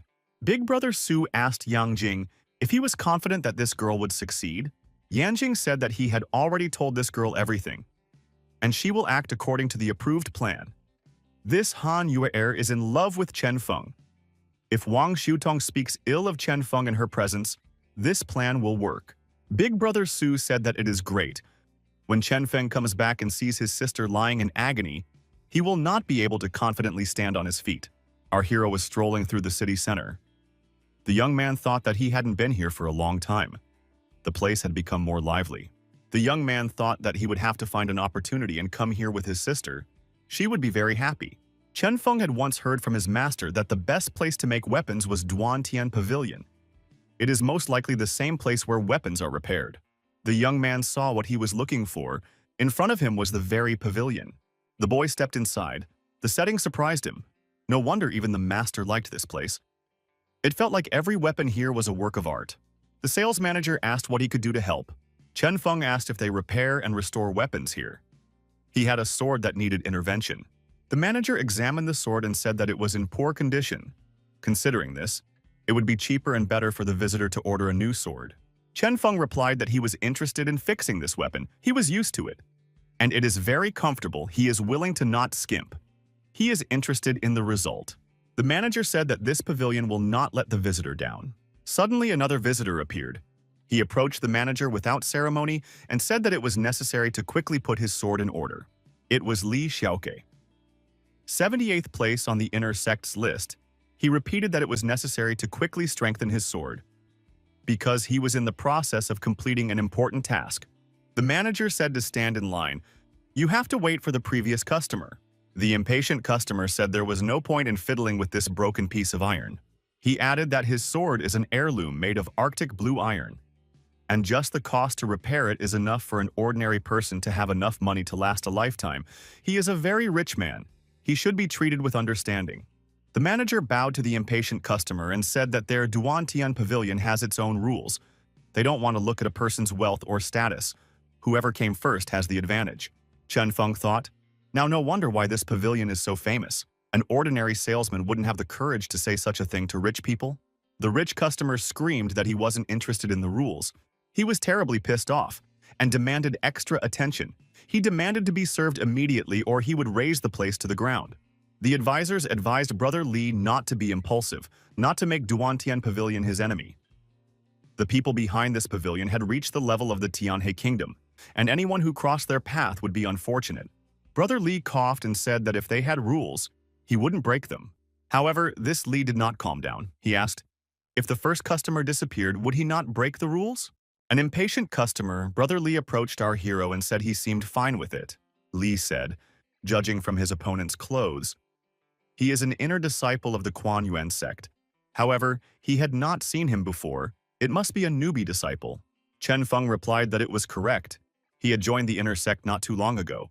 Brother Lee asked, in that case, did the young man know who was in front of him? Chen Feng replied that he did not know him. Brother Lee's advisors laughed. How could one not know Senior Brother Lee? This was Li Xiaoqi himself, ranked 78th on the overall list of the inner sect. Our hero indifferently lowered his eyes in respect and said that he would now know that Big Brother Lee was in front of him. The impatient young man said that if his interlocutor knew who was in front of him, he could take his sword and get out of here because he had no time. Li Xiaoqi said now he could tell about his sword. Chen Feng interrupted his opponent and said that he was the first to come to this pavilion. Moreover, he was also in a hurry. Li Xiaoqi was surprised. Brother Lee's advisors were also surprised. How dare he speak so disrespectfully? The newcomers had completely become insane. Where did their fear go? Li Xiaoqi asked our hero to repeat what he had just said. Chen Feng repeated, he was the first to come here and is also in a hurry. Li Xiaoqi was ready to get into a fight. The manager stopped him. He said that immediately we should stop it. According to the rules of the pavilion, fighting is forbidden here. The counselors held their master back and said that this wasn't the place for fights. They could deal with it later, when they returned to the sect. Li Xiaoqi stopped. Chen Feng noticed that it looked like Big Brother Lee was still adhering to the rules, and suggested that he should wait until he returned to the sect. After that, he was willing to discuss their differences, but for now, he needed to put his sword in order. Chen Feng approached the manager again and asked him to help solve the sword issue. Big Brother said that his patience was breaking. If his opponent wanted to put his sword in order, he was willing to see how he would do it with a broken sword. The enraged Li Xiaoqi struck his sword at his opponent's sword lying on the table. However, the opposite happened. The elder brother's sword broke into 2 pieces. Everyone thought, how is this possible? Chen Feng looked at his sword and thought, apparently it's not so simple. No wonder Li Liu was trying to get his hands on it at any cost. Li Xiaoqi sadly asked, how is this possible? This is an Arctic iron heirloom sword. Why is his opponent's sword more durable and sharper than this Arctic iron sword? Chen Feng congratulated Big Brother Lee.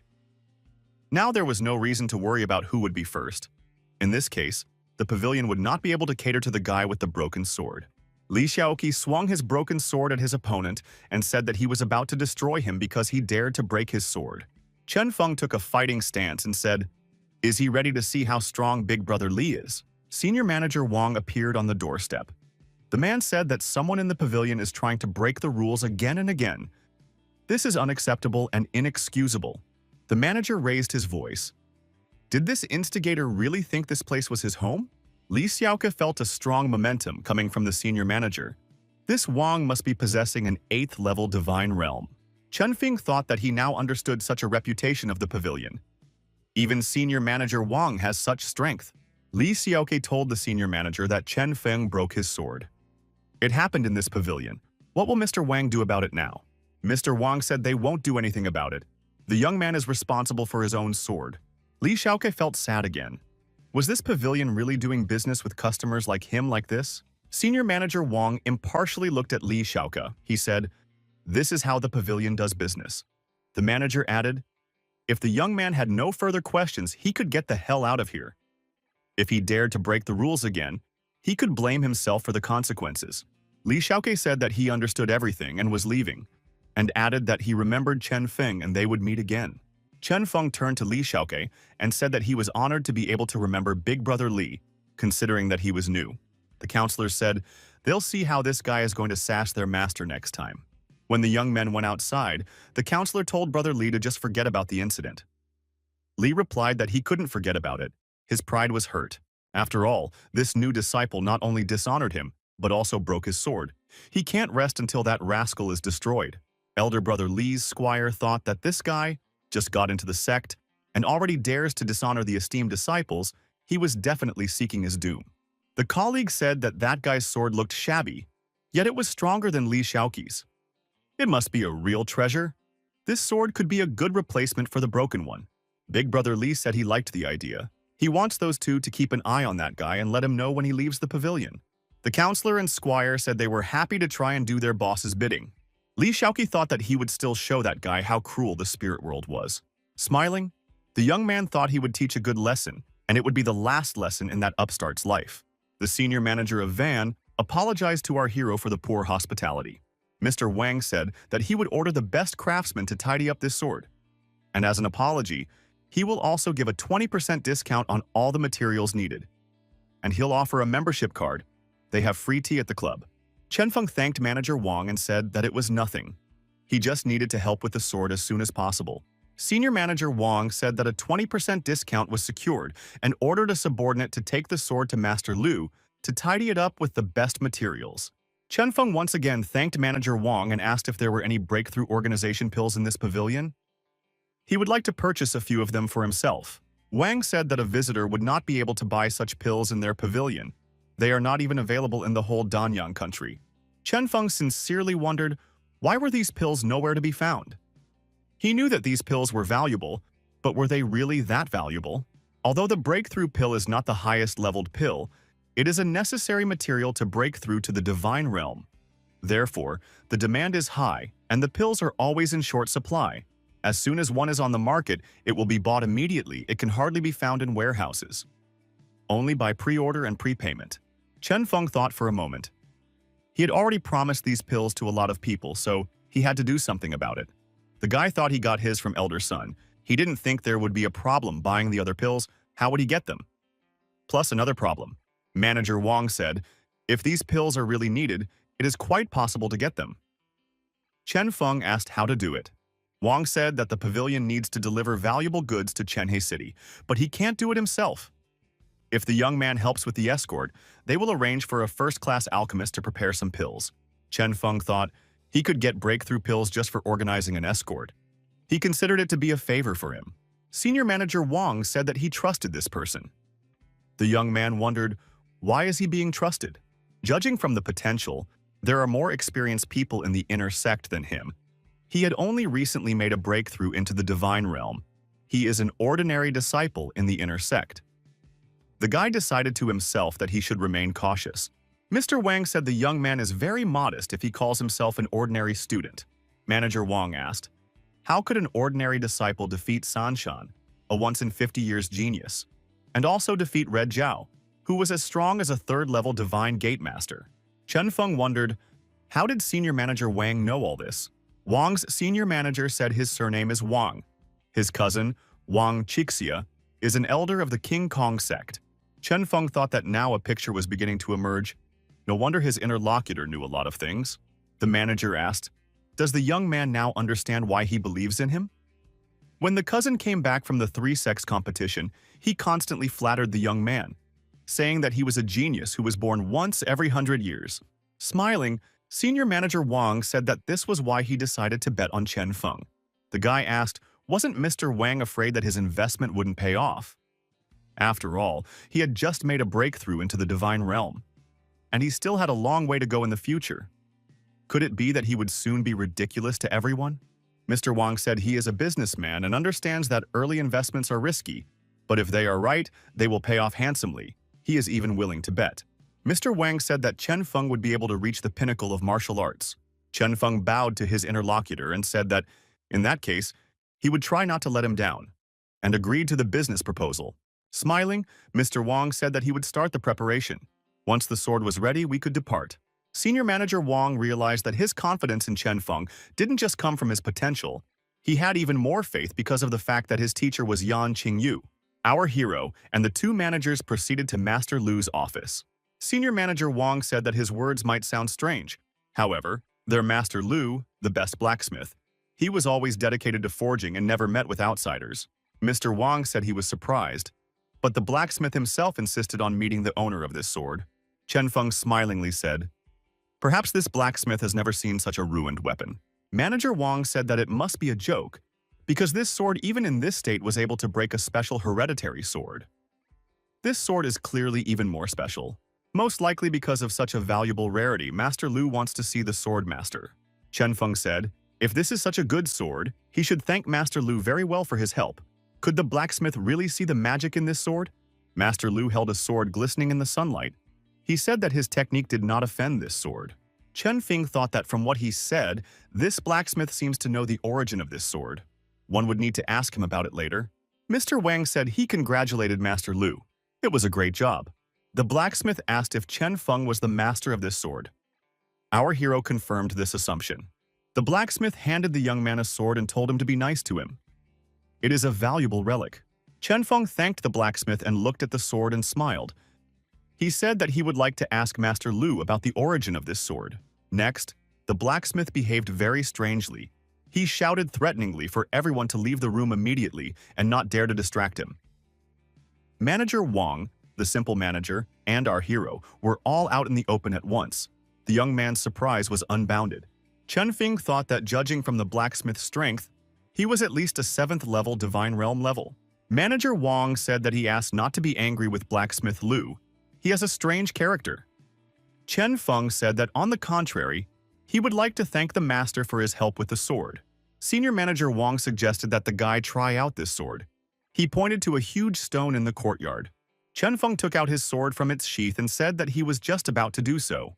The guy swung that sword and made a crazy cut, and he did it 6 times. The guy just couldn't believe that this sword was a perfect match for the Thunderlord technique. Mr. Wang said this stone was made of iron ore, and the sword cut it like a knife cuts through butter. Now it's a real piece of iron that looks like mud. This sword is priceless. Chen Feng was overjoyed and said that Master Lu was the one to thank. Otherwise, it would just be a simple sword. Our hero thought that this sword could really improve his martial arts level. He finally understood why Li Liu treasured this sword so much. Chen Feng wanted to touch the sword blade with his hand. He heard someone say, "Don't touch it." Chen Feng wondered, who could have said that? Chen Feng thought perhaps he was too happy about it, and he had heard it, and added that now that the sword was ready, the escort could begin. Mr. Wang said that with this sword, the young man had greatly increased his strength, and this task would now be easy, and asked Chen Feng to follow him. Chen Feng couldn't calm down, for he clearly heard it. But why didn't Manager Wang hear it, given his strength? The blacksmith said that Qian Feng is full of qi and blood. This is the most violent way, but hardly worthy of a sword. He hopes that this sword can shine in his hands just like it shone before. Senior Manager Wang introduced Elder Ma Zhulong, the representative of Duan Tian Pavilion, to Chen Feng. Manager Wang said that this elder is in charge of the entire escort. Mr. Wang also introduced Elder Ma, Chen Feng, and said that he was an inner sect disciple with incredible talent. Chen Feng greeted Elder Ma and asked him to take care of him on this journey. The guy thought that judging from his breathing, Elder Ma possessed the 2nd level of the Divine Realm, and everyone else, the 1st level of Hutian Dianfeng. Chen Feng thought that although their strength was low, their blood was enveloped by evil spirits. It seems that they often lick the blood.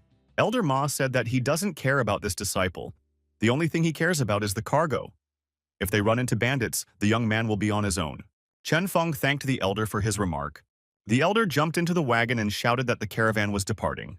Saying goodbye to Wang's manager, our hero said that words are superfluous and he doesn't mind. After all, he weighed and considered all the risks. Moreover, Elder Ma said correctly, people in such a matter should take care of themselves. Where will they get the energy to take care of others? Mr. Wang said it's good that the young man understands. Then he trusts him to keep the goods safe.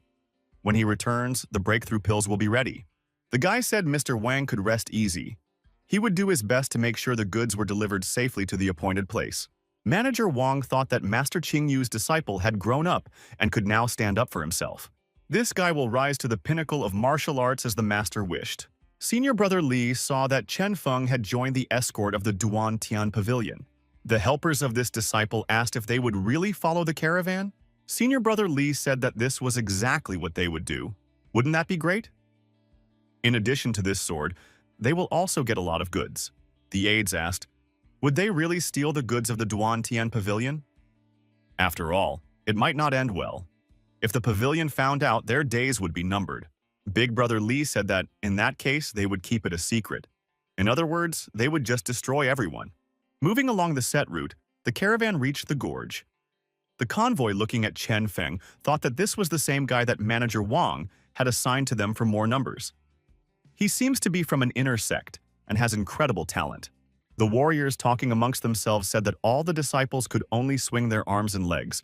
If one fought them to the death, no doubt they would lose. Surely he would immediately be frightened when he met the bandits. Chen Feng, listening to this conversation, realized the impression the sect disciples left. But it was understandable since they had less combat experience than these bloodthirsty mercenaries. Unexpectedly, Chen Feng sensed something unusual ahead. There was some strange aura spreading out. The mercenaries said that the young man is exaggerating. Elder Ma has the second level of Divine Realm, and even he can't sense anything. How could this guy know anything?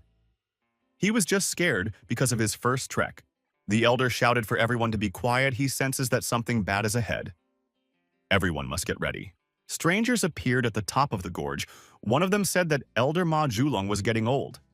After all, he had noticed them so late. Elder Ma saw the two warriors and realized that they were the black and white of impermanence. These two seemed to our hero some unknown personalities.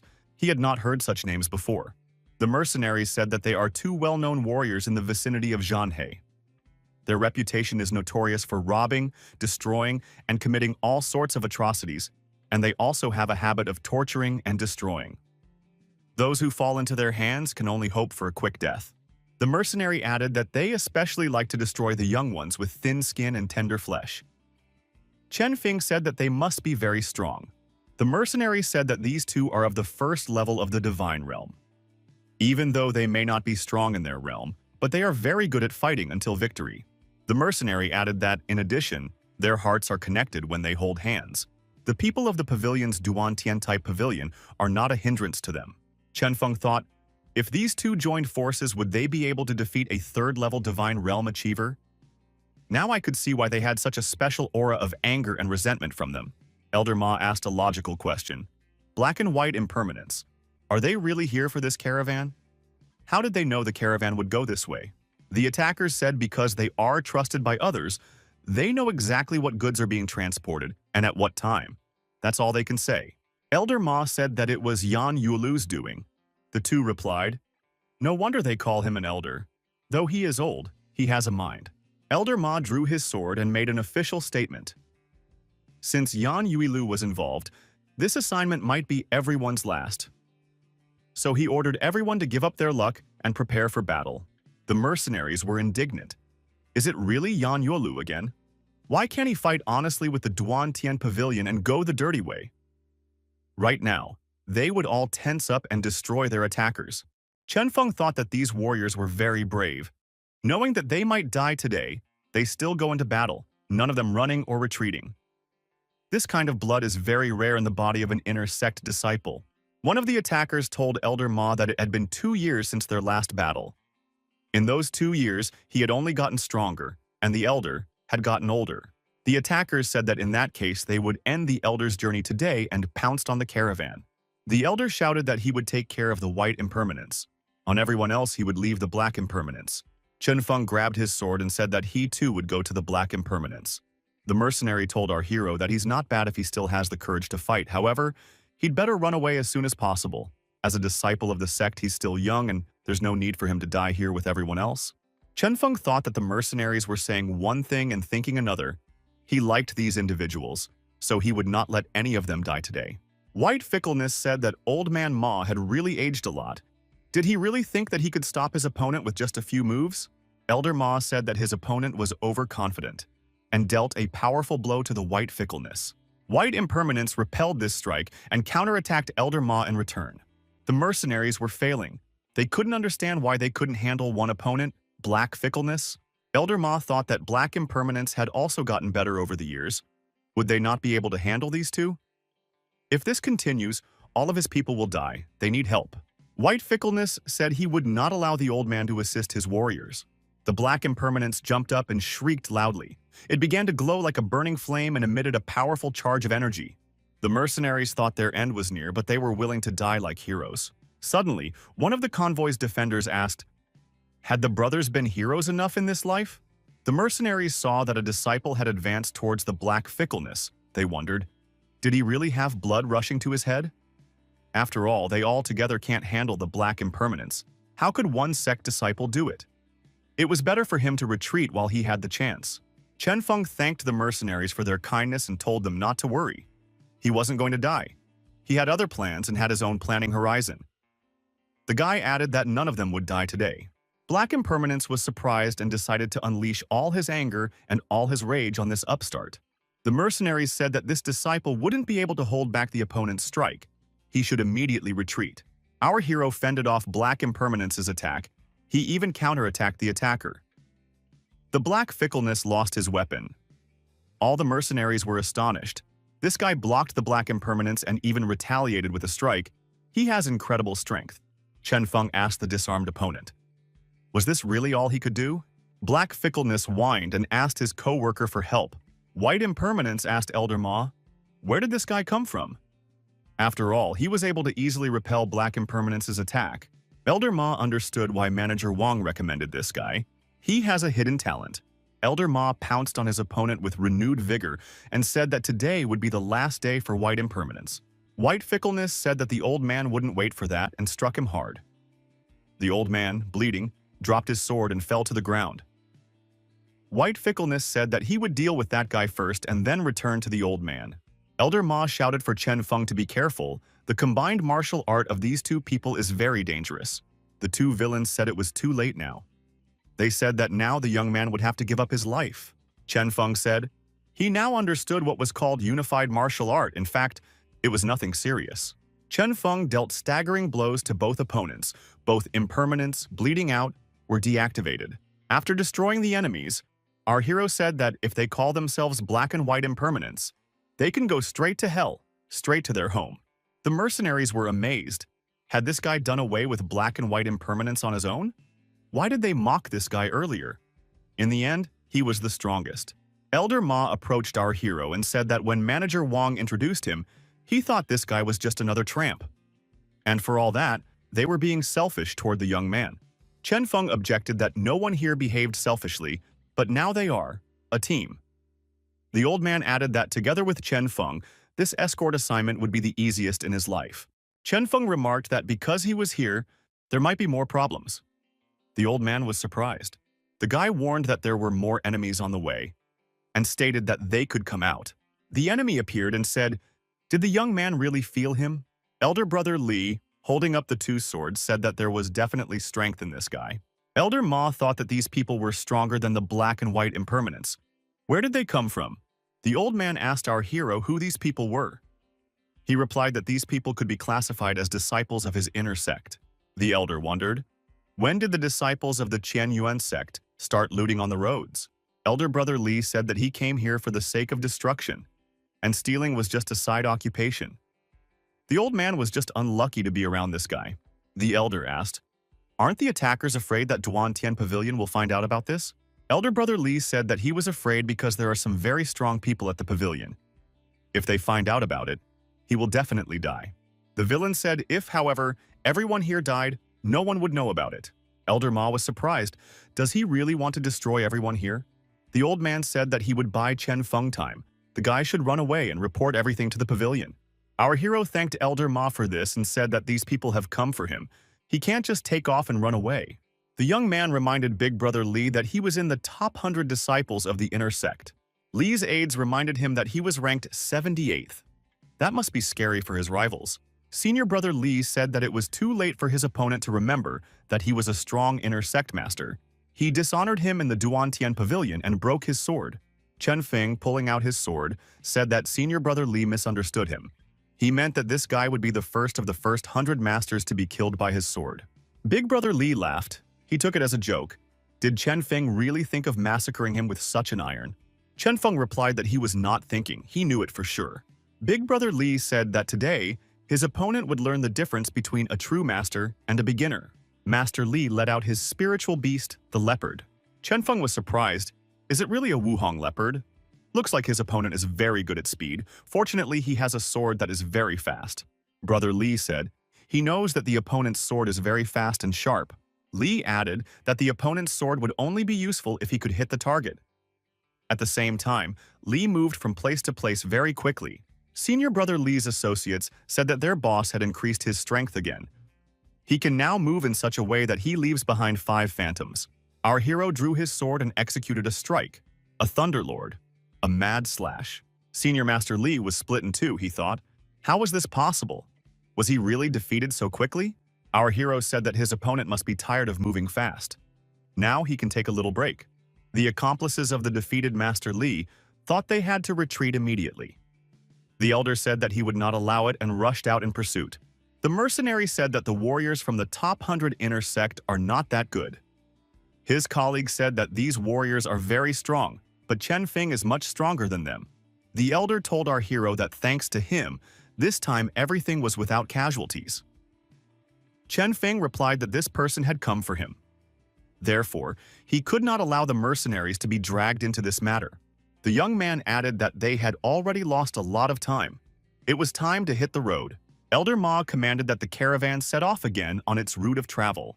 The destroyed villains were left lying in the gorge. After returning to the Duan Tiantian Pavilion, Manager Wang said that the elder had told him everything that happened on the road. Manager Wang thanked Chen Feng for his help with the escort and safe travel. Chen Feng replied that he had done his best to ensure that the shipment was delivered safely, and inquired about the status of the breakthrough pills. Master Wang said he's prepared everything. The young man doesn't have to worry. Our hero rejoiced. He had a whole bottle of breakthrough pills in his hands. The young man thanked Manager Wang. Mr. Wang said Chen Feng has done a great job. He deserves these pills. Chen Feng said that he should now go back to the sect. If there are any needs, Mr. Wang can contact. Chen Feng was satisfied. He saw that there were enough breakthrough pills for everyone. Now the sect brothers and elder sister would be able to make a breakthrough to the divine realm. Our hero was approached by Xiao Ho and told that he had some information. This information is disappointing. At this moment, Sister Han Yue is fighting in the arena of life and death. This is happening in the inner Qian Yuan sect. Fighting in this arena, Han Yue didn't understand why the opponent's skill was so good. It's not even possible to hit her. The opponent said that compared to Han Yue, she was outstanding not only in body mastery but also in strength. Her opponent said it was time to finish and rushed straight at Han Yue. Using her energy capabilities, the aggressive woman dealt a staggering blow to our hero's sister. Han Yue realized that her rival was hiding her strength. The woman said exactly like that. If she didn't hide her strength, Han Yue wouldn't have followed her into the arena of life and death. The woman added, if she didn't do that, how would she then help Su Gang's brother lure Chen Feng out? Han Yue realized what the original insidious plan was. She had deliberately spoken obscenely about her younger brother in her presence to anger her. The woman said that she originally had some doubts about the relationship between her brother and sister. She was worried that the plan might fail. Seeing Han Yue start sticking up for her brother without hesitation, she felt relieved. The woman added, she is sure when Chen Feng sees his sister being mutilated, then in a fit of rage and despair, he will rush into the arena of life and death. And then Su Gang will defeat him. Han Yue said that she would not allow her younger brother to be destroyed and would not allow it even if she were dead. The wily woman said that a great love was unfolding before her. True, that love would not have a good ending. The intruder said that now that she was full of strength, Han Yue wouldn't be able to do anything to her. Therefore, she could obediently fall to the ground. Han Yue received a stunning blow. However, Han Yue dodged and threw a punch at her rival's head. Han Yue said sarcastically, what a pity. The woman couldn't believe her opponent had hit her and mutilated her beautiful face. Han Yue thought that despite resisting her opponent's attack, her dantian was damaged. The intruder said that Han Yue didn't dare do that to her face. Until now, she has relied on her beauty, and now she doesn't know how to live her life. The intruder said that she would first destroy the rival's cultivation base in such a case. Then she would shave off her head and make her life a misery. The villains thought that Wang Sutong not only wanted to destroy her rival's cultivation base, but also to disfigure her face. Wasn't that too vicious? Why is she torturing her opponent like this? Just how inhuman does one have to be? This woman has the most poisonous heart. Bai Shui, ranked 70th on the overall list of the inner sect, thought that Wang Shutong was not worthy of being a nun. However, her boss told her to do it and create torment for Chen Feng. Su Gang said that when Chen Feng arrived, he would not be able to maintain rationality and then he would have to fight in the arena of life and death. Instructor Duan Liu thought, does he really only have to watch Chen Feng's sister be humiliated? But he can't break the rules of the arena. Han Yue asked her rival, was her name really Wang Sutong? Han Yue said, if she wanted to do it, let her do it quickly, or else she would regret injuring only her face. Wang Sutong rushed at her opponent, and Han Yue thought that her end had come. Elder Duan Liu closed his eyes. He too thought that it was over. He only hoped that when Chen Feng found out, he would not repeat such a mistake. Suddenly, there was a loud shout. A young man was approaching from above, shouting for everyone to stop. Everyone realized that it was Chen Feng. Su Gang shouted that the one who had destroyed his brother had appeared. Han Yuehir looked up and saw that it was her younger brother approaching. Yu Shaoqiang shouted, he is finally here. She wants Chen Feng to see her destroy Han Yuehir, but in doing so, he won't be able to do anything. Chen Feng shouted for them to stop while directing a powerful energy charge in the form of lightning at Wang Sutong. The woman receiving the lightning charge, bleeding, thought, how is this possible? Wang Xiaotiang flew aside. She was lying in the resulting crater. She thought that she must be better than this guy. Chen Feng flew up to his sister and asked how she was feeling. Bai Shui thought that this guy had destroyed Wang Sutiong, who was ranked 18th on the list of disciples, with a single move. Undoubtedly, this Chen Feng will become the best in the inner sect. The girl apologized to her younger brother. She was emotional, so she entered the arena of life and death. Chen Feng replied so his sister should not blame herself. He understands everything. She entered the arena because of him. He is the one who should apologize. If he had arrived earlier, none of this would have happened. The instigators of the fight were outraged. Chen Feng had hit Wang Sutong to the point of exhaustion. How is this possible? How was he able to do this? Even the top-ranked Yang Jintian was not capable of such a thing. This guy had broken the rules of the life of death arena, and now it would end badly for him. Elder Duan Liu thought that this guy did not hesitate to save people, and valued righteousness. He was right, his address. The elder realized that for all that, Chen Feng had violated the rules of the life and death arena. Such a case would not be easy to solve. Yang Jin, who was ranked first on the rookie list, thought that Chen Feng's strength had increased again. But such a fast progress would no longer help him. Their goal has been accomplished, and soon this guy will die. Su Gang shouted, Chen Feng finally appeared here. He had been waiting for him for a very long time. Chen Feng realized that Su Gang was the one who had planned all this. Su Gang said that he was the one who planned it. After Chen Feng crippled his brother, he wants to take revenge. Chen Feng asked Chief Instructor Duan Liu, what is done in this case to those who interfered in the life and death arena battle? The elder said that in the arena, everyone has their own destiny, life and death without regrets. No one has the right to interfere. Those who interfered would be expelled from the sect and then punished by the destruction of cultivation to the lowest level, almost to the point of death. Our hero suggested that there was another option. After all, just punishing Su Gang would not be enough. Su Gang said that this guy was not stupid enough. Another option would be for Chen Feng to enter the arena in place of his older sister and fight against the 3 inner sect disciples. If he doesn't give up on that, the Duanlu elder said to Chen Feng to think properly. If the guy accepted the punishment, then despite the exile and loss of cultivation, he would at least survive. But if he accepted the challenge, the chances were slim. Chen Feng asked, 3 disciples including Su Gang would oppose him? Su Gang replied that otherwise he would not be able to avenge his brother. I guess Chen Feng must have been scared already? Chen Feng replied that he was indeed scared. He was scared if Su Gang didn't challenge him, then he wouldn't be able to beat him alive. Our hero said he chooses to replace his sister in the arena of life and death. Su Gun replied that it was great. That guy's got a lot of madness. Now I wonder who will win. He added that the woman should be removed from the arena. Inspector Duanlu thought he knew this guy would choose this option. It's a good sign, but it's best not to react prematurely.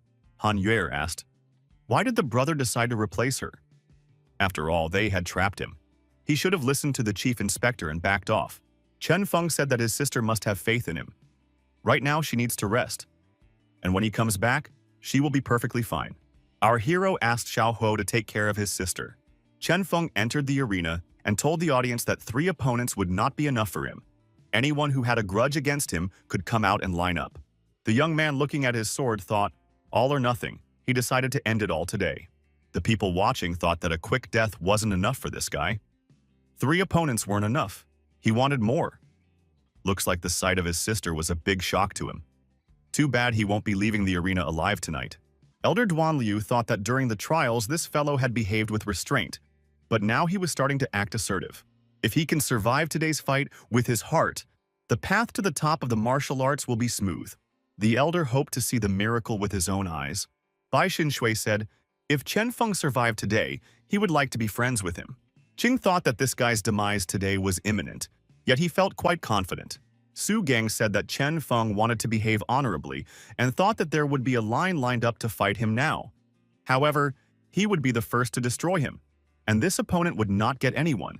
Suddenly, a young man appeared who said that he wanted to be the first to do it and asked Su Gang to wait. Everyone was surprised. Is it really Zheng Wu? He is ranked 20th on the rookie list. He was the first to challenge. Everyone thought that Zheng Wu had a beef with Chen Feng, or maybe he just wanted to make a name for himself. Su Gang asked, what did this mean? Had Zheng Wu decided to steal his opportunity for revenge? Zheng Wu said that he just wanted to teach that guy a lesson. When Chen Feng's strength runs out, he would give up and let Su Gang finish that guy off. Su Gang said that he allows him to practice on Chen Feng, but he should by no means destroy this opponent. Zheng Wu said that he would be gentle with him. He decided to introduce himself to our hero. Chen Feng replied that he did not care who was in front of him. The only thing he wanted to know was, what had he done to him? Zheng Wu said that Chen Feng was the problem. Chen Feng said that in that case, he would keep his first opponent alive. And after kicking him, he told him to get out of here. With one leg kick, our hero sent his opponent away from the arena. Flying down, he thought. How come he was dealt with just one kick? Chen Feng said that this is a life and death arena, not a place for outrage. He was not going to waste time on idle chatter. Everyone was surprised. Chen Feng had handled his opponent with just one punch. No one would want to go up against him now. The people watching thought that Chen Feng's strength had increased once again. He might be able to survive today. Although Su Gang is in the top 100 of the inner sect, Chen Feng is only ranked 19th among the newcomers. As expected, another opponent showed up. It was Su Gang, who said that he didn't see anything outstanding about winning with one punch over some brat on the rookie list. Today, Chen Feng would see a true martial artist in action. The new opponent asked, didn't Chen Feng think that he could be compared to Zheng Wu?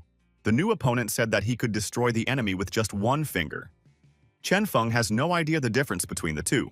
Chen Feng took out his sword and said that he felt insecure. The opponent asked why. Chen Feng said that he felt insecure from the stupidity of the opponents. If they want to fight, they can just step up.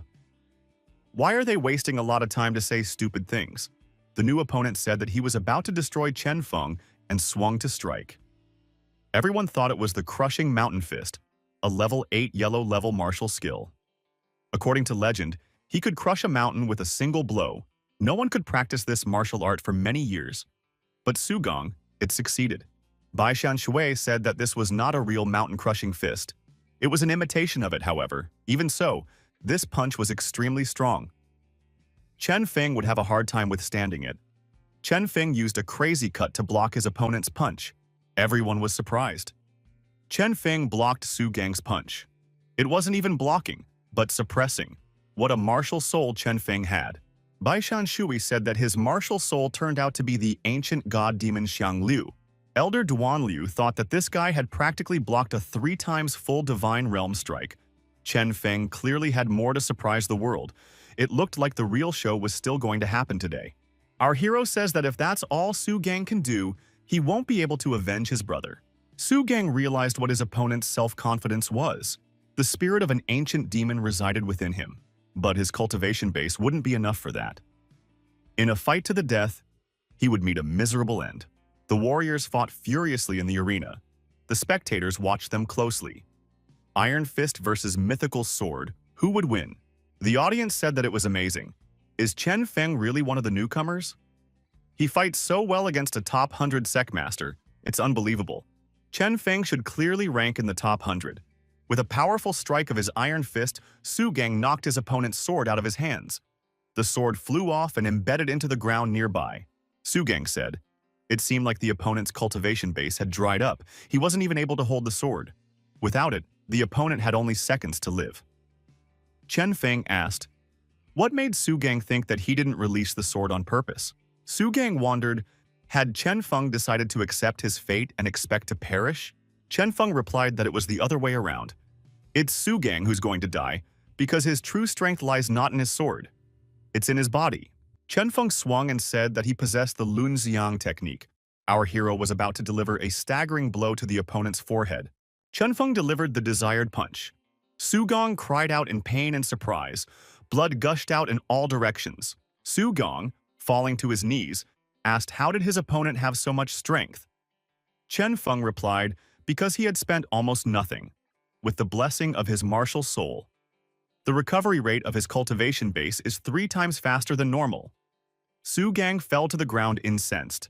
Elder Duanliu shouted that this was an amazing talent. A miracle had happened. The rookie had defeated a 3rd-level Divine Realm Master. Elder Duanliu thought, what kind of strength was Chen Feng hiding from him? Yang Jing asked, how is this possible? Why is Chen Feng so strong? The angry warrior said, there were rumors that this guy was taking some forbidden medicines. The same thing allowed him to destroy a top 100 master. Now he wants to deal with this Chen Feng himself. Bai Shan Shui said that by destroying Su Gang, Chen Feng had not used his full strength. It could be seen that Chen Feng had used his crowning blow. It was more likely that he had used his full strength after all.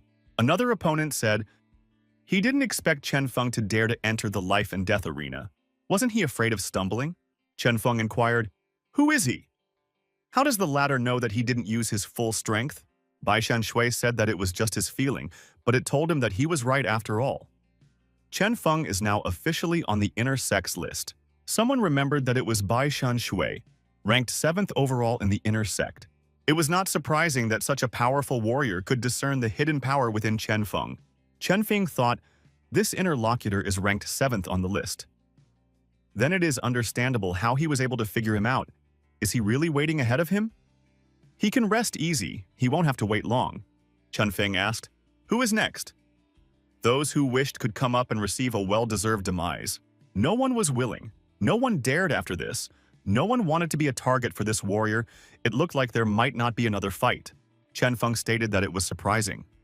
After all, he recalled that there were still a few people who had claims against him. If they didn't show up, he himself would call them by name as cowards. Another warrior appeared and said that he was already standing here. It was Zhao Hu, ranked 10th among the rookies. Everyone wondered what Zhao Hu was doing here. It turned out that they had agreed to meet in this arena, but this guy was always getting out of the situation where he was going to die. Our hero said that he did not expect to see Zhao Hu among the opponents.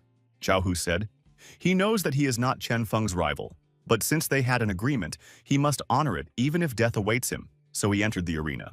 Chen Feng stated, if the opponent knows everything himself, he can attack. Zhao Hu executed his best strike. It was a black tiger shaking the heavens. Chen Feng executed his kick, a dragon and an elephant shaking the heavens. As a result, Zhao Hu was defeated and lay sprawled out in the arena. Chen Feng said that this world will be boring without Zhao Chu and Zhao Sanshan. Our hero said to let this guy continue his journey. He will wait for his new challenge. The people watching said, as expected, this Zhao Hu is not Chen Feng's opponent. He was lucky now. If Chen Feng fought 3 opponents, then he had fulfilled the conditions of the punishment. Chen Feng asked, is there anyone else willing to fight him? Because he doesn't have much time, no one expected this guy to turn out to be so loving and righteous. He declares to everyone like this, if anyone dares to touch anyone from his entourage again, he will be destroyed. Yang Jing thought that this guy was too strong. He didn't expect this. He wouldn't be able to face off against Chen Feng now. We need to back off and come up with a new plan. Next time, he'll be sure to destroy it. Elder Duanliu said Chen Feng had slain 3 disciples and worked out the punishment. He could stop. Chen Feng stated that this is not enough. He wants it to end today. There is another person who holds a grudge against him and did not show up to the arena. Chen Feng said that this person is Yang Jing, who for some reason now wants to escape responsibility. Doesn't he want to go down to the arena and fight? Yang Jing said that Chen Feng has already managed to challenge 3 masters. He must be tired already, so he shouldn't use such a handicap. He will wait 2 months for the qualifications to start. Chen Feng stated that 2 months it is too long, he wants to end it here and now. Chen Feng said that he was a little tired, but it didn't matter. His remaining strength was more than enough to destroy all the opponents. Yang Jing said to Chen Feng now, but he will not take this opportunity. He wants a fair fight. He will wait for Chen Feng to rest, and then they will fight to the death. Chen Feng said, he knows that Yang Jing set the whole thing up. Chen Feng said, he stated flatly, if Ye Jing dares to attack any of his brothers or sister, he had better disappear from the sect. Chen Feng added that he swore that not even his grandfather, a supreme elder, would save him. Leaving this arena, Yang Jing said that they would still see which of them would die first. Everyone thought that this guy didn't deny everything he said, so he really planned it all out. He actually turned out to be an unscrupulous person. Yang Jing thought that Chen Feng is using a radical method.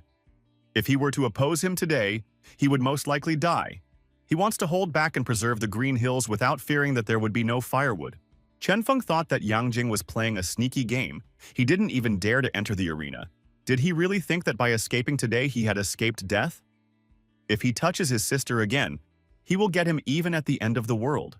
Han Yuesher turned to her brother and said that she was apologizing. If she hadn't acted impulsively, none of this would have happened. Chen Feng immediately approached his sister. The young man took the girl in his arms and said that he was the one who should apologize.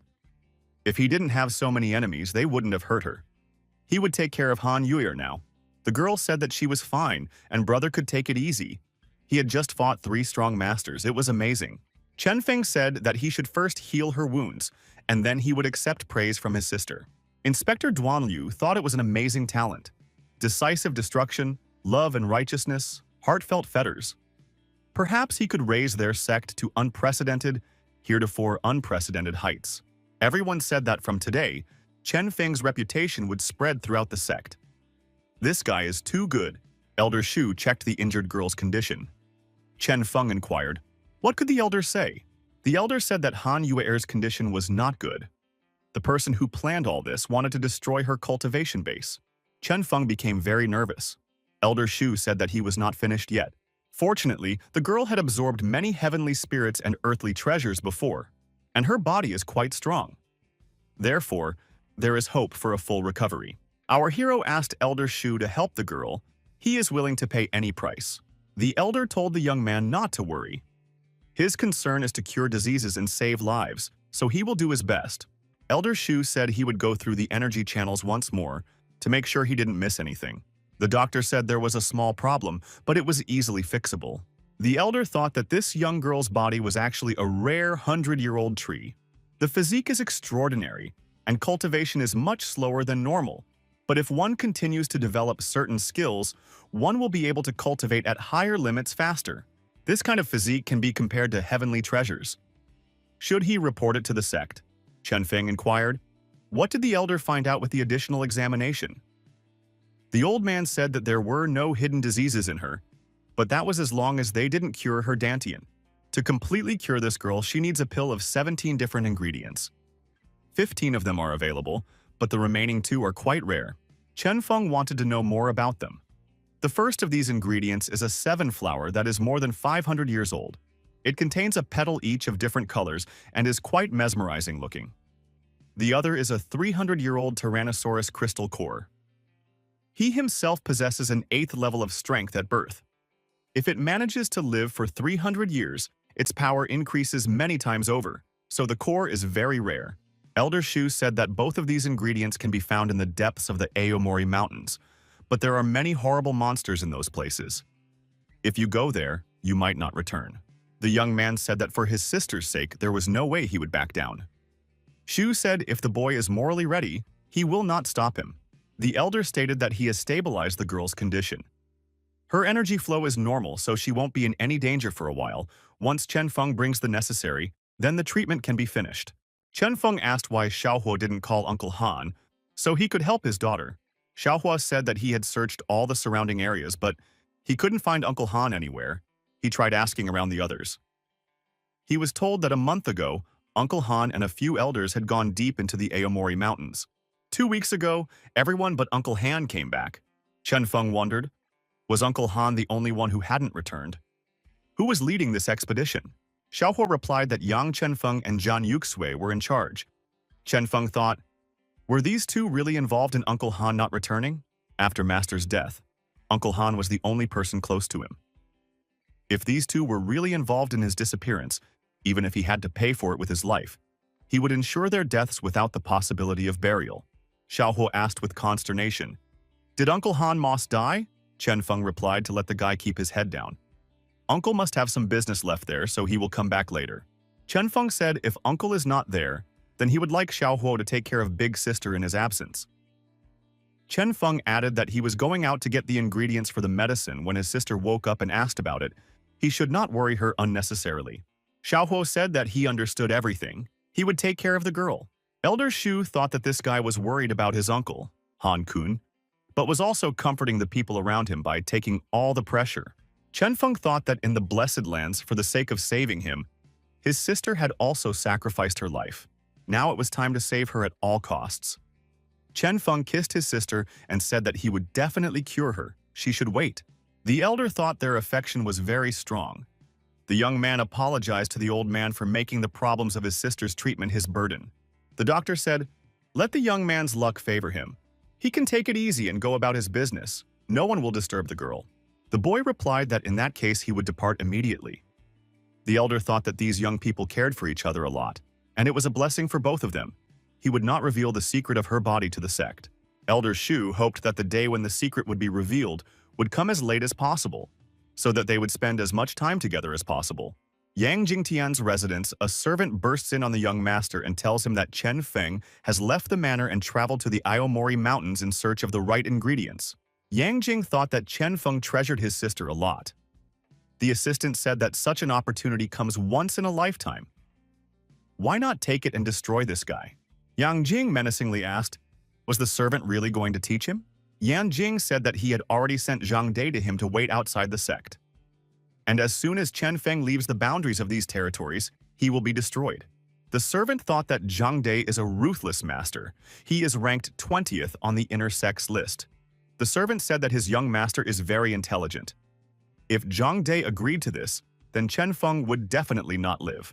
Yan Jing angrily said that because of this guy, he was now a complete laughingstock in the entire grid. Chen Feng should pay him for this with his life. The depths of the Aomori Mountains. Traveling through these places, our hero found a footprint of a giant tyrannosaur on the ground. Judging by the size and depth of the print, it is clearly more than 300 years old. Guy didn't expect to come across his tracks just after entering the deeper regions of the Aomori Mountains. It must be his sister's blessing. The young man thought that by following the tracks, he might find this beast. Suddenly, arrows flew at our hero. The young man deftly dodged them and said that the opponent could go out and not hide. The opponent turned out to be Zhang Dai. It was the mercenary that Yang Jing had sent, the mercenary asked. How did this guy manage to dodge his arrows? Looks like he is not as wasteful as rumored. Chen Feng said that this attacker is a rascal if he attacks stealthily, although he is unsuccessful. Zhang Dai took out another arrow and said that this guy is sharp of tongue. He added that he hoped that the guy was good at more than just language. Otherwise, it was a pity to waste arrows on him. Chen Feng inquired who sent him. Zhang Dai said that this young man did not need to know, except for one thing, that his name was Zhang Dai, and he was ranked 20th. Chen Feng thought that it would be difficult for him to continue dodging such arrows. He drew his sword and decided to take the hit. He wondered, what was the strength of a master ranked 20th inner sect? Zhang Dai fought with dignity against our hero. The guy thought that this opponent was worthy of his place. He was at least a notch stronger than the 90th ranked Su Gang. Zhang Dai said that this guy had strength in him and was able to take his arrow. So destroying Su Gang wasn't just luck. Zhang Dai added that in any case this guy would have to die because he was able to endlessly send arrows like the previous one. How many of them can he block? Chen Feng thought that he had no advantage over his opponent in long-range combat. In this case, he would just be a target. Only at close range would he have the opportunity to fight back. The young man started moving from place to place with great speed, gradually approaching his opponent. Zhang Dai noticed this and thought that the boy wanted to shorten the distance. Our hero fought by dodging arrows. He fended them off and tried to get closer to his opponent. Zhang Dai said to stop resisting. He should become humble and accept his doom with dignity. Our hero asked, "Does the opponent really think that the victory is his?" Zhang De replied, "He is convinced of it, because the guy still couldn't get close to him." Zhang De added, "He would stand in one place, but if the opponent forced him to take a step, his death would not be so painful." The guy used Lightning Blast, the third technique. The opponent was surprised. Could this guy really attack from a distance? The archer admitted that his opponent was able to surprise him. He didn't expect Chen Feng to be capable of a long-range attack. However, he couldn't escape. If he once found prey, there was always one outcome waiting for it, and that was doom. The young man knew, although the Thunder Blast is powerful in itself, its attack is slow. It is only effective when the enemy is not expecting it. The guy now was more important to find the ingredients to save his sister. When he goes all the necessary, then he would deal with Zhang De. Our hero came across an obstacle. He realized it was a formation. It must have been placed by Zhang De. Chen Feng saw an open area in front of him. There was a waterfall, a lake under the waterfall. A stranger was swimming in the lake. "Wow," thought our hero. The girl, startled, asked who was here. It was Lu Yuxuan. Chen Feng turned his gaze away and apologized. He said that he barged in here by pure chance and asked the girl to pretend that he was not here. The guy realized this formation was created by some girl who decided to swim here. But why would she choose to do it in a place like this? The stranger slammed her palm on the water and asked menacingly, was he really just going to leave after peeking at her? Chen Feng once again said that it was an accident and he apologized. The girl jumped out of the water, quickly dressed and took out her bow. Turns out it was an archer too. The girl let loose an arrow at the stranger. The guy dodged the arrow and once again said it was all a misunderstanding, he's being honest. But he can't just stand there and let himself be destroyed over a misunderstanding. The stranger said the guy could gouge his eyes out and then she would believe it was an accident. Otherwise, she would take his life. Why aren't his words getting through to this girl? But if she's so angry, he can return the favor. Show her his body, and then they'd be even. The girl called the guy a creep. How dare he molest her? She sent an arrow towards the boy again. Chen Feng thought that this girl could definitely destroy him this way. However, he had an idea. The stranger wasn't going to settle down. He didn't dare peek at her when she was bathing, so he deserves to be destroyed. The girl released another arrow. She didn't understand what had happened. How did this guy manage to escape? The cautious young man did not expect that this girl would have a very rare weapon. A martial soul and an arrow more powerful than under Zhang De's soul blessing. Fortunately, this girl is not that strong. The young man thought that this girl had no logic at all. He remembered that he was late in finding the ingredients, and it was time to keep looking for them. Not far away, our hero heard a growl and saw birds flying up into the sky. The boy thought it was the voice of a Tyrannosaurus. Judging from the intonation of the Tyrannosaur's growl, the young man assumed that the beast had met some sort of opponent. We should hurry up and take a look at it. Looking out from behind the bushes, Chen Feng saw that the Tyrannosaur was fighting with another beast. Chen Feng thought that it was fortunate that he had run here. Now he had to wait for the right moment. After waiting for the giant crocodile to be defeated, our hero realized it was time to act. However, Chen Feng saw that the crocodile was still alive, and he was up to no good. He must have deliberately shown weakness. At some point, when the Tyrannosaurus's vigilance was dulled, the wounded crocodile clawed its sharp teeth into the dinosaur's throat. Chen Feng jumped high up and swung his sword. He decided that the final blow would be for him. In the end, the unfortunate Tyrannosaur was destroyed. Chen Feng said that the first ingredient for his sister had been obtained. The young man held the Tyrannosaurus core in his hands. The boy considered it a great deal of luck. If there hadn't been a battle between the beasts, it would have taken him a long time to find and defeat the Tyrannosaurus. The young man thought that the Almighty himself was blessing his sister at this difficult moment. Chen Feng thought that even if he came here for the core, there was no need to throw away the other parts of the monster as well. The flesh, blood, skin, teeth, all of these were quite valuable materials and could fetch a solid amount of money that could be successfully invested later. The guy leaned with his sword over the Tyrannosaurus and thought it was time for slicing. The next moment, the young man came to his senses. He had completely forgotten. After all, he was being chased by Zhang De. He used a strong technique to destroy this monster. Considering Zhang De's strength, he must have sensed it and was already heading here. Chen Feng decided to prepare an ambush and surprise the mercenary. He is only strong in long-range attacks. At close range, he would be an easy opponent. The mercenary Zhang De rushed through the branches of the huge trees. He sensed where the movements of the battle were coming from, and he felt the breath of the Tyrannosaurus. The mercenary thought that Chen Feng was somewhere nearby since he was interested in the Tyrannosaurus. The archer arrived at the site. He saw the corpses of a Tyrannosaurus and a giant crocodile. He saw no one else. The mercenary applied his special vision. He figured this kid wouldn't be able to hide from him. The mercenary's eyesight gave him no clue. He only saw two beasts that had been destroyed.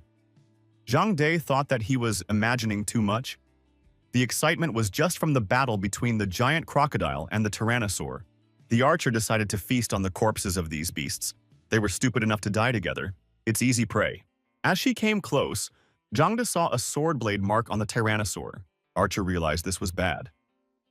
Then there was someone else here. Chen Feng, who was hiding under the corpse of the beast, gave his opponent a stabbing blow. Zhang De flew far back. He was lying there bleeding. Our hero was approaching his opponent with sword in hand. He said, as expected from a master ranked 20th in the inner sect. This strike did not destroy him. Zhang De said that his rival was a despicable scoundrel. He had cheated him in the most shameless way. Chen Feng recalled that his opponent had recently attacked from the back himself. Now that he had lost the advantage of distance, it was time for him to feel like prey. Zhang De jumped to his feet and blocked his opponent's punch with his bow. He said that the newcomer would not be able to destroy him. The rookie was able to do it. He said that Zhang De was powerless without a weapon and gave him a staggering penetrating blow. Zhang De cried out in pain. Chen Feng said that this time he had destroyed a master ranked 20th on the intersex list who prided himself on attacking from afar. Our hero said that a rival prevented him from looking for the ingredients for his sister's medicine, so this place will be his grave. Zhang De fell into the pit. Our hero said that the grave was ready for him and could be finished. The mercenary shouted that the guy couldn't destroy him. In that case, the sect would punish him severely. The young man laughed and said that the sect didn't forbid fighting outside of it. He had learned all the rules already. Chen Feng stepped close to his opponent and said, even if he destroyed him, he would not get anything for it.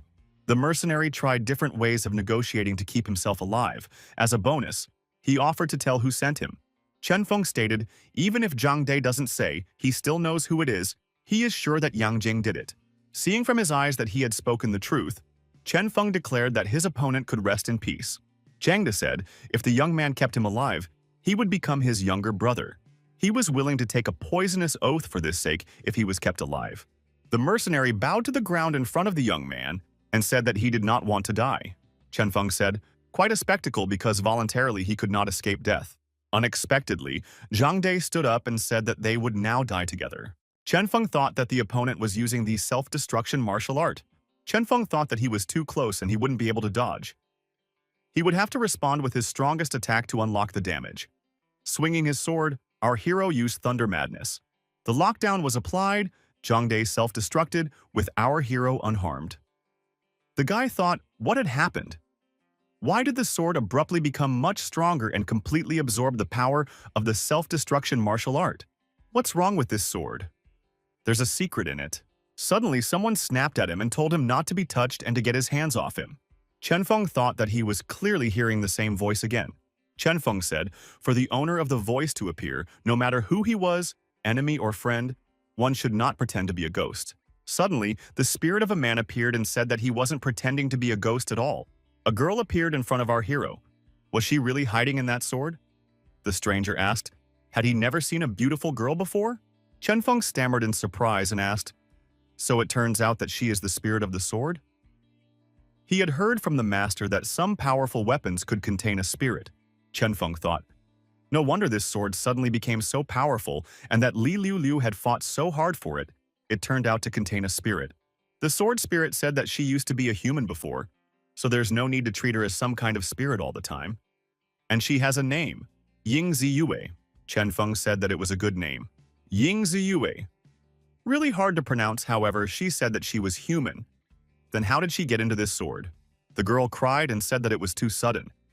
She had been warned not to go near that sword since she was born, but she didn't listen. Chen Feng asked, how did this happen?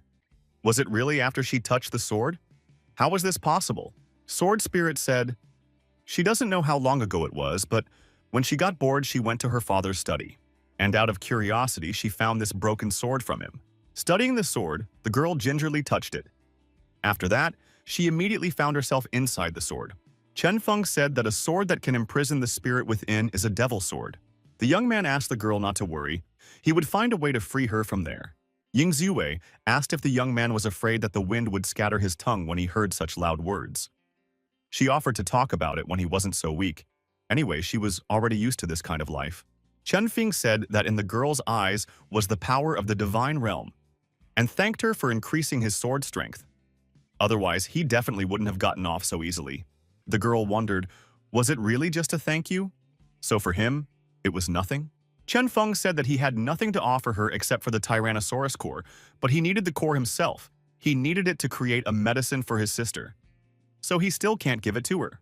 Ying Ziyue said that she didn't need this low-level core, and asked if the downed opponent might have anything of value. Chen Feng said it's time to see what is there to eat. There were a dozen linqi, 100-year-old lingji, and a worry stone to feast on. There were also crystal liger cores, and a used bow that was made from a storm eagle, which greatly increased the strength of the bow and arrows. Chen Feng thought that Zhang De was in the top 20 sects for a reason. He had many valuable items. Sword Spirit asked, how could he be strong if he had nothing useful? It's just junk. Chen Feng thought, if the strength of the god realm was something weak to her, then something like this wouldn't be interesting either. Chen Feng discovered a communication badge between Zhang De and Yang Jing among the things. Chen Feng broke this badge. Yang Jing tried to destroy it 3 times. Because of that guy, my sister is badly injured. It's time to settle the score with him. Yang Jing Tian residence. The young man saw that a message had come to him from Zhang De. His communication badge made it known. Yang Jing rejoiced. They had agreed that when Zhang De destroyed Chen Feng, he would let him know about it. It looked like he had succeeded. Still, he was ranked 20th on the inner sects list for a reason. He did not disappoint him. Yanjing wanted to bring back Chen Feng's body and show the entire sect. Let everyone see what happens when they are provoked. Yanjing arrived at the place where the signal came from. Yanjing began to explore the area and found a body lying on the ground. Judging from the clothes, it was Chen Feng. Yanjing thought that Zhang De was becoming more and more arrogant, destroyed Chen Feng, and left before waiting for him. When he returned, he would have to ask his grandfather to give him a beating, otherwise he would stop listening to him. Yang Jing approached the body. He was curious to see how Chen Feng had tragically died. He hoped that Zhang De hadn't disfigured him too much so that the sect could recognize him. Grasping his body, Yang Jing said, Chen Feng, a scum from another sect. Did he really want a challenge? Now he realizes how unpromising it is. Yang Jing turned the body over and saw that in front of him lay the body of Zhang De wearing Chen Feng's clothes. Horror twisted the young man's face. He realized that he had been tricked. How is that possible? If Zhang De's corpse is here, then where is Chen Feng? Suddenly, Chen Feng appeared in front of the cunning warrior and asked if he was the one he was looking for. Yang Jing was surprised. Was Chen Feng really able to deal with Zhang De ranked 20th in the inner sect? How was it possible? Chen Feng swung his sword and said that in a few moments, he himself could ask Zhang De personally. Yanjing was frightened and shouted for Chen Feng to stop. There was an unfortunate misunderstanding. It was not his doing. Chen Feng turned into a fierce and aggressive warrior. His eyes glowing, he shouted that Yang Jing was about to die. Yang Jing shouted that he wouldn't give up so easily. He pulled out his battle sword. However, it didn't save him. He couldn't even block his opponent's attack slightly. The young man was injured. Chen Feng brought his sword to his kneeling opponent and said that he was willing to listen to his last words. Yang Jing said in fear that his opponent couldn't destroy him. After all, his grandfather is the supreme elder of the inner sect. If that were to happen, his grandfather would not forgive it. Chen Feng replied that what he hated the most was such people who try to bargain their lives in a pathetic manner before perishing. If there was nothing more to say, then he could perish. Suddenly, someone tells our hero that he's a little lousy and can't be that presumptuous. Chen Feng turned around and saw Elder Ran Yuxue. She shouted that she was about to destroy him. A confrontation happened between the armed Chen Feng and the unarmed Elder Ran Yuxue. The woman used her magical abilities. Yanjing thought that there was an opportunity to escape. Chen Feng jumped up to his opponent, put his sword on his shoulder, and asked where was he going. Ran Yuxue said for Chen Feng to let Yang Jing go immediately, or else he would regret it. The woman thought that this guy's strength had once again become higher, and even a stealth attack wasn't enough to destroy him. Chen Feng asked, What would happen otherwise if he didn't follow this order? And added that Yuksui might try to destroy him before this guy's head flew off his shoulders. Ran Yuksu thought, "This guy is becoming more and more arrogant. We can't let him live anymore. Yang Jing's death is worth it. All the blame could be shifted to Chen Feng. And even if the chief elder suspects something, he will have nothing to answer for." Chen Feng thought that Elder Ran intended to destroy him. One must be extremely careful. Yang Jing asked, "What is Elder Ran up to? Did she really want to destroy both of them?" He guessed something like that, he told his grandfather. If something happened to him, it would be Ran Yuxu's fault. Ran Yuxu thought angrily that Yang Jing had tied her hands in this way. "I'll have to save him." The woman said that Yang Jing misunderstood everything. She only wants to save him. Chen Feng should let him go, and then she would honor his miserable life. Chen Feng replied that this woman is talking nonsense. Can she not clearly assess the situation? Chen Feng added that it was not for him to beg for mercy but for her to beg for forgiveness. Elder Ran Yuxue asked what Chen Feng wanted for Yang Jing's release. Chen Feng replied that he had one condition. He asked for help to find a 500-year-old seven flower. Once he got hold of this flower, he would let Yang Jing go. The guy thought that it would be faster to find the right ingredient for his sister's medicine. Elder Ran Yuxui said that she agreed, and went in search of the flower. Yang Jing told his opponent that the elder had already gone to fetch the flower. He asked him to put his weapon away. After all, he wouldn't run away. Chen Feng said, if his opponent talked a lot, we would have to cut off his tongue. Chen Feng thought, although the elder agreed to find the flower, but she was too submissive. This is not in her character. Perhaps she is somewhere nearby right now, trying to find a moment to attack while he is relaxed. The sword spirit told Chen Feng to be careful. It is the witch who has returned and is hiding nearby. Chen Feng thought that Yuxue hadn't changed at all. Chen Feng asked, if Elder Ran Yuxue had returned, why isn't she coming out? Is she ashamed to admit that she didn't find the seven colors? Yuxu replied that in that case, she would go searching again. Why would she want to hide? Elder Ran threw our hero a flower and said, this is what he asked for. Now he can let Yang Jing go. Chen Feng checked what kind of flower his opponent had thrown to him. Ran Yuxiu said that this guy is bullying her. She never goes for dirty tricks or cheating. Chen Feng stated that this was another joke by Ran Yuxiu. After all, she is the one who is always up to something. This is indeed the seven colors. No matter how difficult this task is, however, it is easy for the elders. Yuxue asked, is Chen Feng going to let this guy go now? Our hero said, not yet. Elder Ran got angry. Is he really testing her patience? Chen Feng stated that once he released Yang Jing, it would cost Yuxue nothing to immediately destroy him. To avoid such a thing, they will return to the sect together. There, he will release Yang Jing. Elder Ran will go ahead. The woman had no other choice, so she agreed. Yuxue thought that this scoundrel was not only strong but also weaving deeper intrigues. We should find a way to destroy him as soon as possible. Chen Feng told Yang Jing to get up and walk forward. The guy thought that he should heal his sister first, and he would deal with these two later. The three arrived at the sect. Ran Yuxu said that they were in place, and now Chen Feng can release the hostage and advise this guy not to piss her off anymore. Chen Feng said that unlike some people, he always keeps his word. And he added that Yang Jing could thank Elder Ran for saving him. Yang Jing thought that he had survived after all. Chen Feng thanked Elder Ran Yuxue for helping him find the flower. If he needed anything, he would definitely turn to her. The woman thought, no one had ever dared to use her like that before. This guy better not be given a chance to destroy it. Otherwise, he'll be wiped out. Yang Jing said to Chen Feng not to think that victory was left to him. Within a month, there would be a new disciple to put this rascal in his place. Chen Feng thanked his opponent for warning him, and added that they could all come to him anytime. Chen Feng was in good spirits. He had gathered all the necessary ingredients and could now head to his sister's place, Han Yue's residence. The girl is still in the same deplorable condition. Elder Shu couldn't find a place to be. Suddenly, the trauma in the girl's body began to manifest dramatically. Once a backlash ensued, the consequences would be irreversible.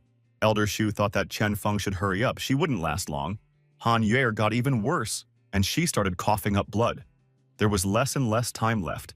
The elder realized that the worst had manifested.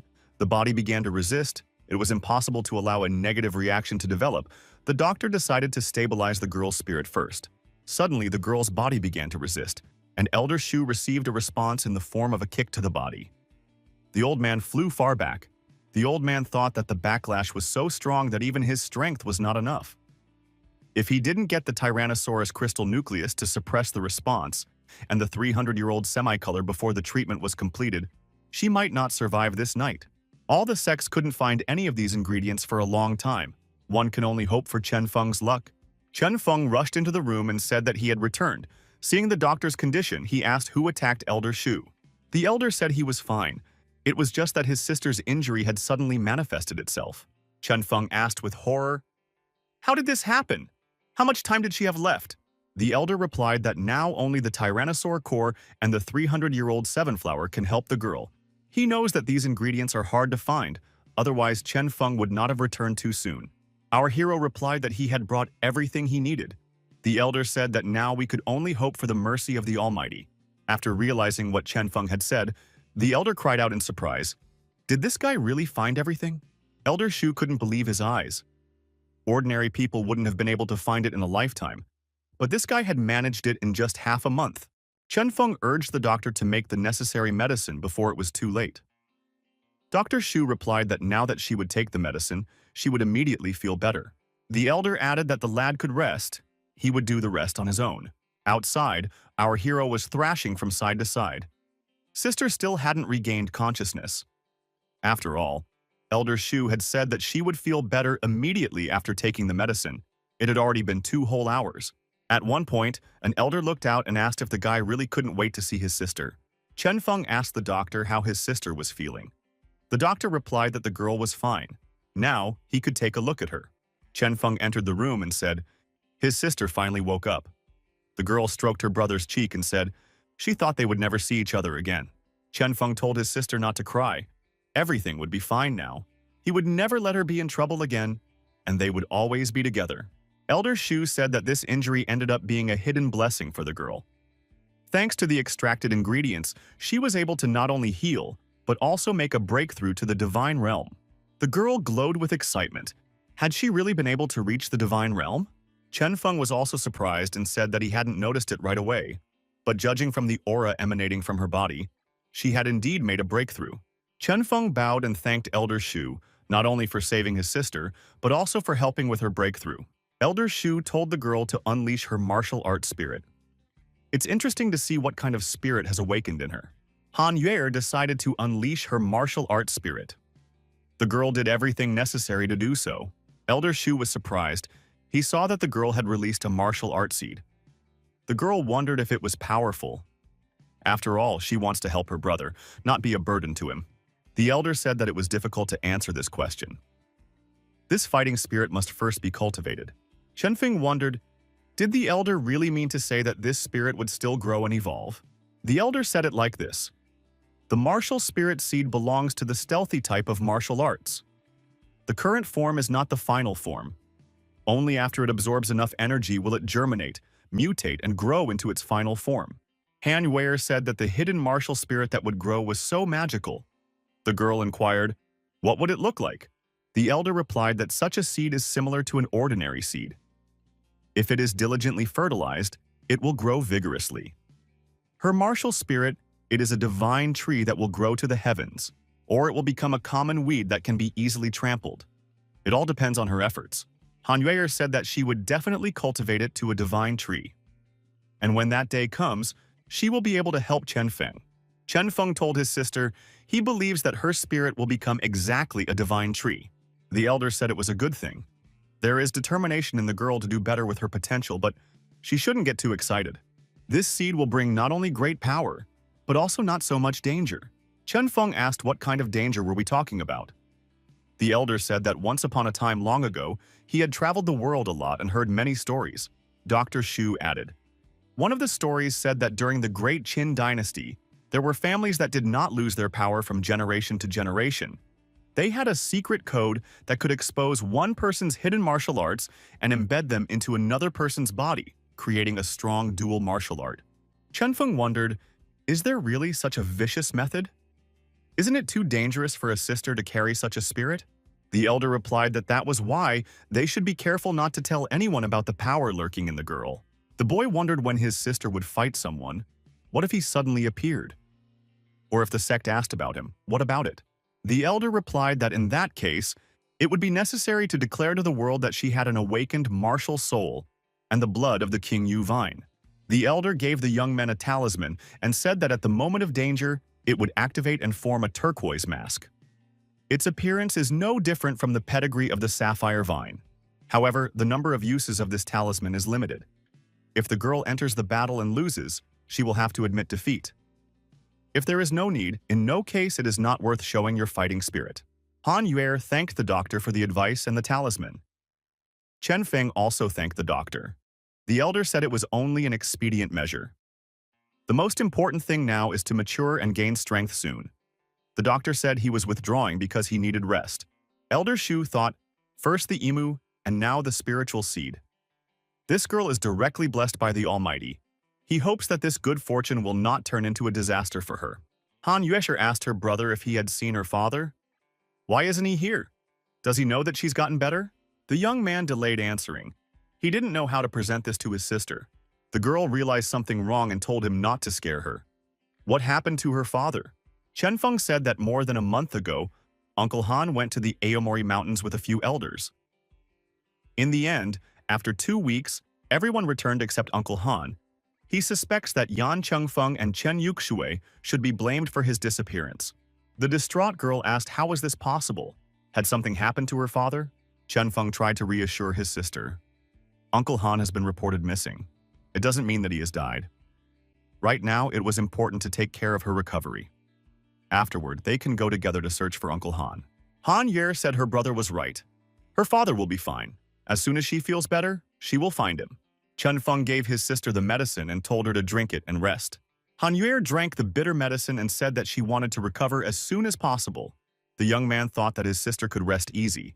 He would find Master Han and bring him back. If he had indeed been killed, the culprits would not go unpunished. Our hero came to visit Elder Shu. The doctor asked why they were meeting again. Shouldn't the young man take care of his sister? Chen Feng said that the sister had fallen asleep.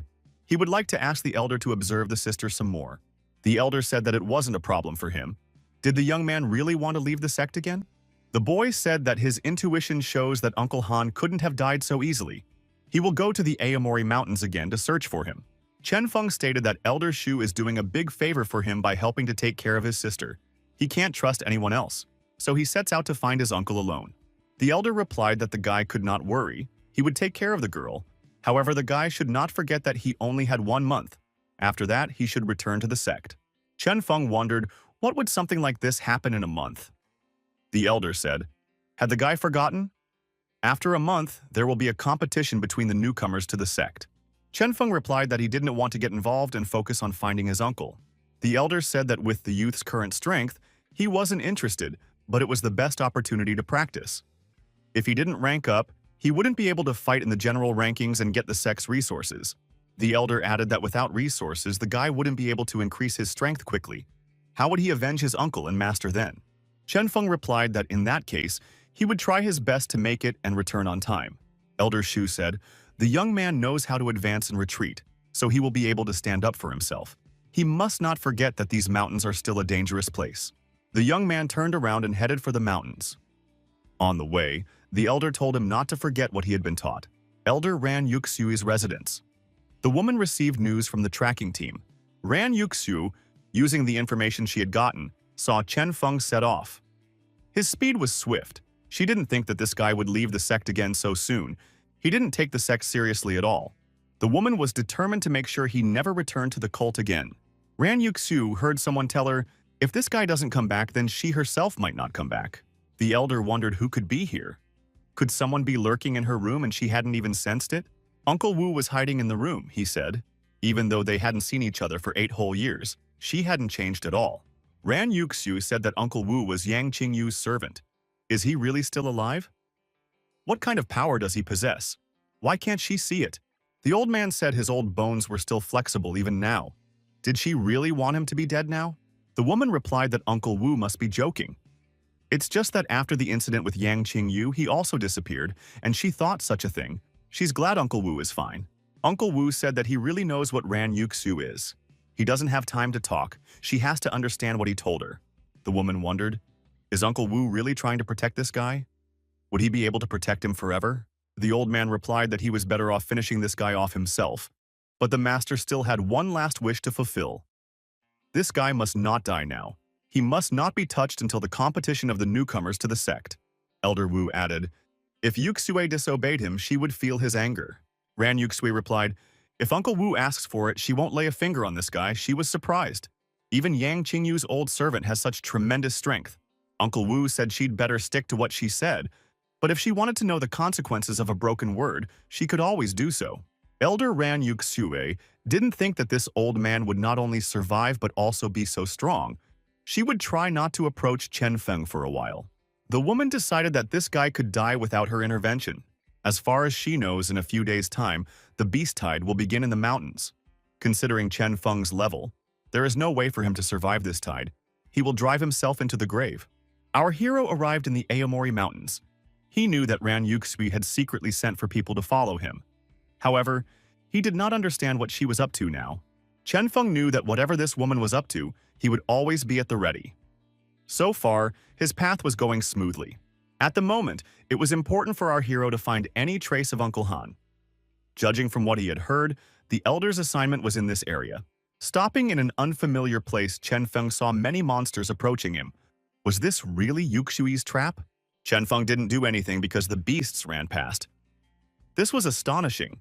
Sword Spirit Ying Ziyue told our hero that this was the foreshadowing of the beast tide. Chen Feng inquired, what does it mean?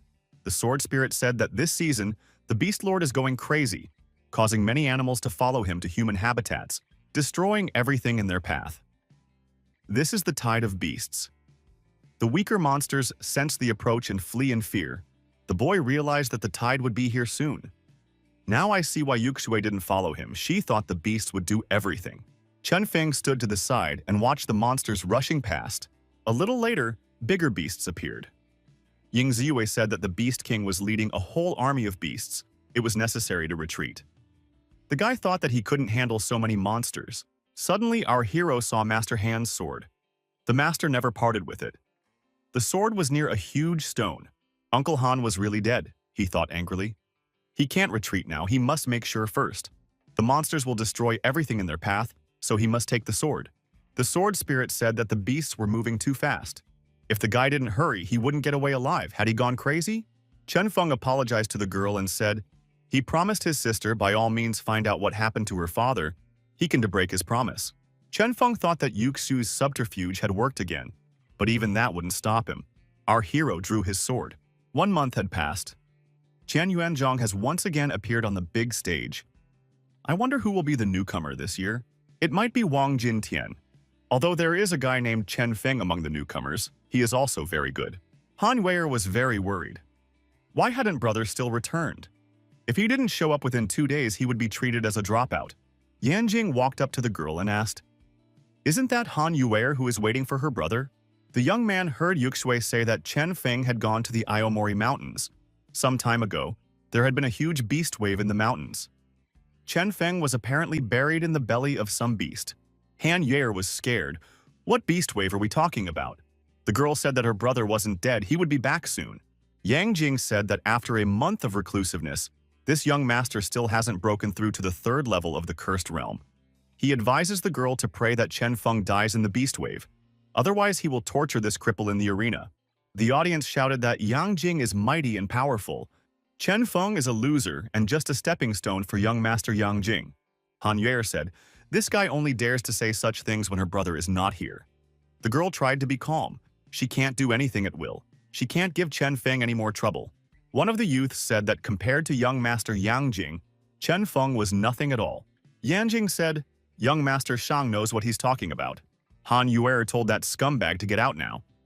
Compared to Chen Feng, his 2nd-generation ancestor, nothing. Shang asked the girl, doesn't she know what to do? He and Yang Jing are willing to accept her and it will be her blessing. If she doesn't want to today, they will help. He doesn't see someone who can save her. Zhang saw some movement above and raised his head. At that instant, Chen Feng, who was descending to the ground, kicked the rogue Shang in the forehead. Shang couldn't believe that it was Chen Feng. No one was expecting him to return. Yang Jing wondered, why is Chen Feng still alive? Chen Feng said, As long as Yang Jing is alive, he will not die. Chen Feng said that the beast wave is nothing but a bunch of monsters. If one destroys these monsters, one can naturally survive. Yanjing said that Chen Feng's refinement had slightly increased, but his bragging skills had greatly increased. How could he talk about destroying the beast wave? Everyone began to wonder, how could one say that one had handled the beast wave alone? Chen Feng must have been hiding somewhere to save his life, but shamelessly came back to brag. Han Yue was very happy that her brother had returned. Chen Feng asked if his sister was worried. The young man asked, "Didn't those scoundrels do anything to her?" The girl said she was fine. Han Yue asked if the guy had any news about her father.